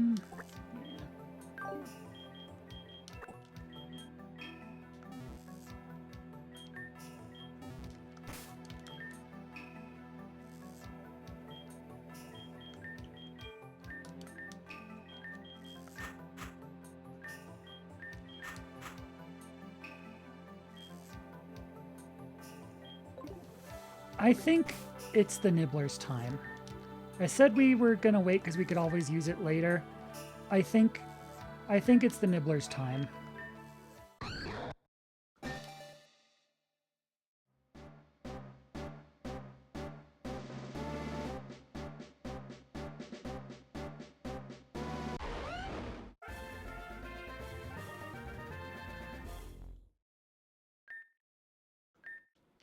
The Nibbler wants to learn Crunch. That's a pretty good upgrade over Bite. Sure, take it.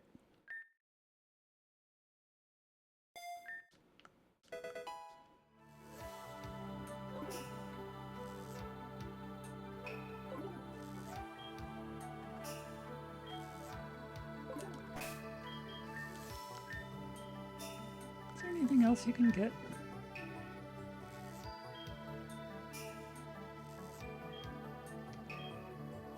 Dragon Claw sounds good. 80 physical. That's special. Yeah, you're a physical. You want Dragon Claw for sure. Yeah, we must not have gone through this. Because this is our first time using the Nibbler. Welcome to battle, the Nibbler. Target his hat twice in a row. Yeah, we'll stick with it.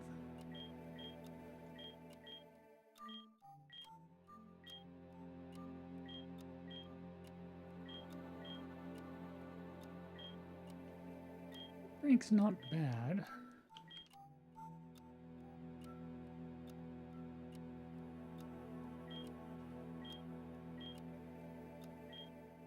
Swords Dance on a Garchomp is kind of nasty. Anything that can learn Endure is always good for shenanigans.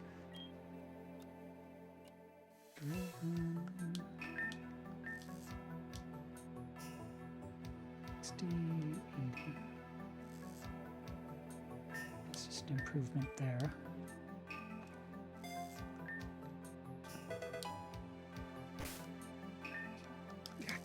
Keep doing it, sorry.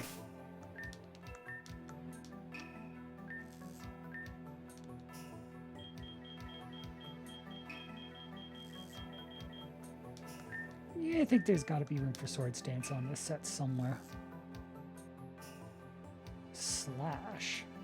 You still have Slash. Get out of here with Slash.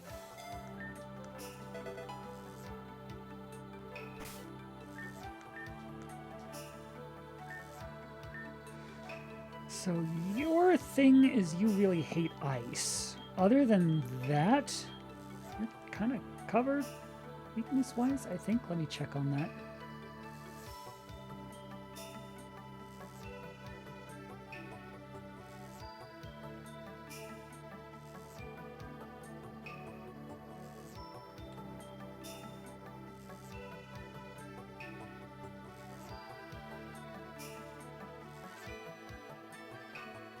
Yeah, you have a quad weakness to ice. You're also weak to dragon and fairy. So the types that would be strong against the types that are strong against you, as in the things that beat ice, dragon, and fairy. Dragon beats itself. Ice is weak to firefighting, rock, steel. Fairy is weak to poison, steel. So all we need is a good steel move. Can you get one? I didn't see one in here.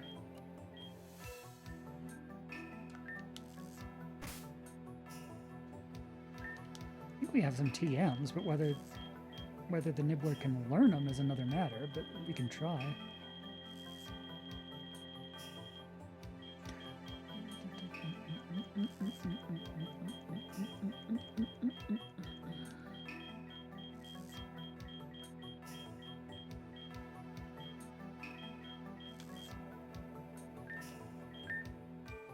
Power 70, it's physical. Nibbler can't get it. Ban.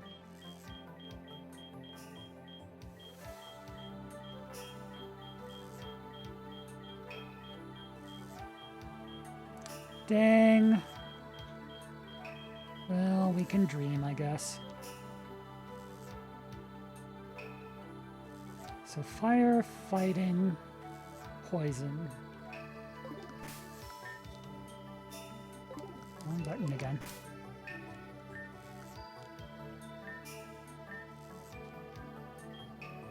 Or rock, maybe, but that's...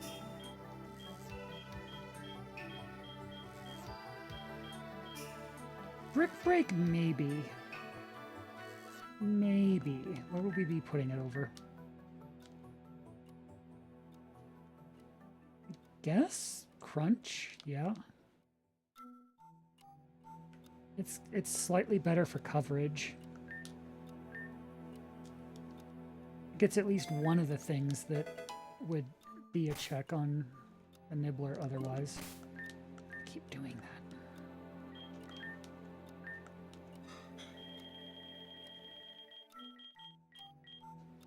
Poison Jab. That's a good answer to Fairy, actually.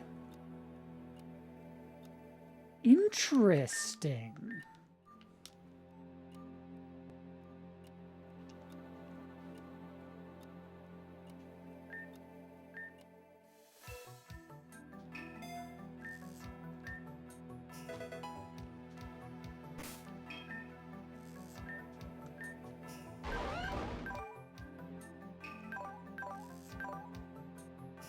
You need an adamant mint.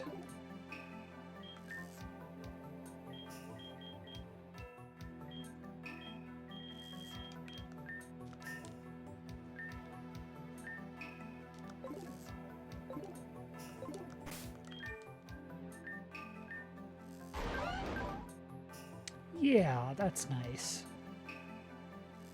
20% chance to evade moves in Sandstorm. What are our other options?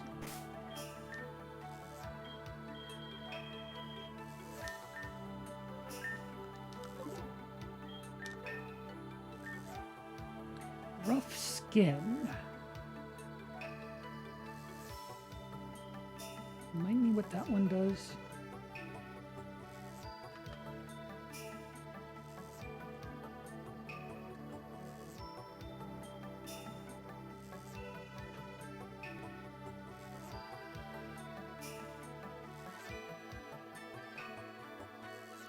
Inflicts damage to the attacker on contact. When a Pokemon with this ability is hit by a move that makes contact, the attacking Pokemon... You know, I think Sandvale is the correct play in, like, tournaments and stuff, because the evasion and everything, you put Garchomp on, like, Sandstorm teams and stuff. But since we're not doing that here, that's situational. But the Nibbler's always going to be attacked, and getting a chance to just passively hurt people with Rough Skin. Yeah, let's do that.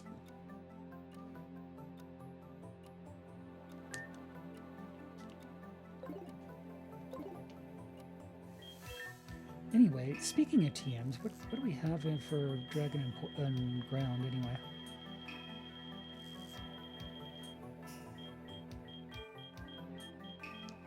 Dig.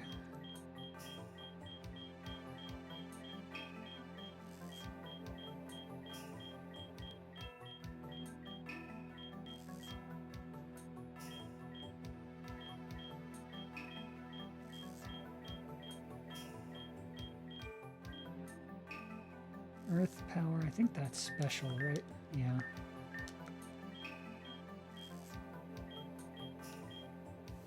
Drill Run, which the Nibbler already has. Okay, yeah, so I think the Nibbler's good to go then.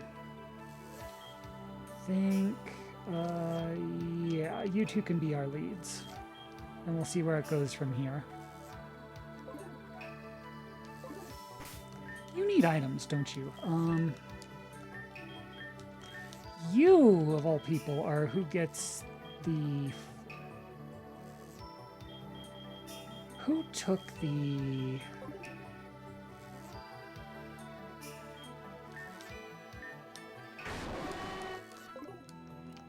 Who took the muscle band? Day, do you have it? No, you've got the berry, although I'll take that too.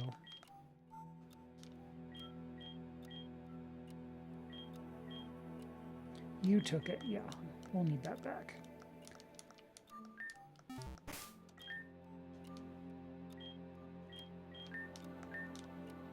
That's for the Nibbler. Okay, now I think we're ready for the hive. Wrong button again.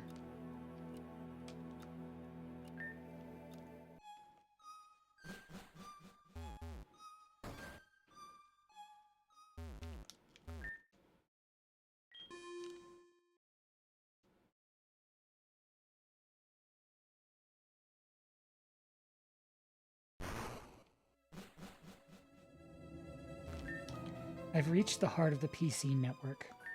This thing, it's some sort of hive. That would be why it's called the hive. Oh, I should...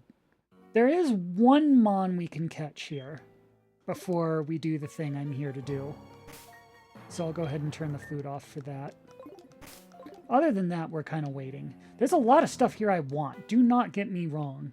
There are some major upgrades in here, but you will see why we are not getting them yet.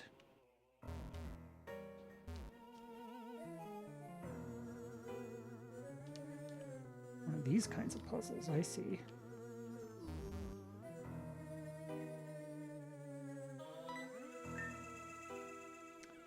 Uh-huh.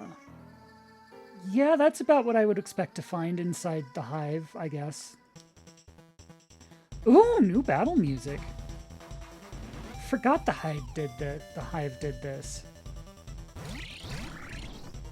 You levitate. That's fine. You're still not fireproof. At least I think you levitate. You know, I'll try it.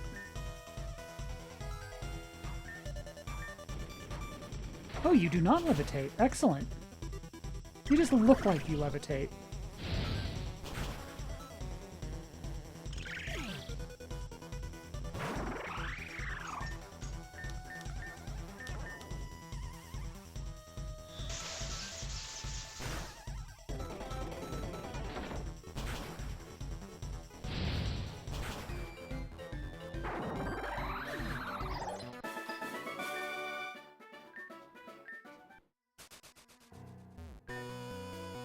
A Rotom catalog.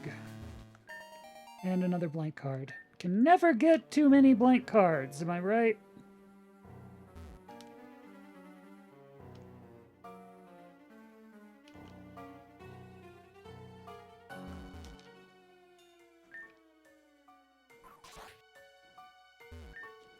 Beams of light cut through mistruth. The switch is here, binary and perfect. Off or on, no betwixt or between.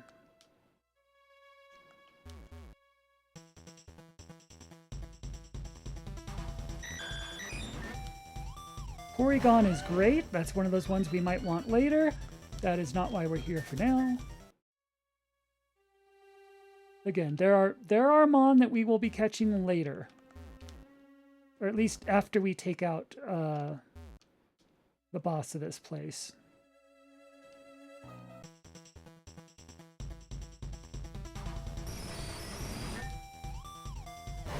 Some good stuff here. Don't get me wrong.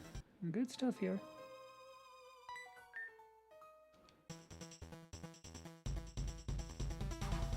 It'll be even better later. Oh dear, I forgot about these things.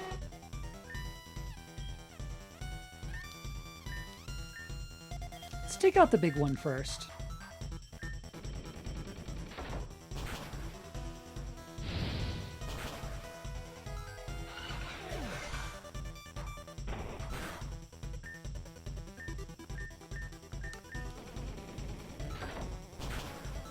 Gotta say, Nibbler and Gmork are making a pretty good team in the... I mean, obviously they're making a good team in the Steel-type place. They're tailor-made to be the hard counter to Steel-type Pokemon, but I mean, they're doing a good job. I'm liking them. I do not regret evolving the Nibbler. And, of course, Gmork. I always love getting to give Gmork more screen time. Ancestral Machines. Ooh. 3 of them.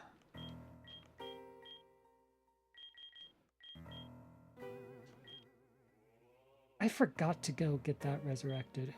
Anyway.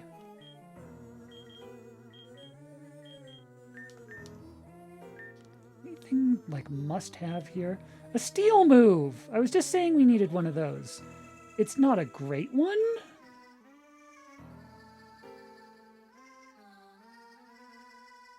Power is not super exciting, but it's...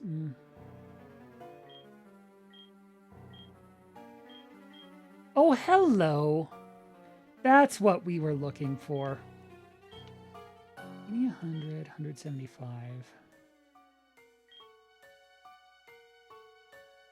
This one can also flinch. I think this is worth an Ancestral Machine, because this covers everything that... This counters everything that counters the Nibbler. This is a very efficient use of an Ancestral Machine. I'm a little... I like the extra power, but the accuracy's not great. I think we'll go with Iron Head.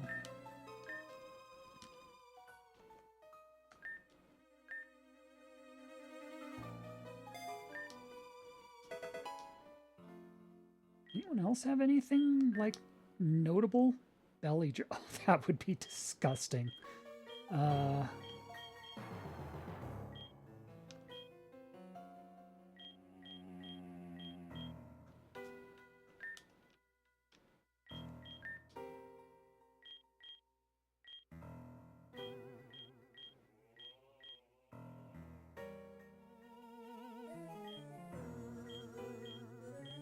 You can also get belly drum. Oh, that would be... That would be a thing, all right.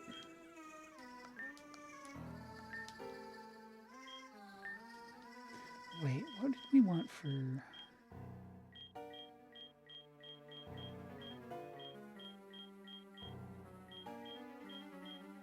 That's right. It's like your only chance to get a psychic stab that's physical.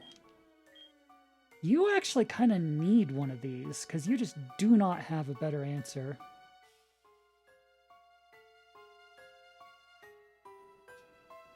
And I think we'll save the last one for now. Yeah, you don't have a psychic move. You need one. Protect and Life Do are good.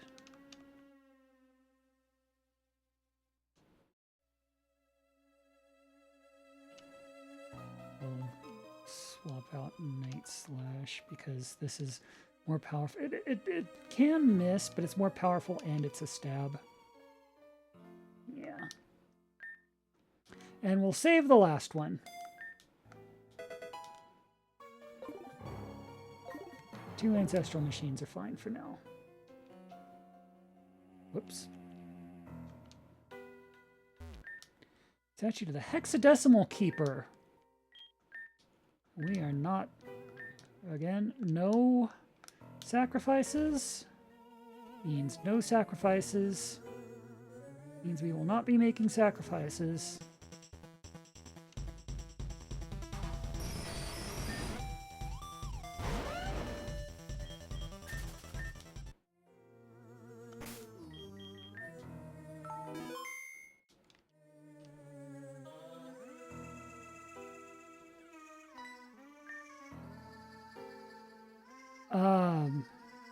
Yes? You seem shocked. But sure.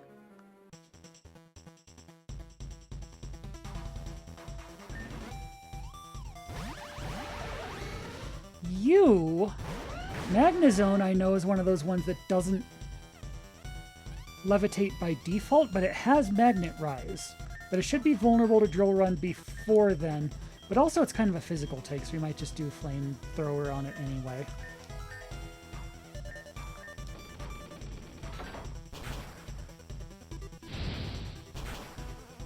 Really? Both of you? Oh, you're sturdy is why. Ow?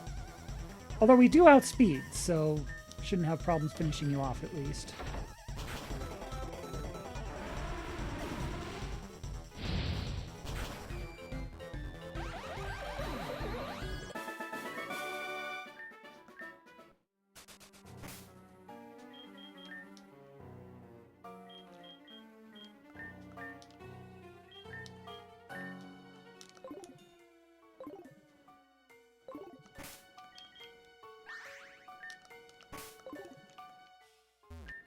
The Steel Father. It's beautiful. Its tendrils weave order through the unworthy world. It is both nothing and everything, a binary truth. Would that I might feast on its smoldering clarity.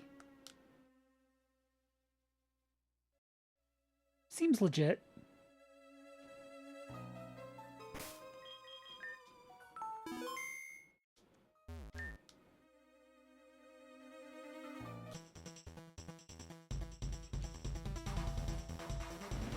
Oh no, now we have a clinking.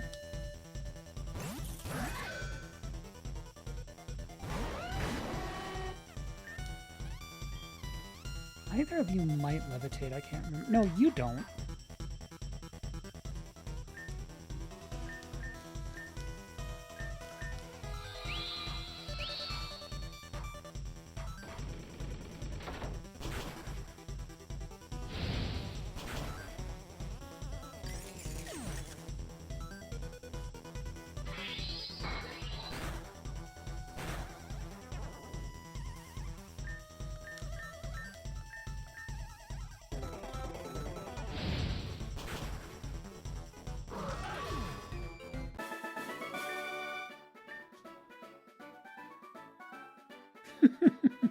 Yes, have fun with the clef key. Have fun jingling and jangling. Another sea wither. Okay, now I really don't regret evolving the Nibbler because we got our sea withers tier back.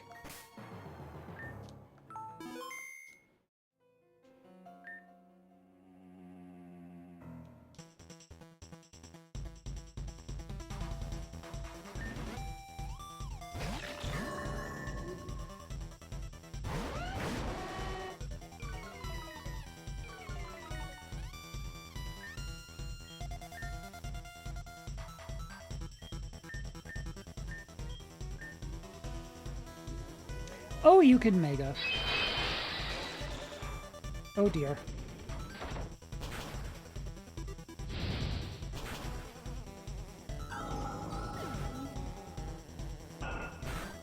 Ow. That's bad. Fortunately, we outspeed, so...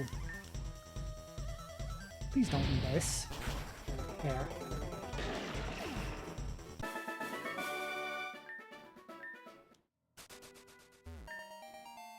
Another 44 Shred of Hope. We're gonna have to start deciding on which Mon need these. Because 40 is about the highest you can get without... Like, there's a limited supply of 44 Shred of Hopes. There's like 4 of them or so. 4 or 5. Somewhere around there. 3, 4, 5. 3 to 5 44 Shreds of Hope. And there is 1 in the entire game, 48. And those are the highest you can get. So you have to decide who gets those. Other than that, everything we can level up with the crystal is 40. So we need to decide who on our team, like, should anyone here be a 44? Like, who would make the biggest difference making them 44 instead of 40, you know? You need to use those wisely. You need to decide, like, who would really make...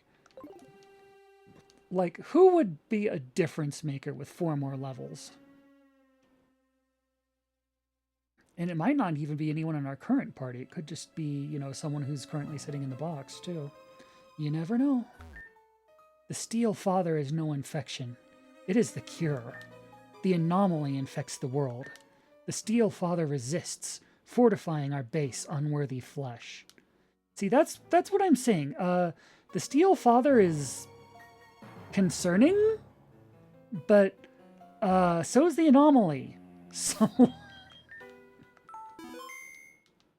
like, we might, like, taking out the Steel Father is really only a good thing in the grand scheme of things if we're going to take out the anomaly too, which we are.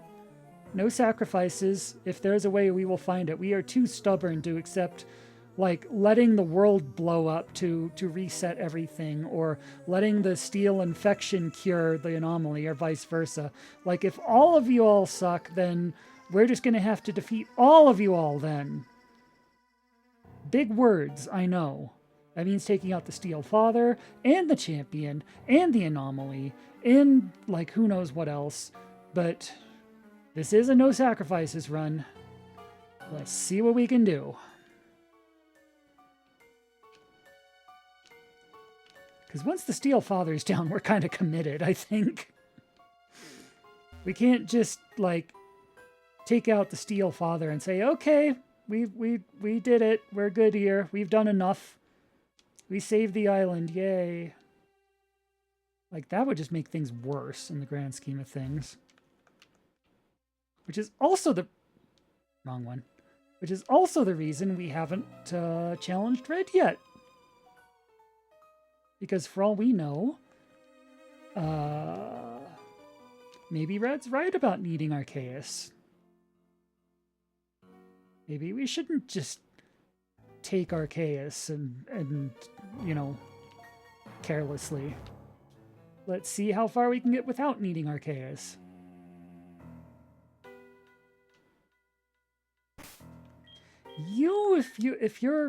If I'm remembering who I if you are who I think you are, and I'm remembering this battle correctly, this is where we actually would rather have two fire types who are both special attackers. The Nibbler's great and all, but we're about to come against a physical dang wall.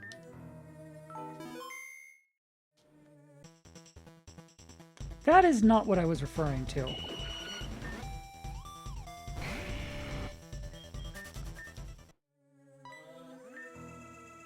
Zero. Okay.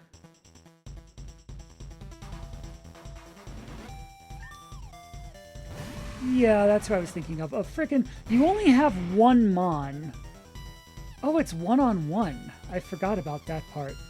You only have one Mon, but it's got 30 levels on us, and I'm pretty sure you can Mega as well.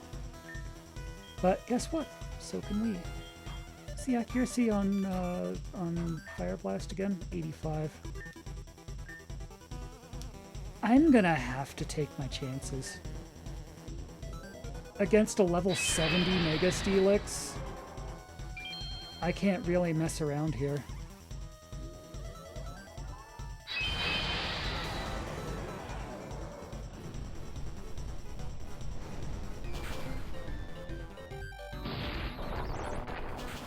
Shoot, I forgot about that.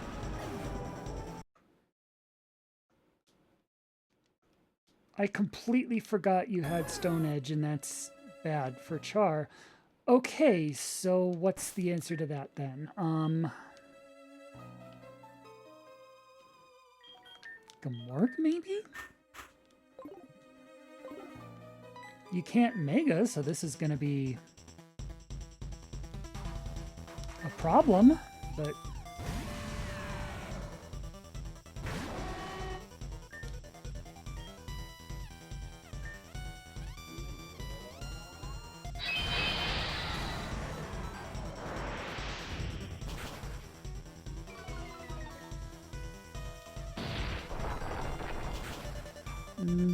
Nope.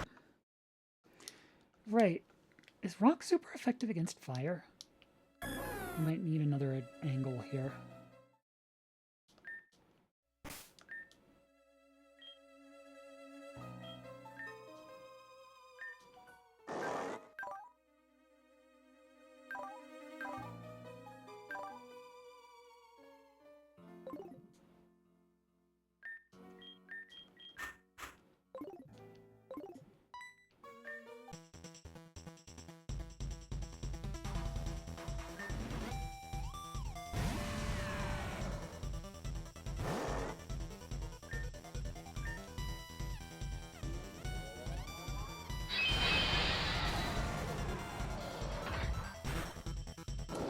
Uh-huh.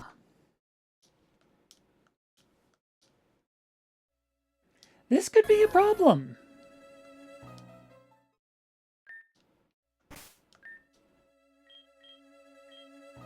This could be very a problem.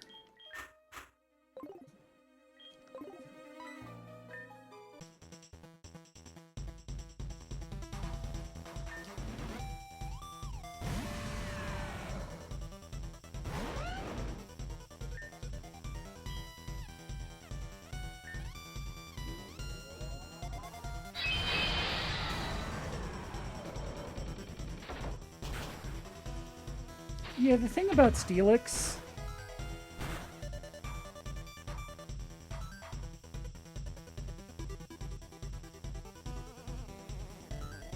I mean, it survived. Can we just, like, heal and wait for it to recoil itself to death? Kind of hilarious. Rough skin itself to death?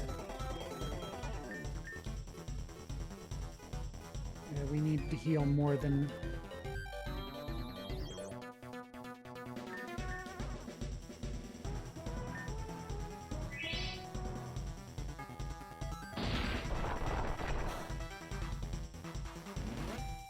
Stone Edge doesn't make contact. Damn. Well,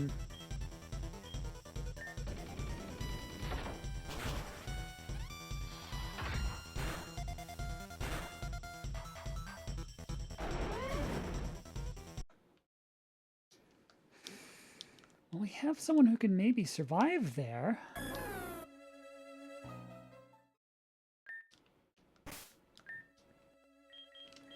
not liking Wraith's chances, because, yeah, fire. What about you? I think you're our last hope at this point. And you're physical. We need someone who is a special attacker, because there's really nothing you can do about Steelix's physical defense.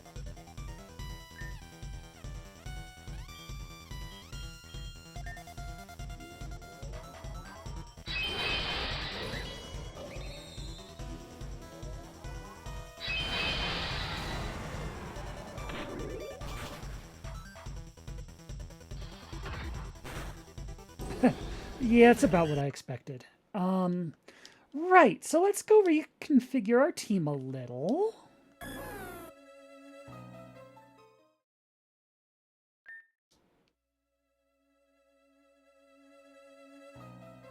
Let's just get out of here.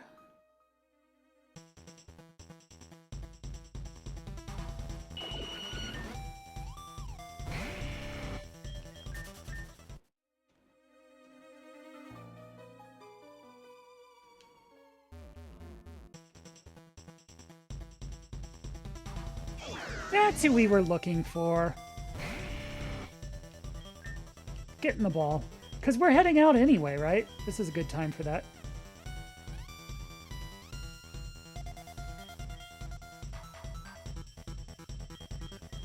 We still have moon balls. Sure. Because we're taking you for a moon trade anyway. It's fitting, I guess.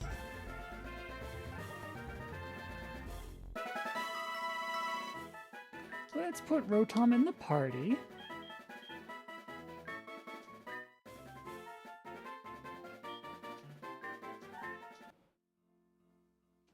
Now we can turn the cracked flute back on. Everything else we'll catch after we beat the Steel Father.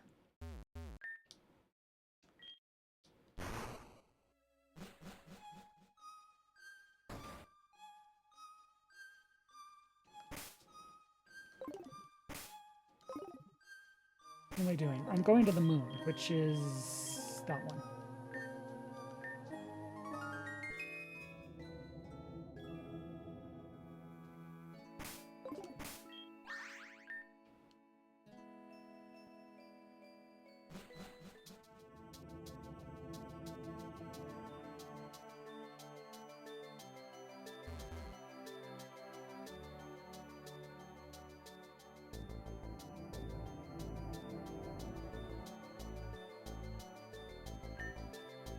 Whisper.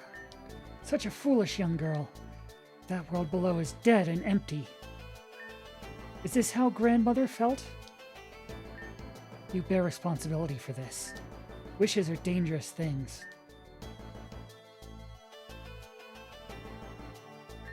I expect you will. I'm less sure that she'll be whole when you find her, and even less that she'll be sane. I'm sorry. My thoughts bear down with shadows when I'm here. Thank you. Enjoy the quiet pleasures of this place. Which is within you, the dull echo of regrets, a web of tangled wires deep below the island, an electric being free of the influence of steel, a ghost within the old machine. A translucent figure beckons to you. It seems he's interested in your Rotom. Sure.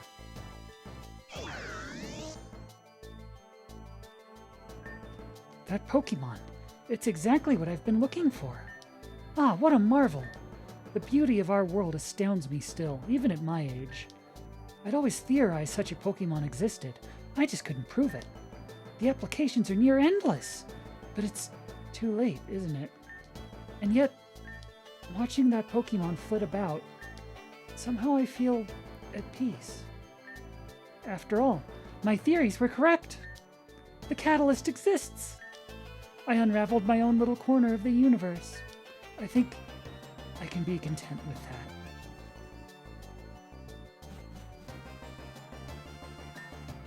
I guess that old guy wasn't crazy after all. I'm glad he got to see that in the end. As for this Pokemon, it might be just what we need. Did you just catch it? See you around, stranger.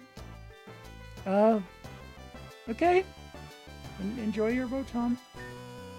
We'll take this core memory, and we absolutely will register it. I have been looking for this. A memory of a time before the father lost its hope. There are some places it won't work.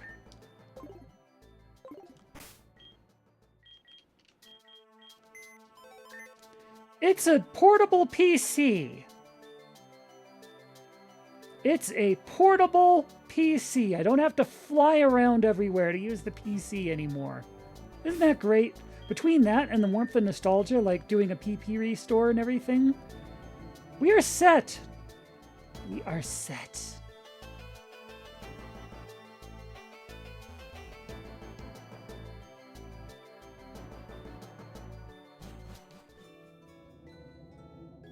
Anyway, that's all we needed here. Let's go back.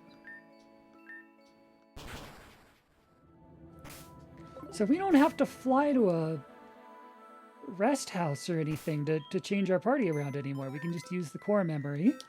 So let's see what we can do about this whole situation we're in. We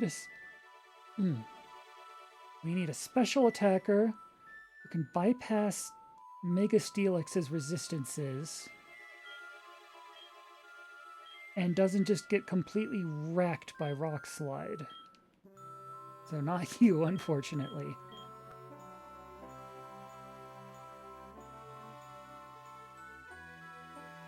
One second, just looking up some weaknesses and stuff.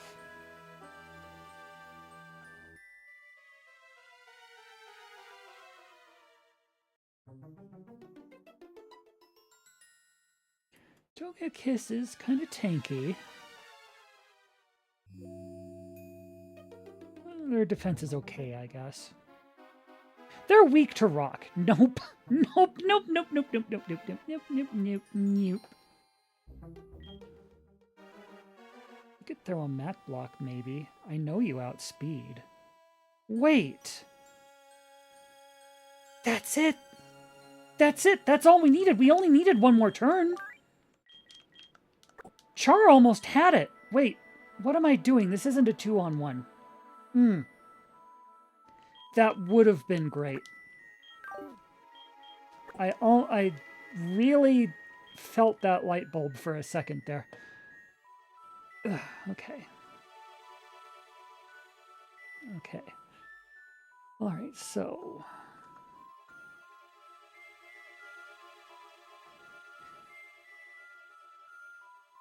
So Steelix is weak against fire. Water, really? You're weak against water. Fighting and ground. And whatever we come at you with has to be special. You have like 200 base defense and 65 base special defense. Water, you say? A special water attacker.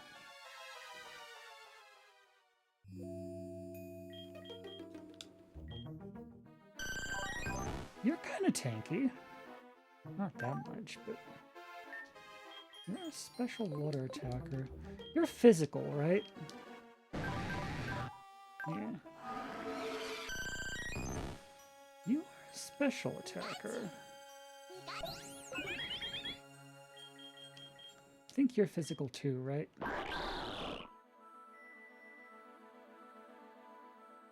Why didn't we never give you a mint? Wait, you're a special attacker. And you're kind of speedy, too. And this is a priority move.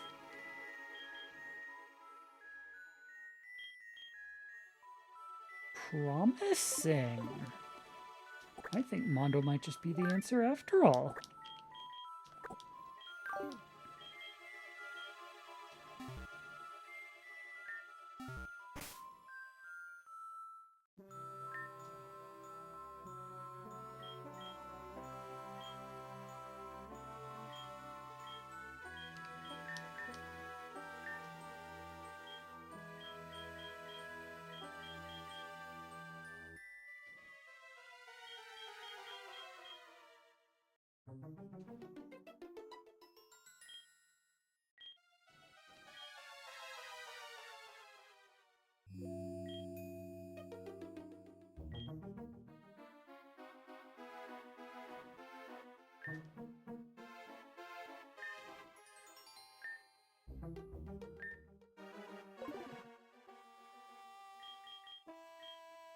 Right. While we're here, I really should do something about that sail fossil. And make Mondo Wandist. And what else?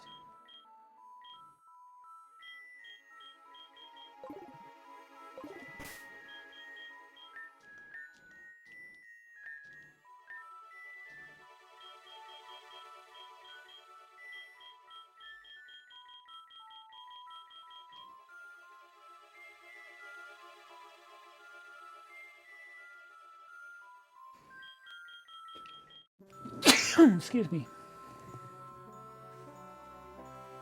85, but it's less accurate, but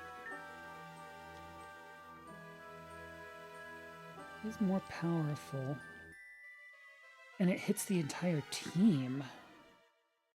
This might just be worth going for, honestly.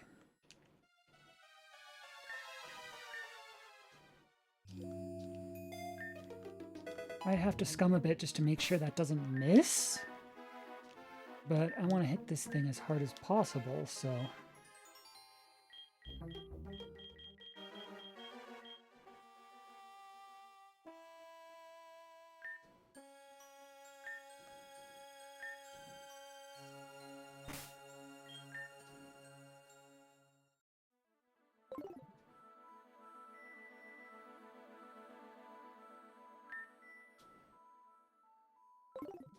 And what do we have in the way of TMs?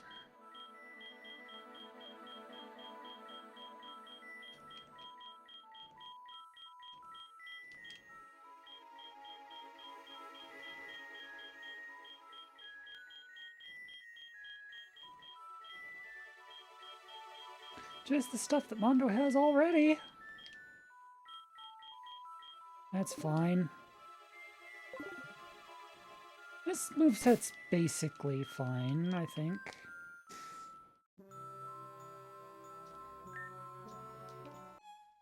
And if it's not, we don't have to leave the entire friggin' hive again just to change the team around. That is really convenient.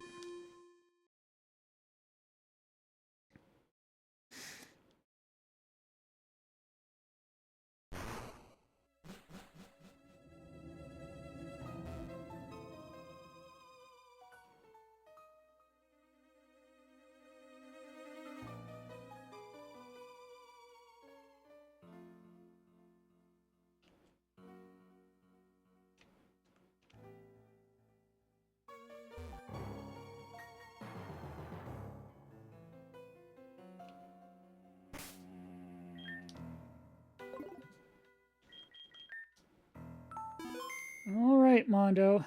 Do your best.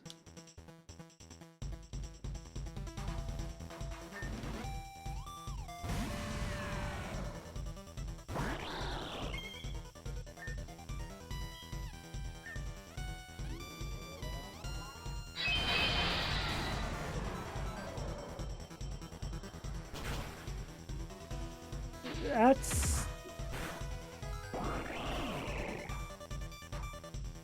Uh-huh.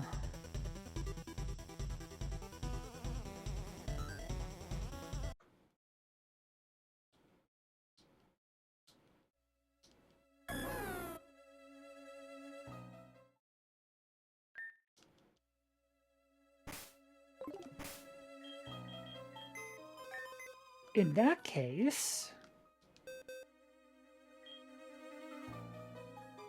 you're a pretty decent special attacker with the water specialty. I don't think you can take a hit in return, but worth a try, I guess.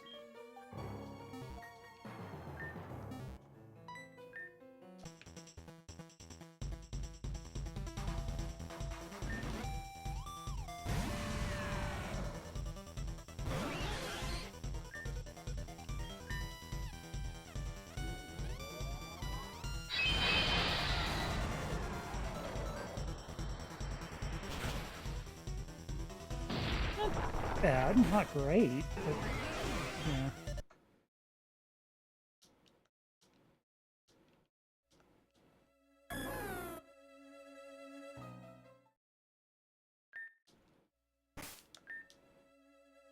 need is someone who can survive a double edge.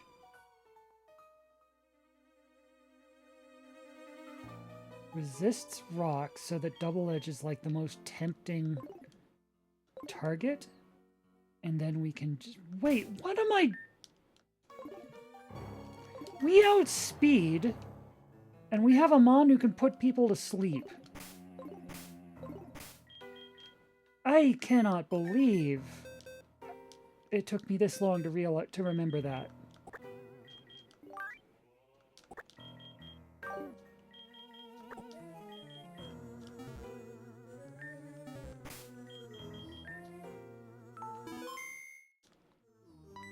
Now this is going to involve some luck.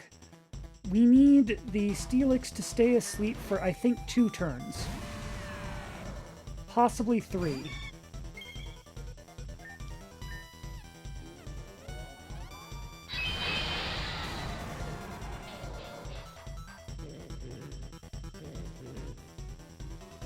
Yeah, like that and 3 more.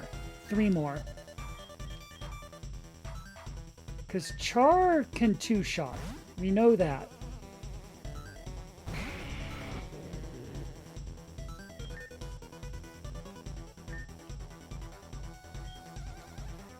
Take some luck hitting with Fire Blast, but we're already pushing our luck anyway.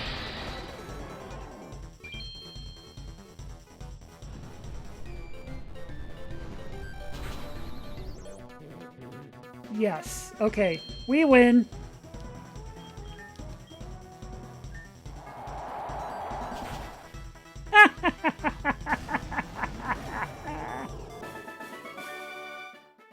Beautiful.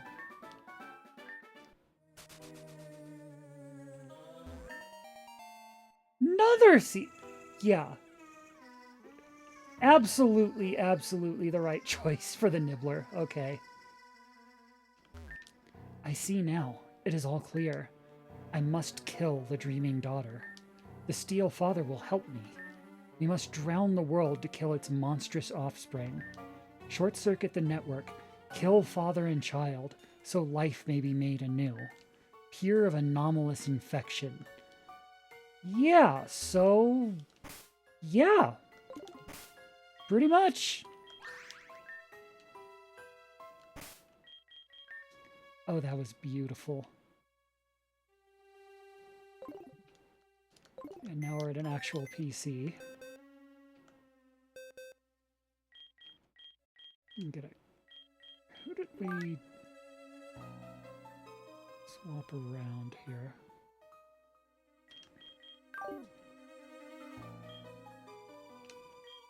Right, you.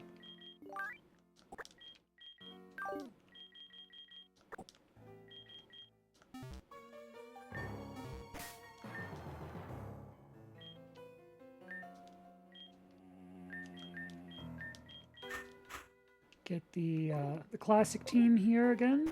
Save.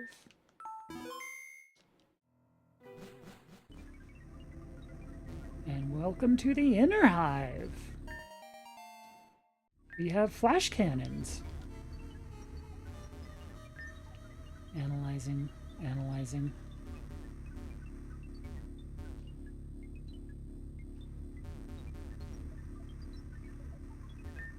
Minor anomaly detected and quarantined. I don't think there's a way to get that, by the way. I think that's just decorative, because it is in fact quarantined.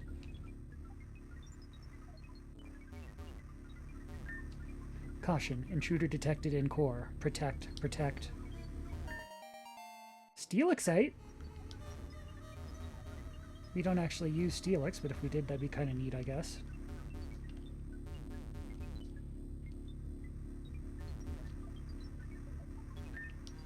There's a switch. It's in the middle position between on and off. You want to flip the switch. So there were notebooks scattered throughout the game earlier in the previous episodes where someone who was just losing their mind to the voices telling them to flip the switch on, off, on, off, on, off, off. Something like that. It's a code. It's clearly a code, and this is where we enter it, but I just need to go look up what the code is again, because it's been a while since I actually read those.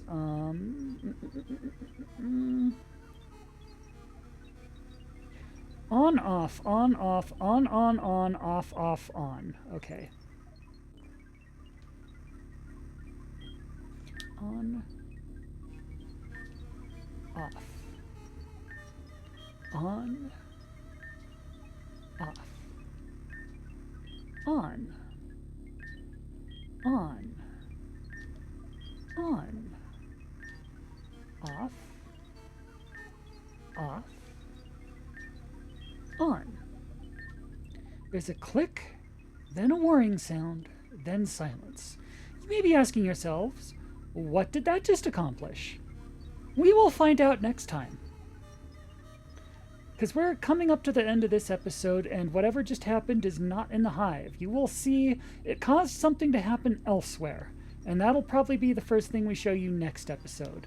But for now, I think the last thing we're going to do, unless we get stuck on it for like another 3 hours, like the trio we were stuck against, I think we're going to take out the Steel Father, our second major boss, along with the Queen of Orchids, and then we'll call it there. So, the Steel Father has a team of 5 Genesect. One with each kind of drive that turns them like the different, gives them the different abilities and elements and stuff. Now, the thing with Genesect is all of them have a crippling, I believe it's a quad weakness to fire. With the exception of the red one, the one that has the burn drive, who still has that quad weakness to fire, but it gives them the flash fire ability, which makes them absorb fire. So, for that one,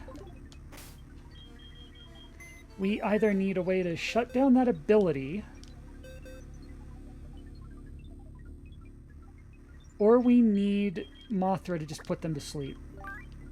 And Char can work around them. But everyone else...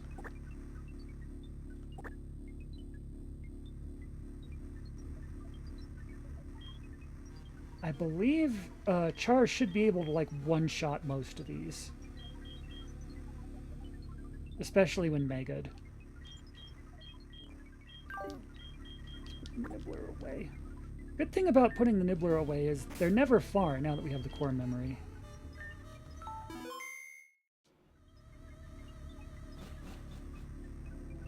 Father's Chamber.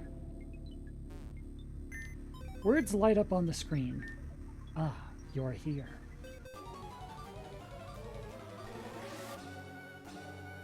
You're challenged by Steel Father.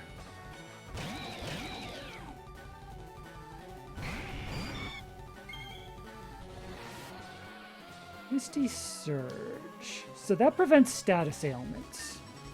Fortunately, we weren't going to status these guys. We were just going to burn them to the ground. Well, let's get a Tailwind off too, just for insurance.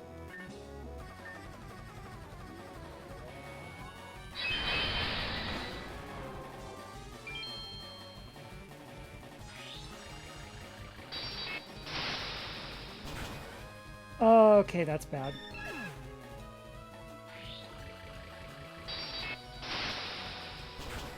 That's also bad.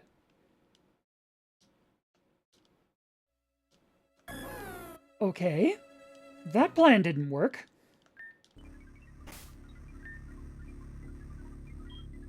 So they lead with the lightning one and something else that Mothra's weak to.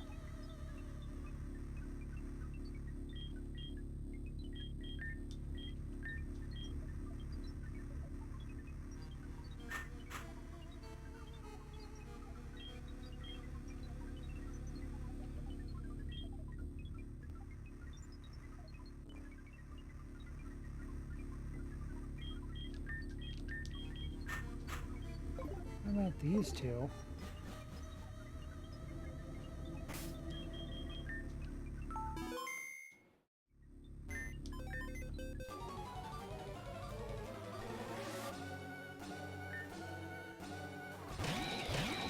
Yellow's like, oh, ice. Okay. We start with lightning and ice.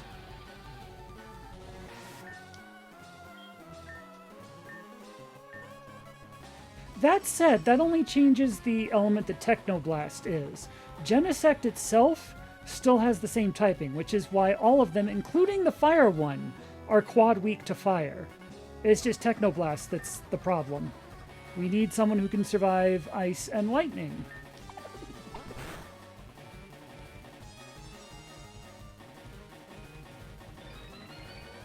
Nice. That's a good way to survive lightning.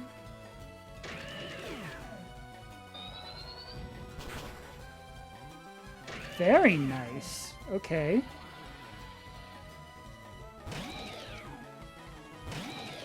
The red one is the one that absorbs fire. I forget what purple is. I have no idea what purple is.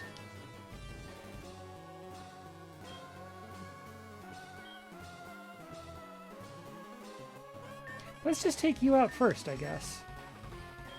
And...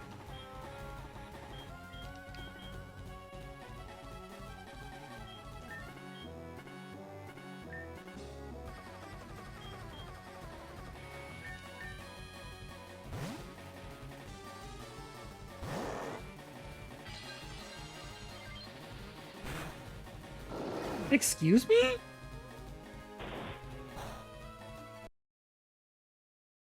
Okay, first off, what's the purple one? Well, we're paused anyway.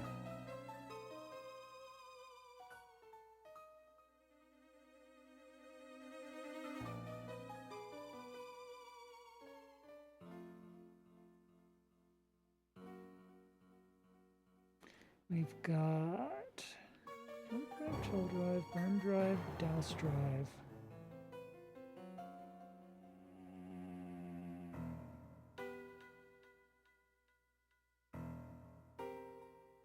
That was just the normal one.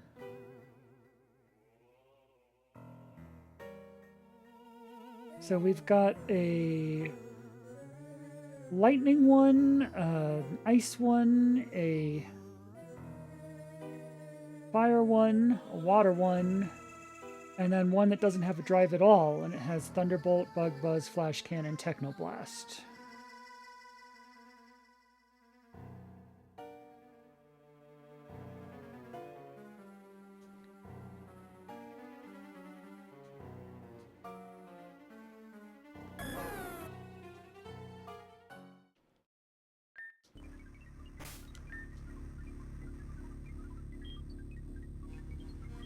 Need someone who can...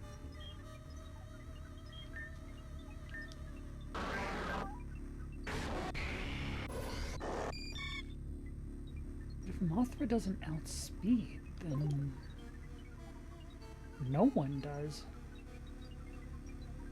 Then we need to get creative.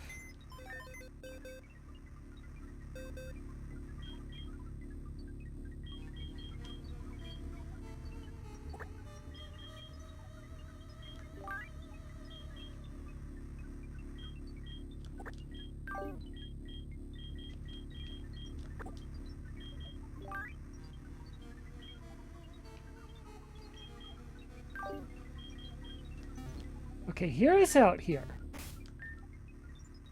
LJN, the one Mon in our bench who we specifically didn't level up when we got the crystal.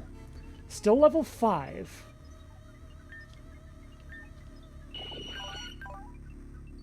Trick Maze. Sets Trick Room at the end of the turn, if not already set. Endure. So, we lead with Char and LJN.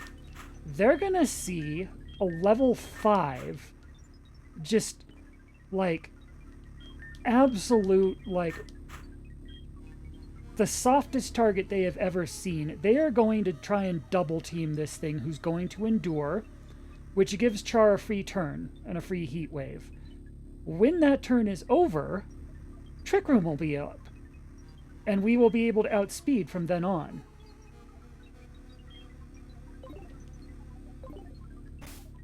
It's hacks, but it should work.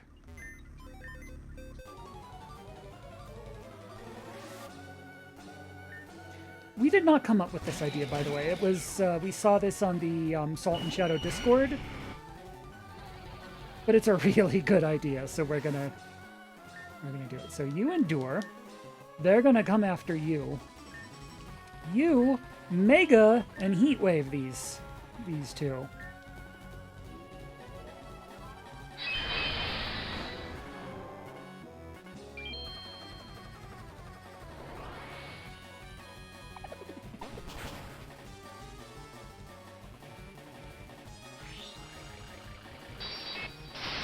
You still went after Char because it was still a one-shot. And Infestation breaks through Endure. Okay, so there are two reasons that plan doesn't work, actually.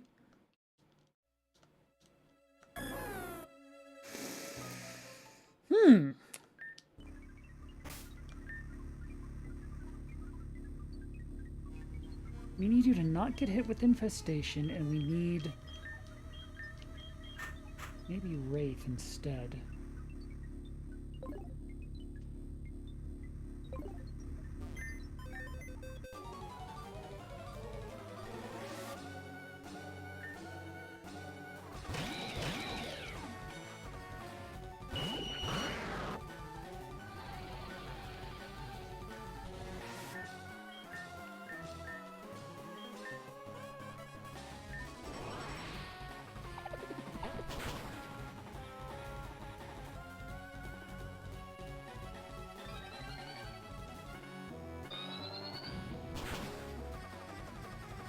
Okay, and then they're just gonna...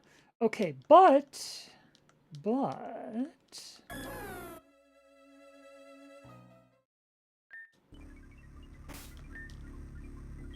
Wraith protects Char because a lightning rod. And if this isn't gonna work, then we need someone a little more substantial than LJN in that slot, I'm afraid. Let's put...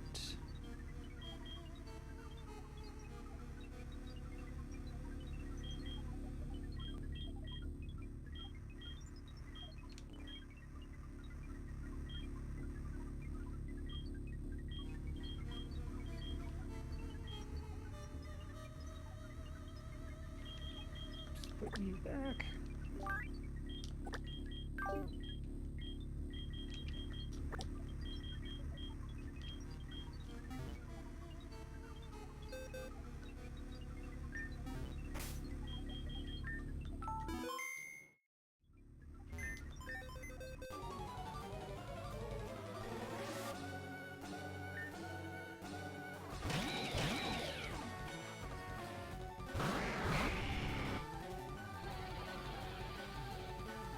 So this should neutralize the lightning one, which makes the ice one the priority.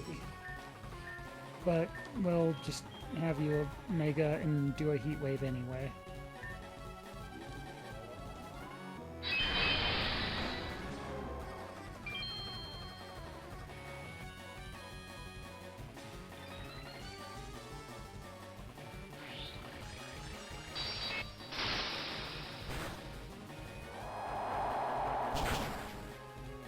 L-O hecking L.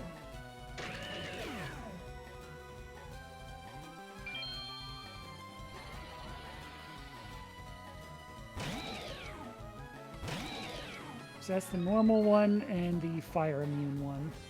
Okay.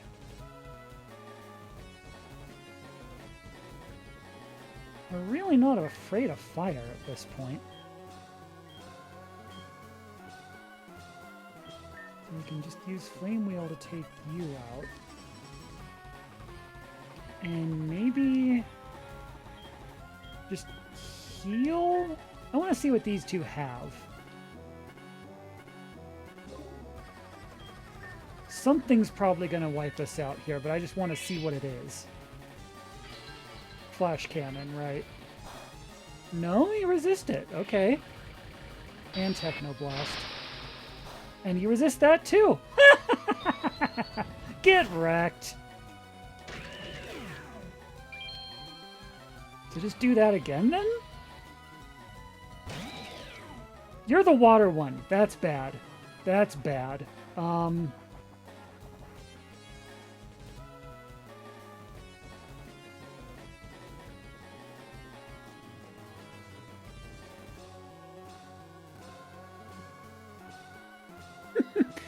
Latin capital letter hecking L. Sounds like it should be a Caesar character name. Remind us what Caesar is again? I'm gonna assume they're coming after Char this round. The good news is that even the fire one, or excuse me, even the water one is still a Genesect and therefore weak to fire. We just need to survive the water-flavored Techno Blast, which I believe we can do with...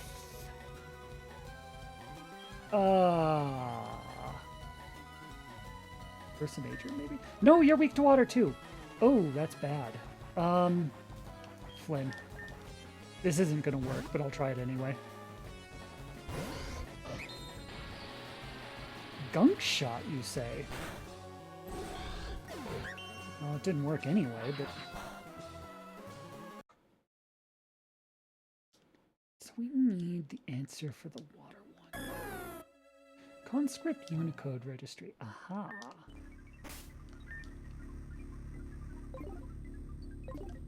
Doesn't someone have water absorb? I think Vapnessa does, doesn't she?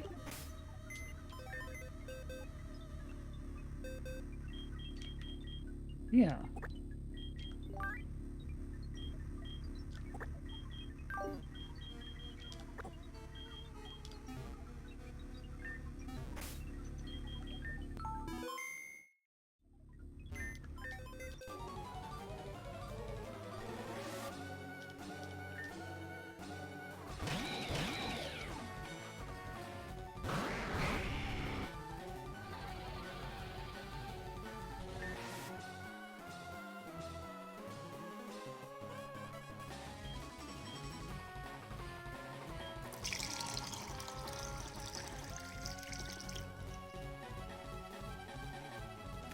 Thank you for that.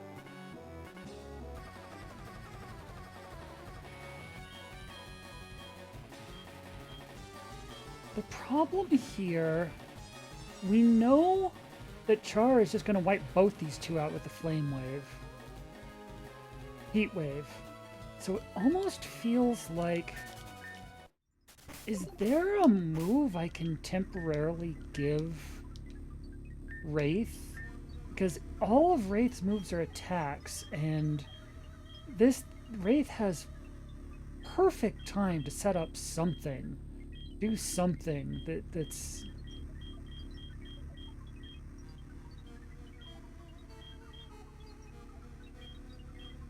Swords Dance, but...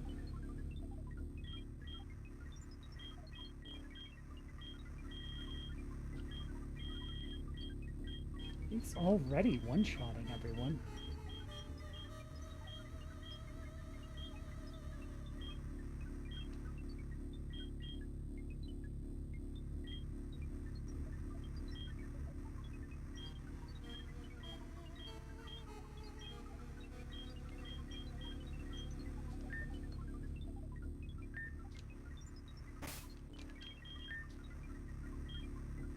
It just feels like such a waste. Like there's something we should be doing that turn.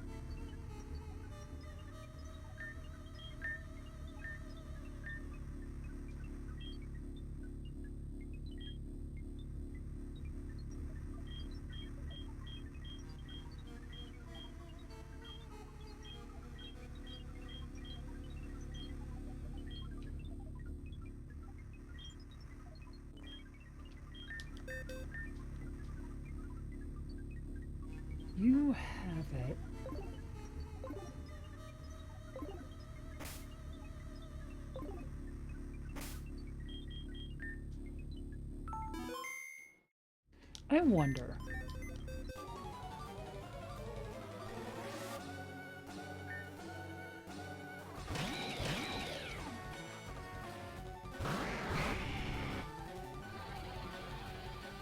So we know the ice one's the threat.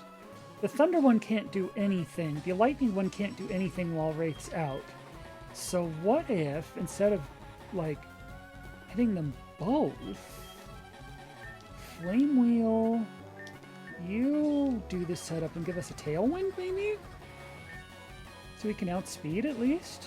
That can help with some of the later rounds.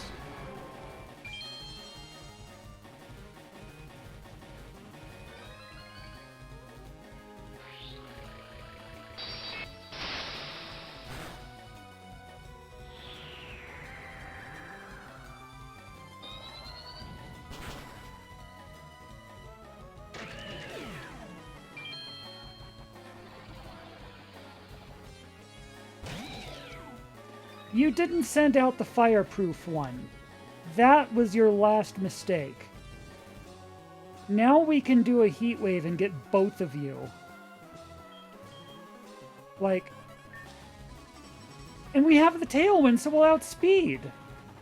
That was just a free... Why did you... That? Wow, what a misplay. The only thing that could have messed us up is if you sent out the red one. And you didn't. So instead, we're going to use Wraith's turn to heal Char, and we're going to use Char's turn to just kind of end you fools.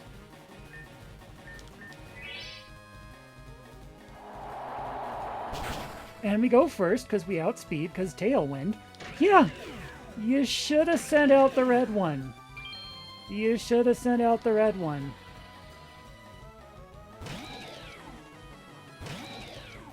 Okay, this is a problem because we have the red one and the blue one. The blue one is water. Water is bad for our fire types over here. The red one, we can't use fire on because they have flash fire. So now we just have to predict who's about to get wrecked. Because it could be either of them. I feel like this is a one-shot either way. I'm going to bank on it being Wraith and swap out to Vapnessa. And then I'm going to...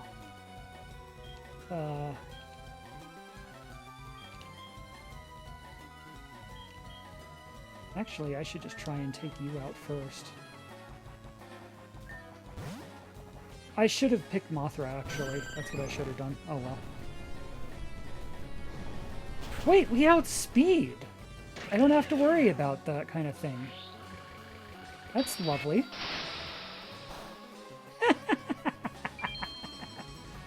Oh, this is great. Oh, this is great.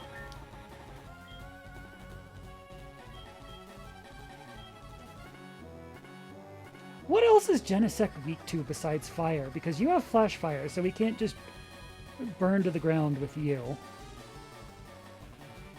Let's find out.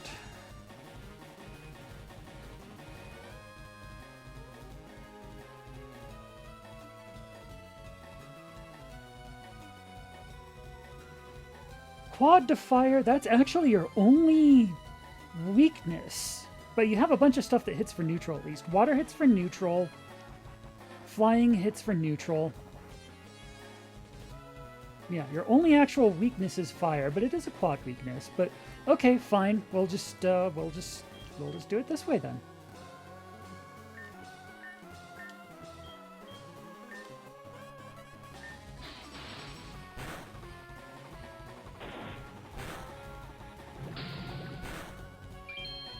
I was kinda hoping it would do more than that, but okay.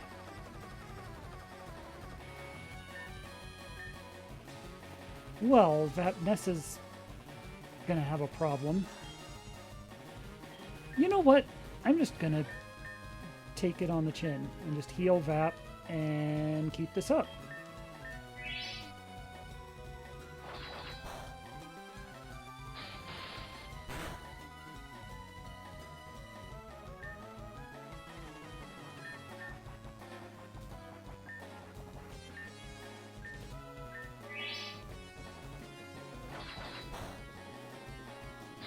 There we go. That wasn't so bad.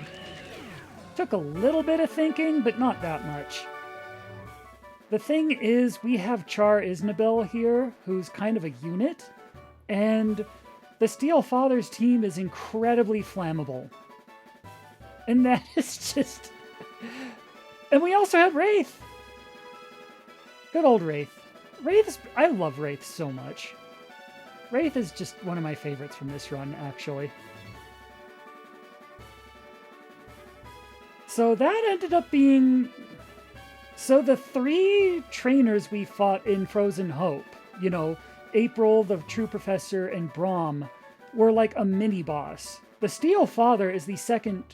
Well, you can do them in any order. The Steel Father, along with the Queen of Orchids, is another one of the true, like, capital B bosses in this game. So we've now got 2 of them, the Queen of Orchids and the Steel Father. The Steel Father didn't give us nearly as much trouble as the trainers did, but okay, cool. So, when we beat the Queen of Orchids, our reward was that we could bring all our team up to level 40. What's our reward for the Steel Father? Cognition. Shutting down. New user. Accepted. Goodbye, world. PC admin privileges granted. We have hacked the PC network. We now have the dev console. What is the dev console? Well, we can do a few things with this. We can set the wild Pokemon level. Anything from 1 to 42. And this is why we were holding off, okay? This is why we were holding off on the things I wanted to capture, because we could capture anything in here and then take it back to the crystal where the Queen of Orchids was and raise its level to 40. And that would have been great. But the only way to get it higher than that is use one of our level 44 Shreds of Hope, which are very precious and in limited supply. Now, everything we catch from now on can be up to 42. Do those 2 levels matter? Not so much that we needed to be holding off on catching things like until this episode, basically. But like Frozen Hope and the Hive, you know, if we're here anyway, it's just like 2 more areas, you know? Now we can get them at level 42. You may as well. Or, if, yeah, you can try and set it higher than that, but it just won't work. It says new level 1 to 42. Or you can set it to level 1, and that way if you ever need to, like, heal people, like use the Pollen Puff strategy like we've been doing, they are just absolutely harmless. And it's hilarious. But for now, we're going to set everything to 42. So all random encounters are now level 42. That's even better than we could do with the Queen of Orchids. Override Weather allows you to set weather conditions at the start of a battle. Neat if you're running like a sandstorm team or a sunny day team or whatever and just don't want to spend that 1 turn setting up. We don't particularly need that, but it's cool. Enhanced shiny rate, I don't care. I don't care about shinies, they're just cosmetic, and I feel like too many things that enhance the shiny rate kind of takes away the like, the first time I ever got a shiny, right, it was in Diamond, and it was a Kricketune. Not a Kricketune, it was a Kricketot. And it was like the most, I mean, it's a Kricketot. It's not anything that's going to be anything special someday. But, like, it was the first one I got that, like, I didn't chain for it. I didn't do the breeding trick. I didn't use, like, a Japanese Ditto. I didn't do all those things that turn it. To me, when you do those, you can get a shiny eventually, but that just turns it into a grind. And then when you get one, it's like, oh, finally. I don't even worry about those, for the most part. We haven't seen one. We're probably not going to see one. The odds are just so low, whatever. But if they do happen, it'll be frickin' wow. You know? It'll be like that feeling I got when I saw that Kricketot. And the enhanced shiny rate here, to me, takes something away, so I'm not going to be doing that. I will, however, be hacking the inventory. Items added. So, what did we get from that? Let's find out. We got... I still forgot to do the freaking sail fossil. We got ability capsules and patches out the butt. That's great. So we never have to worry about those ever again. We got nothing in the medicine. We got luxury balls, dream balls, repeat balls. So Pokeballs are just not a thing anymore. And neither is money, just in general. Like, we don't even have to do the cards anymore. I could sell these luxury balls, dream balls, repeat balls. You got like 99 of them. We'll get pretty good profit for them. And then we just hack our inventory again and get 99 more and just repeat. Nothing here. Room service. For if you're running a trick room team and you want your whole team decked out in those. Throat sprays. Sure, why not? Ooh! Allows the immediate use of a move that charges up first. Restores any lowered stat in battle. Can only be used once. Strengthens the power of a flying type move only once. And of course, all the air balloons.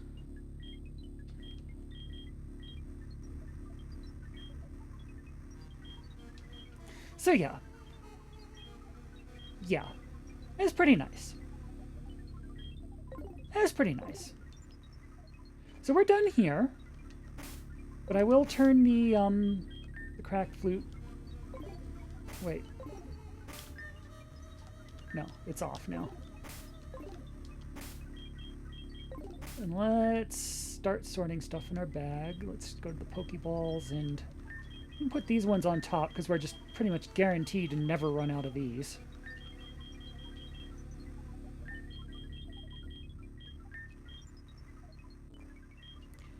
So all of these are basically useless as far as their gimmicks. I mean, I guess we can sometimes catch them if they're asleep. I'll put that one on bottom because it's probably the most potent. These ones, like, friendliness isn't even a mechanic, okay? That just straight up does not exist. So these are just regular-ass Pokeballs. These, if you caught a Pokemon before, sure. I don't know why you'd need to do that again. I don't know why you'd need another one, but sure. Basically, these are just regular Pokeballs, but that's fine. We have, like, unlimited supplies of them. So we'll be using those.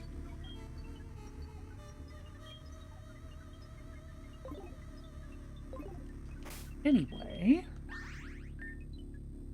Which also means I don't have to be shy about heals ever again. Because again, if we run out of money, I can just sell all of these, hack the inventory again, get more.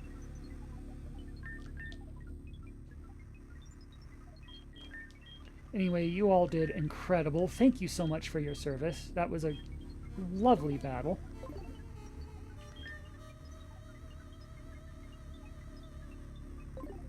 Yeah, it seems about right. And we have just a couple more things to take care of before we're calling it this time. We'll just walk out the long way and just see, you know, what we can catch now that they're level 42.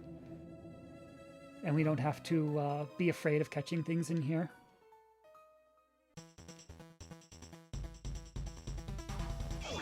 Like, we'll take a level 42 Rotom, sure. We'll use one of our new luxury balls for it.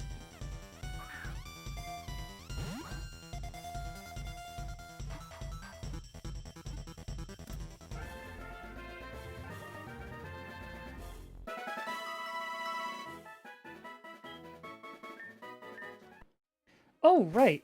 And that's another reason I love the core memory. I accidentally had the party box selected, so anything we catch just goes into the party box, which I didn't mean to do. But now we don't have to go fly somewhere just to get that fixed. We can just jump to... Where are we catching these? I guess box 1. Let's do that from right here. That's handy.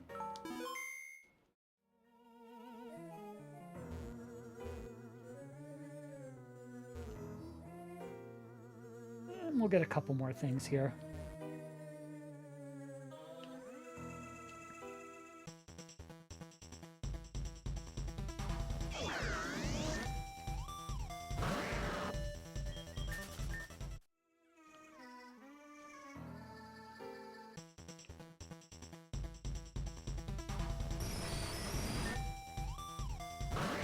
Level 42 Magneton. We'll definitely take those.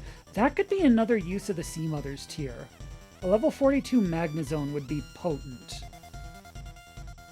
That's something to keep in mind as a strong possibility. Of course, then again, so would the Rotom. Depending on what form we give it.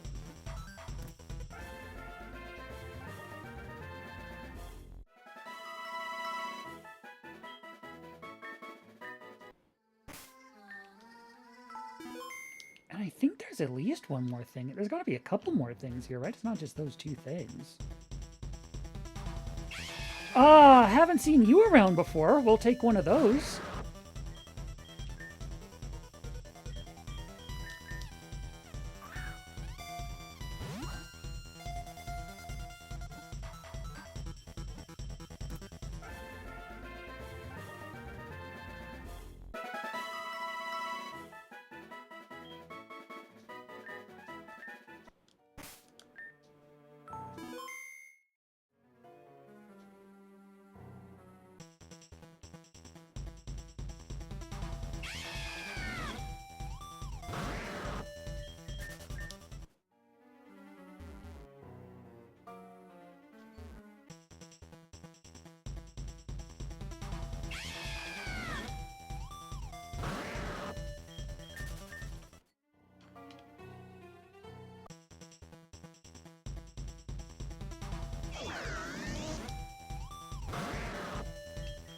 That might be it for the most part. I'll look just a little bit longer.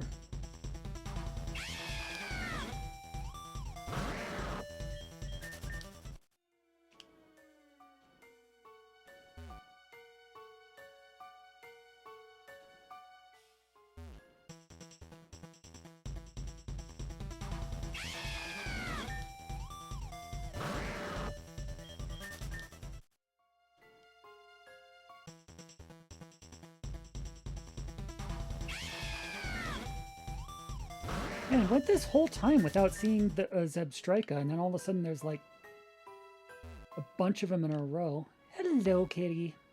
Meow, meow, meow.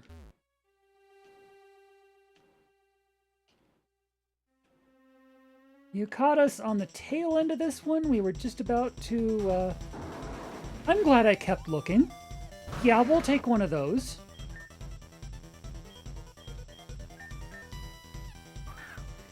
We just finished a major victory, and now we're kind of taking our victory lap here, enjoying the spoils we just got from said victory, and then we're going to go to bed once we do a few more bookkeeping things. I think we can call it with that. I don't know if you're going to get any better than a Matang. That's another potential for the Sea Mothers tiers we've been amassing, by the way. Those of you who see us on, like, Discord or Telegram or wherever, and have advice on, like, of all the things we're sitting on, like, what to use the Sea Mothers tiers on, we're open to suggestions.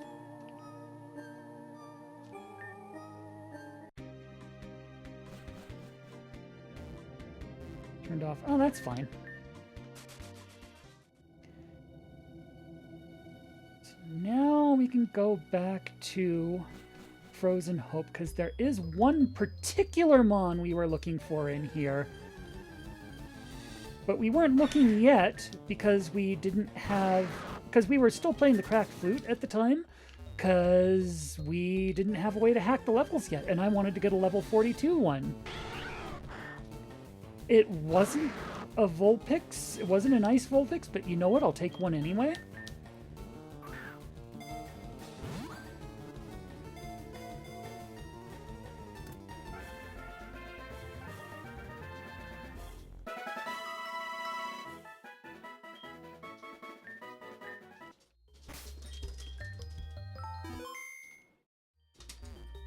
Team others. Yeah.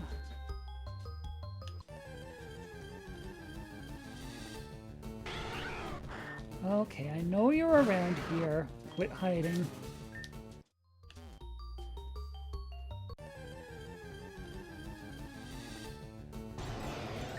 I was not referring to you, but I'll take you too. Sure, why not? There's never a bad reason to have an ice or day in your party, I guess.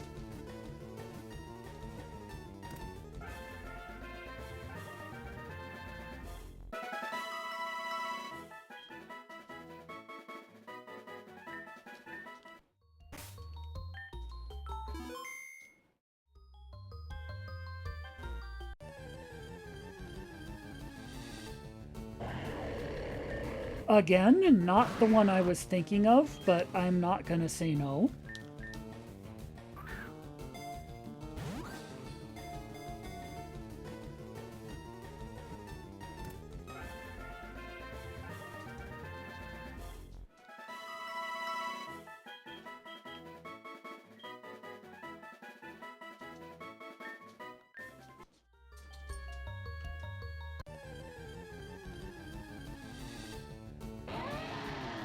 Same.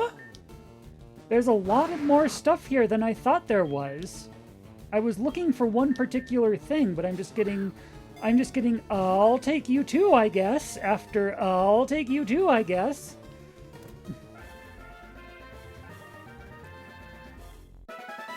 Especially now that we can get them all at level 42. That's nice.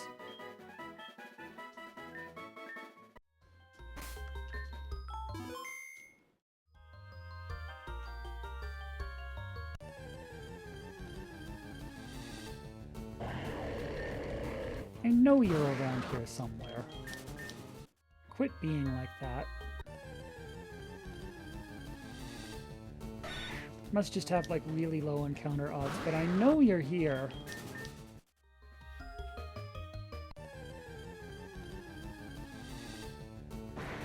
Not you! I was not referring to you, sorry.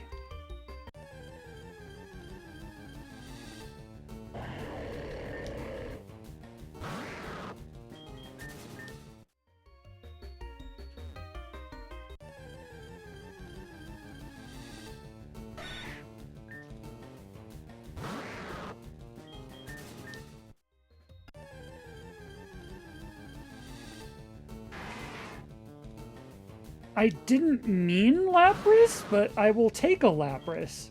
The Lapras is actually an even rarer spawn than the one I'm looking for.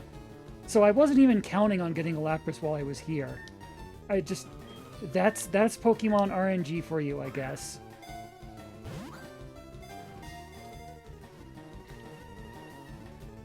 The one we're looking for is like 10% in here, I think, and Lapras is 5 or something like that.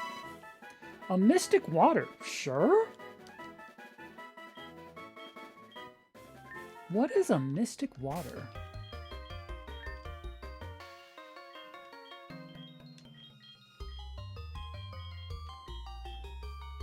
Powers up water to... Oh, so it's like the sea incense. Okay, sure, we'll take one of those. You have a couple Mon, actually, that'd be interested in that.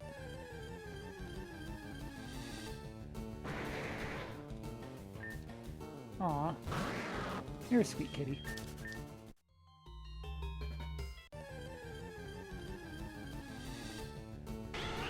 Okay, where are you hiding? I'm not, like, looking in the wrong room or anything, am I? It's all just, like, the same area, right? Frozen Hope is, like, one area just for all of it, I think.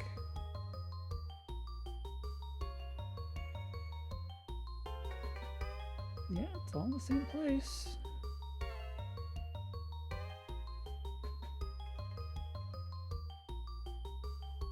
%15% is the one we're looking for. Mr. Rhyme and Lapras are both 5. We've seen 2 Mr. Rhymes and a Lapras. So that's 3 at 5%. We have not seen the 15% we're looking for yet. Isn't that just Pokemon for you? There you are!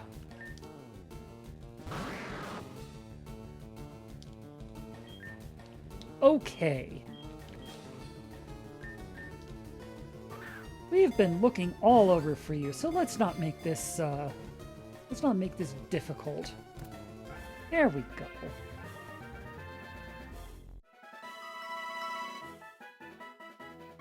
heck? You?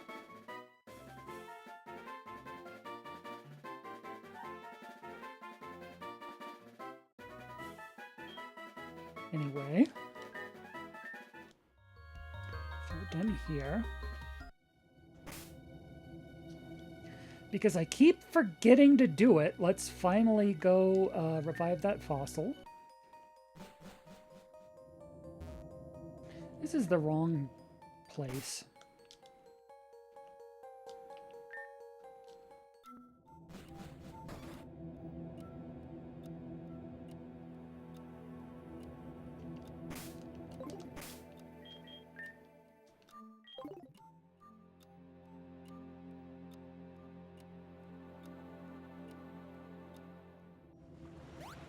Wrong one.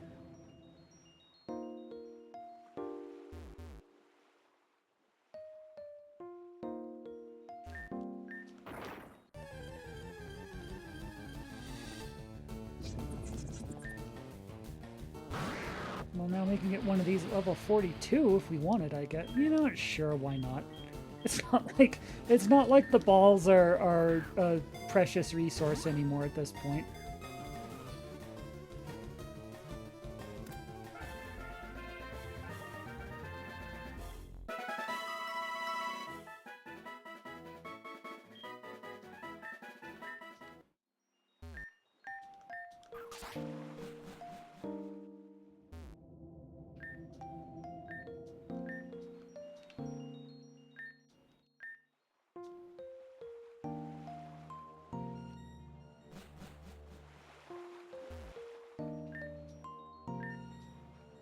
An Aurorus? What's an Aurorus? You don't have to try to be cute. I think that just comes naturally. What is an Aurorus? That's one of those new ones that I'm just not familiar with. It's adorable. Rock ice. Okay, it's an ice fossil. Type move become ice and boosted. Ooh, okay. You are more special than physical. Icy wind. Yeah, sure.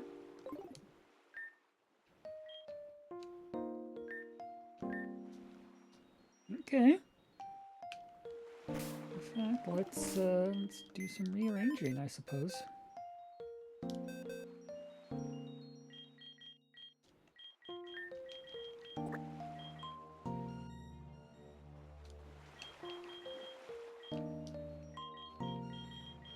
So here are some of the options as far as like what to use some of our Sea Mothers tiers on. We could get a Gudra. We could get a Hydreigon. I'm pretty sure there's a Dragonite or a Dratini somewhere we have. We could get a Bisharp.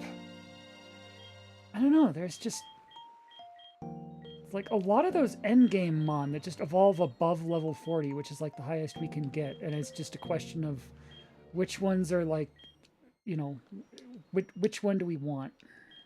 Which ones do we want, I should say.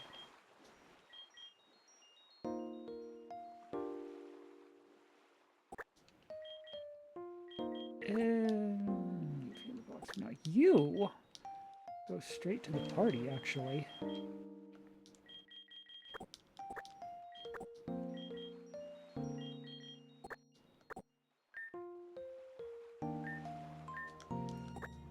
Let's put you in our party first, and Wraith can have a break, I guess. Because I need to give you a name. It's a possibility. Like, I don't even know if we're actually gonna get a Gudra.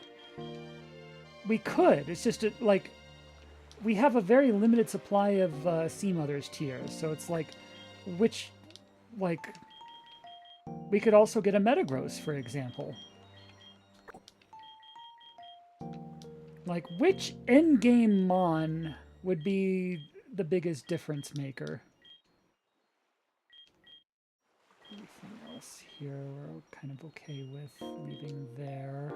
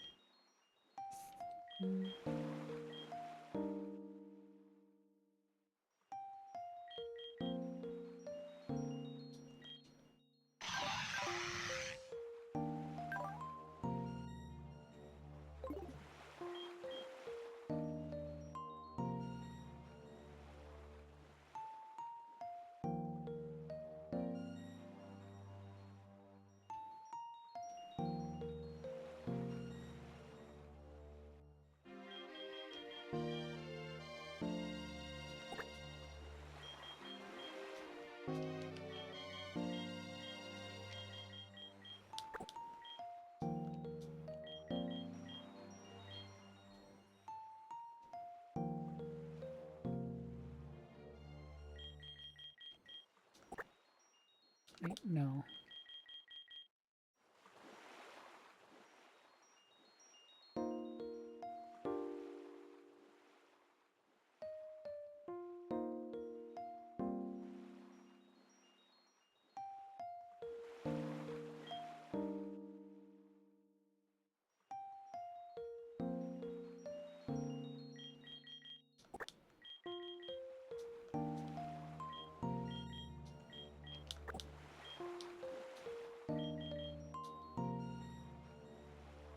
Where'd that Rotom go? I know we got another one, right?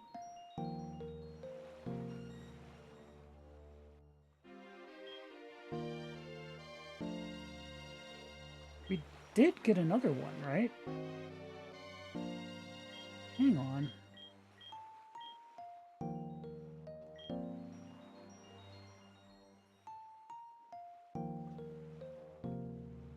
I know we got the one and we traded it. Yeah, there it is. Okay. It was like the first one we moved. Okay.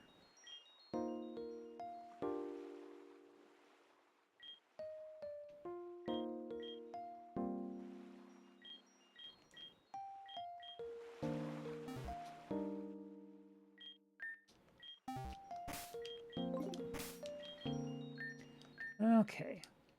I know this is an incredibly long stream. I am up at ridiculous hours, but there is one more thing we have to do, just narratively.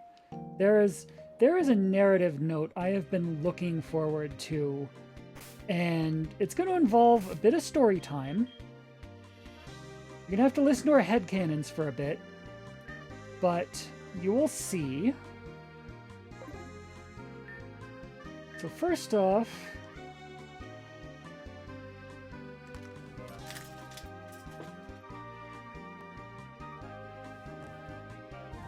I really want to name this thing TG Weaver, but we are at Corteo for our account name, so we'll make it KJ instead.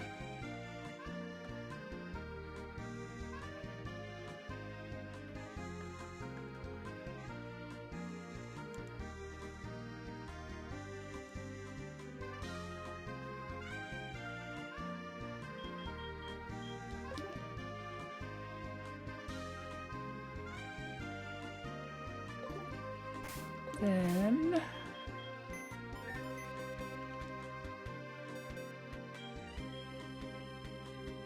we need Gmork for this. Where did Gmork go? Hang on. Oh, you're right there. Okay. I was gonna put KJ Weaver away and get Gmork back, but okay, we've got Gmork already.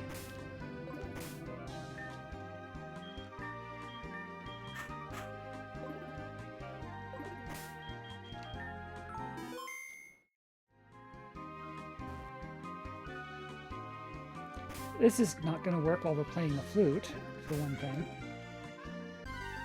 We might be here for a while because this is another rare encounter.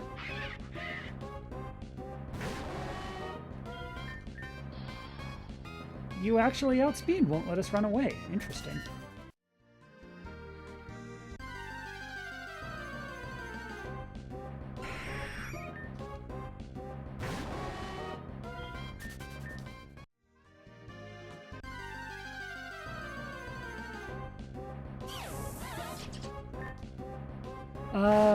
Not what I was looking for, but I'll take one.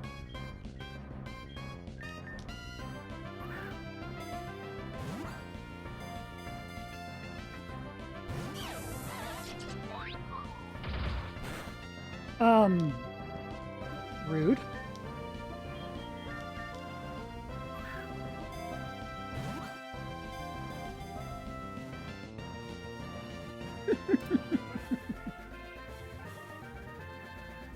You. Oh, heck. Still in the... See, when I'm in the wrong box, now I can just pull up the core memory. Like, the second it does that, when I'm still out in the field and find... Where did you go? I'll put you on the bench, maybe. In the meantime, you can just...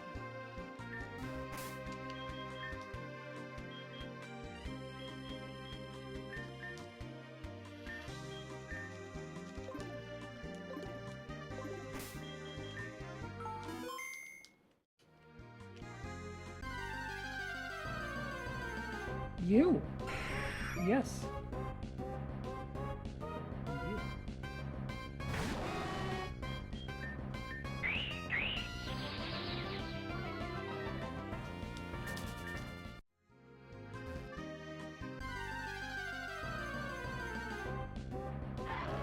That is not what we were looking for, but we will absolutely not say no.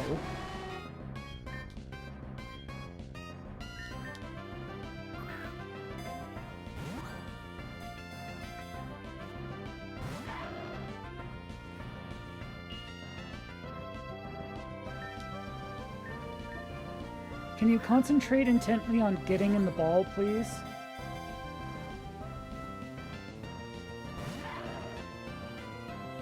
You didn't concentrate quite intently enough on getting on the ball. You almost had it. You almost had it.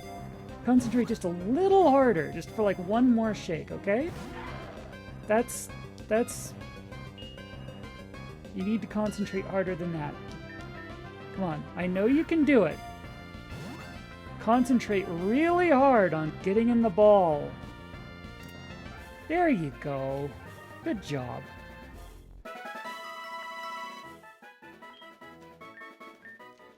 Yeah, I like that we can just pull up the core memory and just, like...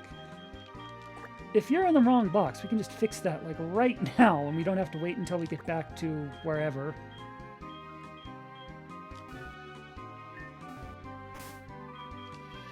Concentrate. No, the dancing seductively comes naturally. It's getting in the ball that the Lucario had to concentrate on.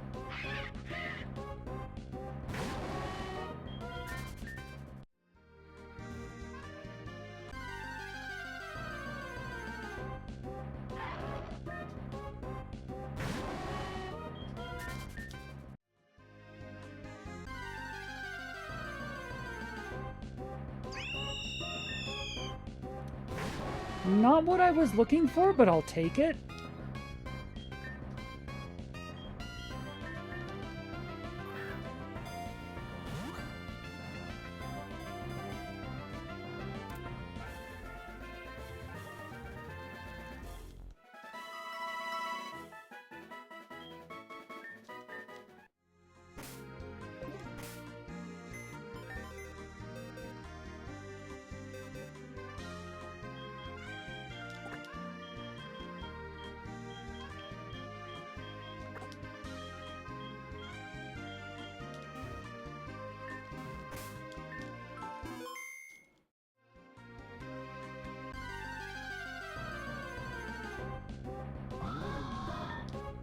Hi, Nimbly. We already have a Nimbly. We don't need a second Nimbly.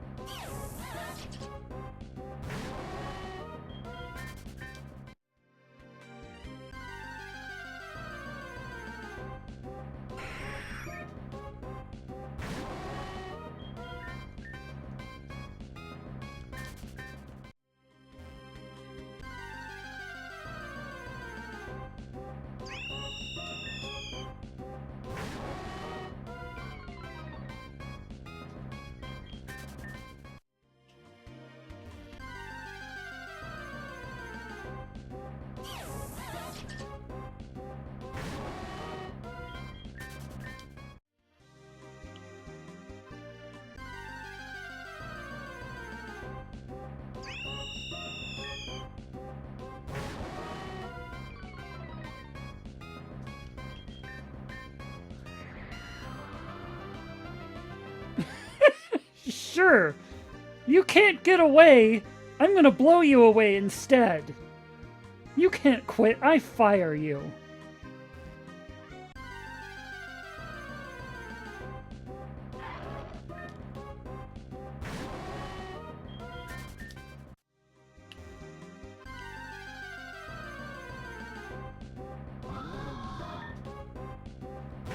Okay, what is the encounter rate for...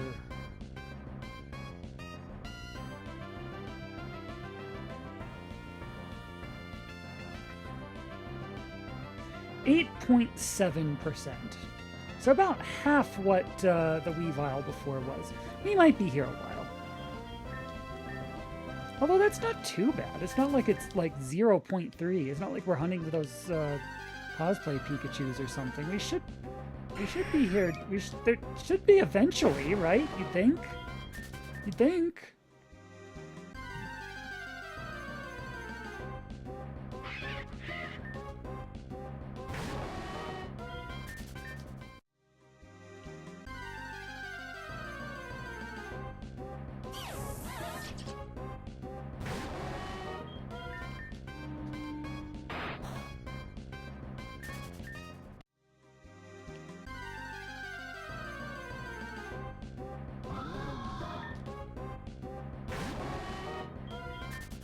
I want to believe, just because she's such a prankster and a well-meaning...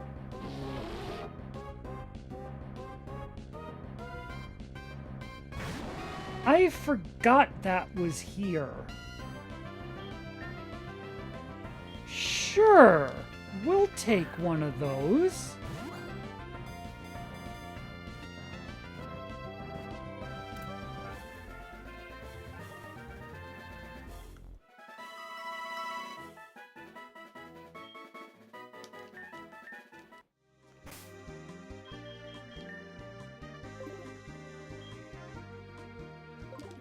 Our memory, right?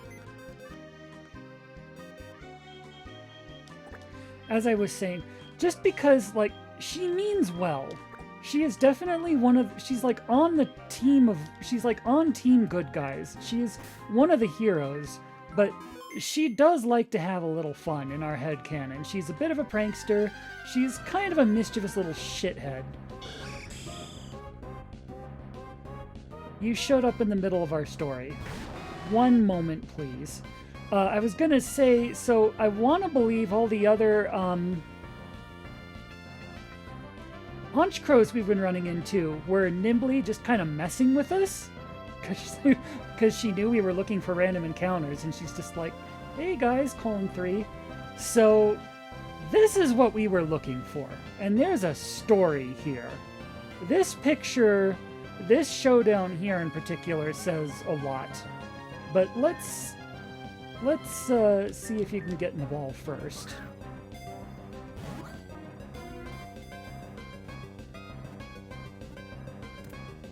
Okay, first try. I'm a little surprised. So, she's going straight to our party, actually. She can replace KJ Beaver. So, story time, all right? Let's turn the cracked flute back on. And we can just save here for now.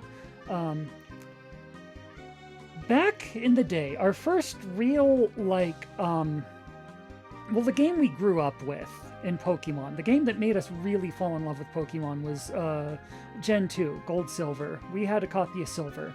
Skarmory was our, like, we fell in love with Skarmory from the moment we saw Skarmory in Silver.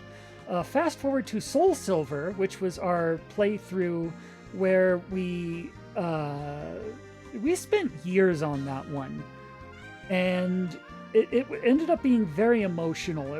There was so many headcanons, so many ships, so many... These are actual, like, characters with backstories and everything, and one of the Mon from, like, that's where all the Neverending Story named ones, like Mork, Auron, etc., Nimbly, are just from there.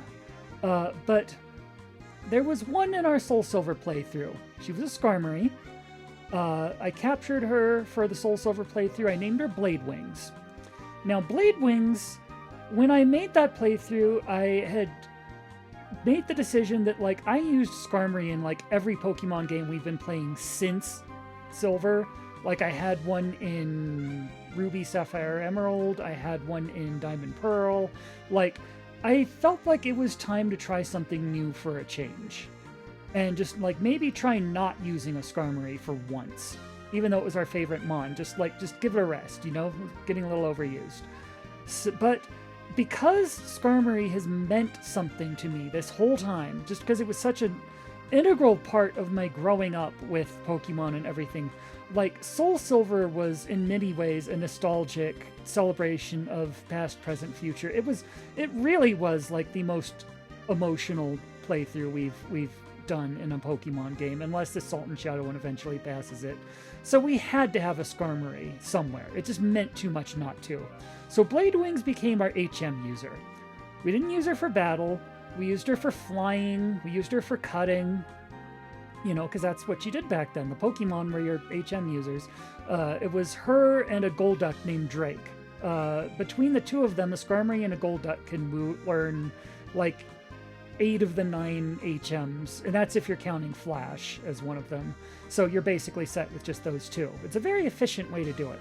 So Blade Wings was our HM user. So we beat the game, right? We finished the Soul Silver run, very cathartic, very emotional. And finally, after all these years, we did it. And in our headcanon, just the way we pictured these characters, I never thought that victory sat well with Blade Wings, right? And I'm going to rename her right now. And she's a she, because that's who she was in Soul Silver.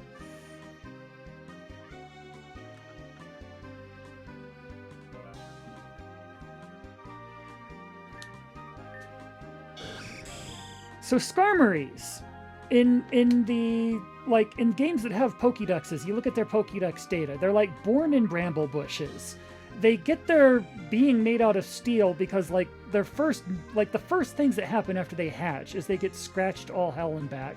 And that's just them, like, their skin just grows harder and harder until it turns into steel. That's what the Pokédex entry says. Blade Wings was born in misfortune, grew up in adversity, became hard because the world was hard. That face you see right there is the face of someone who has just been through so much shit that she turned into a steel armored, Skarmory, because that's just what her kind does. She fought hard. She clawed to get to where she is. She earned every inch of her strength only to be our HM user. Only to be a glorified, like, cab driver. She never saw battle in our Soul Silver run. She was there to, like, give the actual, the real heroes a lift to and from Mount Silver, right? That has to piss her off so much. She has, in our headcanon anyway, she has become hell-bent on proving herself since then. The rest of the Mon, some of them have just kind of gone off to peaceful retirement. They're done now. They had their adventure. They're resting easy. Some of them are, if there's another adventure here, sure, we can do another adventure. That's why Nimbly's back. That's why Auron's back. Blade Wings, she's pissed. She's got something to prove. And I feel like the reason we met her this late in the journey is because when this whole adventure started, she flew off on her own because fuck the rest of you guys. What's she gonna do? Be your, like, chauffeur again? Fuck all of you. She's out to prove herself. She's out to prove that she's better than you. That she's, she felt underused, she felt slighted, she felt miffed, she felt snubbed. And she is just out to, like, just rise above all of that. So that's why I waited this long to get her. We had access to this area for a while. If you remember the past few episodes, we could have gotten a Skarmory at any point once we were in Sky Spear Summit, right? But I wanted to wait until we beat the Steel Father so I could get her at level 42. For 2 reasons. 1, because I like having 2 extra levels. But 2, because I feel like she just pushed herself harder and harder and harder and trained. And, like, look at you, like, Gamork is kind of her rival at this point. Gamork is someone who in Soul Silver was, kind of had this dark, edgy vibe about him. I mean, look at him. He's this like little gloom puppy and everything, but he learned to chill out. He's learned to like embrace that, maybe the power of friendship is okay. Maybe he doesn't have to be evil. Maybe he doesn't have to be freaking, Gamork. He's come around, whereas Blade Wings has kind of gone on the opposite trajectory. She has gone off the deep end at this point. She is like half feral, I think. Like, as far as just how driven she is. So I feel like Gamork and Blade Wings are rivals at this point because Gamork knows the road where Blade Wings is going. And I think Gamork is trying to stop Blade Wings before Blade Wings has like an actual heel turn here, Like Gamork is trying to intervene before it's too late. Whereas Blade Wings doesn't want to hear any of that shit. So now Blade Wings is here on the team. And Blade Wings is like, okay, yeah, let's go kick some ass. I can't wait to just cave everyone's skulls in and prove that I am the best. I feel like she and Gamork are going to have a bit of a talking, they're going to have some words exchanged. And yeah, this is all a whole fucking lot of headcanon for just Pokemon, right? But again, Soul Silver was a major experience for us, and this No Sacrifices run in Salt and Shadow, this is why we did this. Because we wanted to give lie to the dread realization. They said this is not a game about making lasting friendships with your Pokemon. Too late. Gamork and Blade Wings are about as far back as they go. They have history. They have headcanons. These are our friends. They have stories to tell. And we're here to tell them. We're not here to get a Skarmory and sacrifice it. We're here to get Blade Wings. And we're here for Blade Wings' redemption arc, right? That's what this is all about. And I will leave you with that. I will give... What kind of item does Blade Wings need anyway? What would be good for her?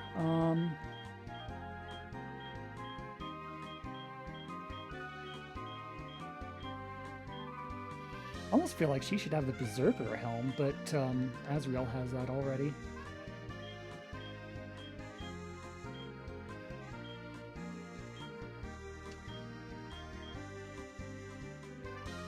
Maybe, yeah. Blade Wings doesn't really like ice. It's all stats. No, that feels like her. She will push herself, like, when she's got 1 HP left, she will... That's when it's on. That feels suitable for her. Anyway. So, with that, let's heal up.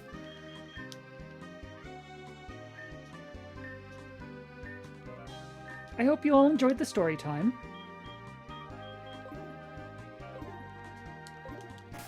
The great thing about Pokemon headcanons in a game like Salt and Shadow is that if we actually complete this challenge run, and this is like verification footage that for the honor that we would claim when we actually do this and we win and everything, then the devs will have no choice but to listen to all of that. It's part of the video now. It's part of the footage. The devs have to hear our headcanon. Blade Wings is like, they have no choice but to hear how much Blade Wings means to us. So there. Anyway, so let's save. I put someone to sleep with my story. Wonderful. That's... I don't know what else I expected, really. Well, okay. Still though, okay, so let's just quit while we're ahead in that case. So we will save here.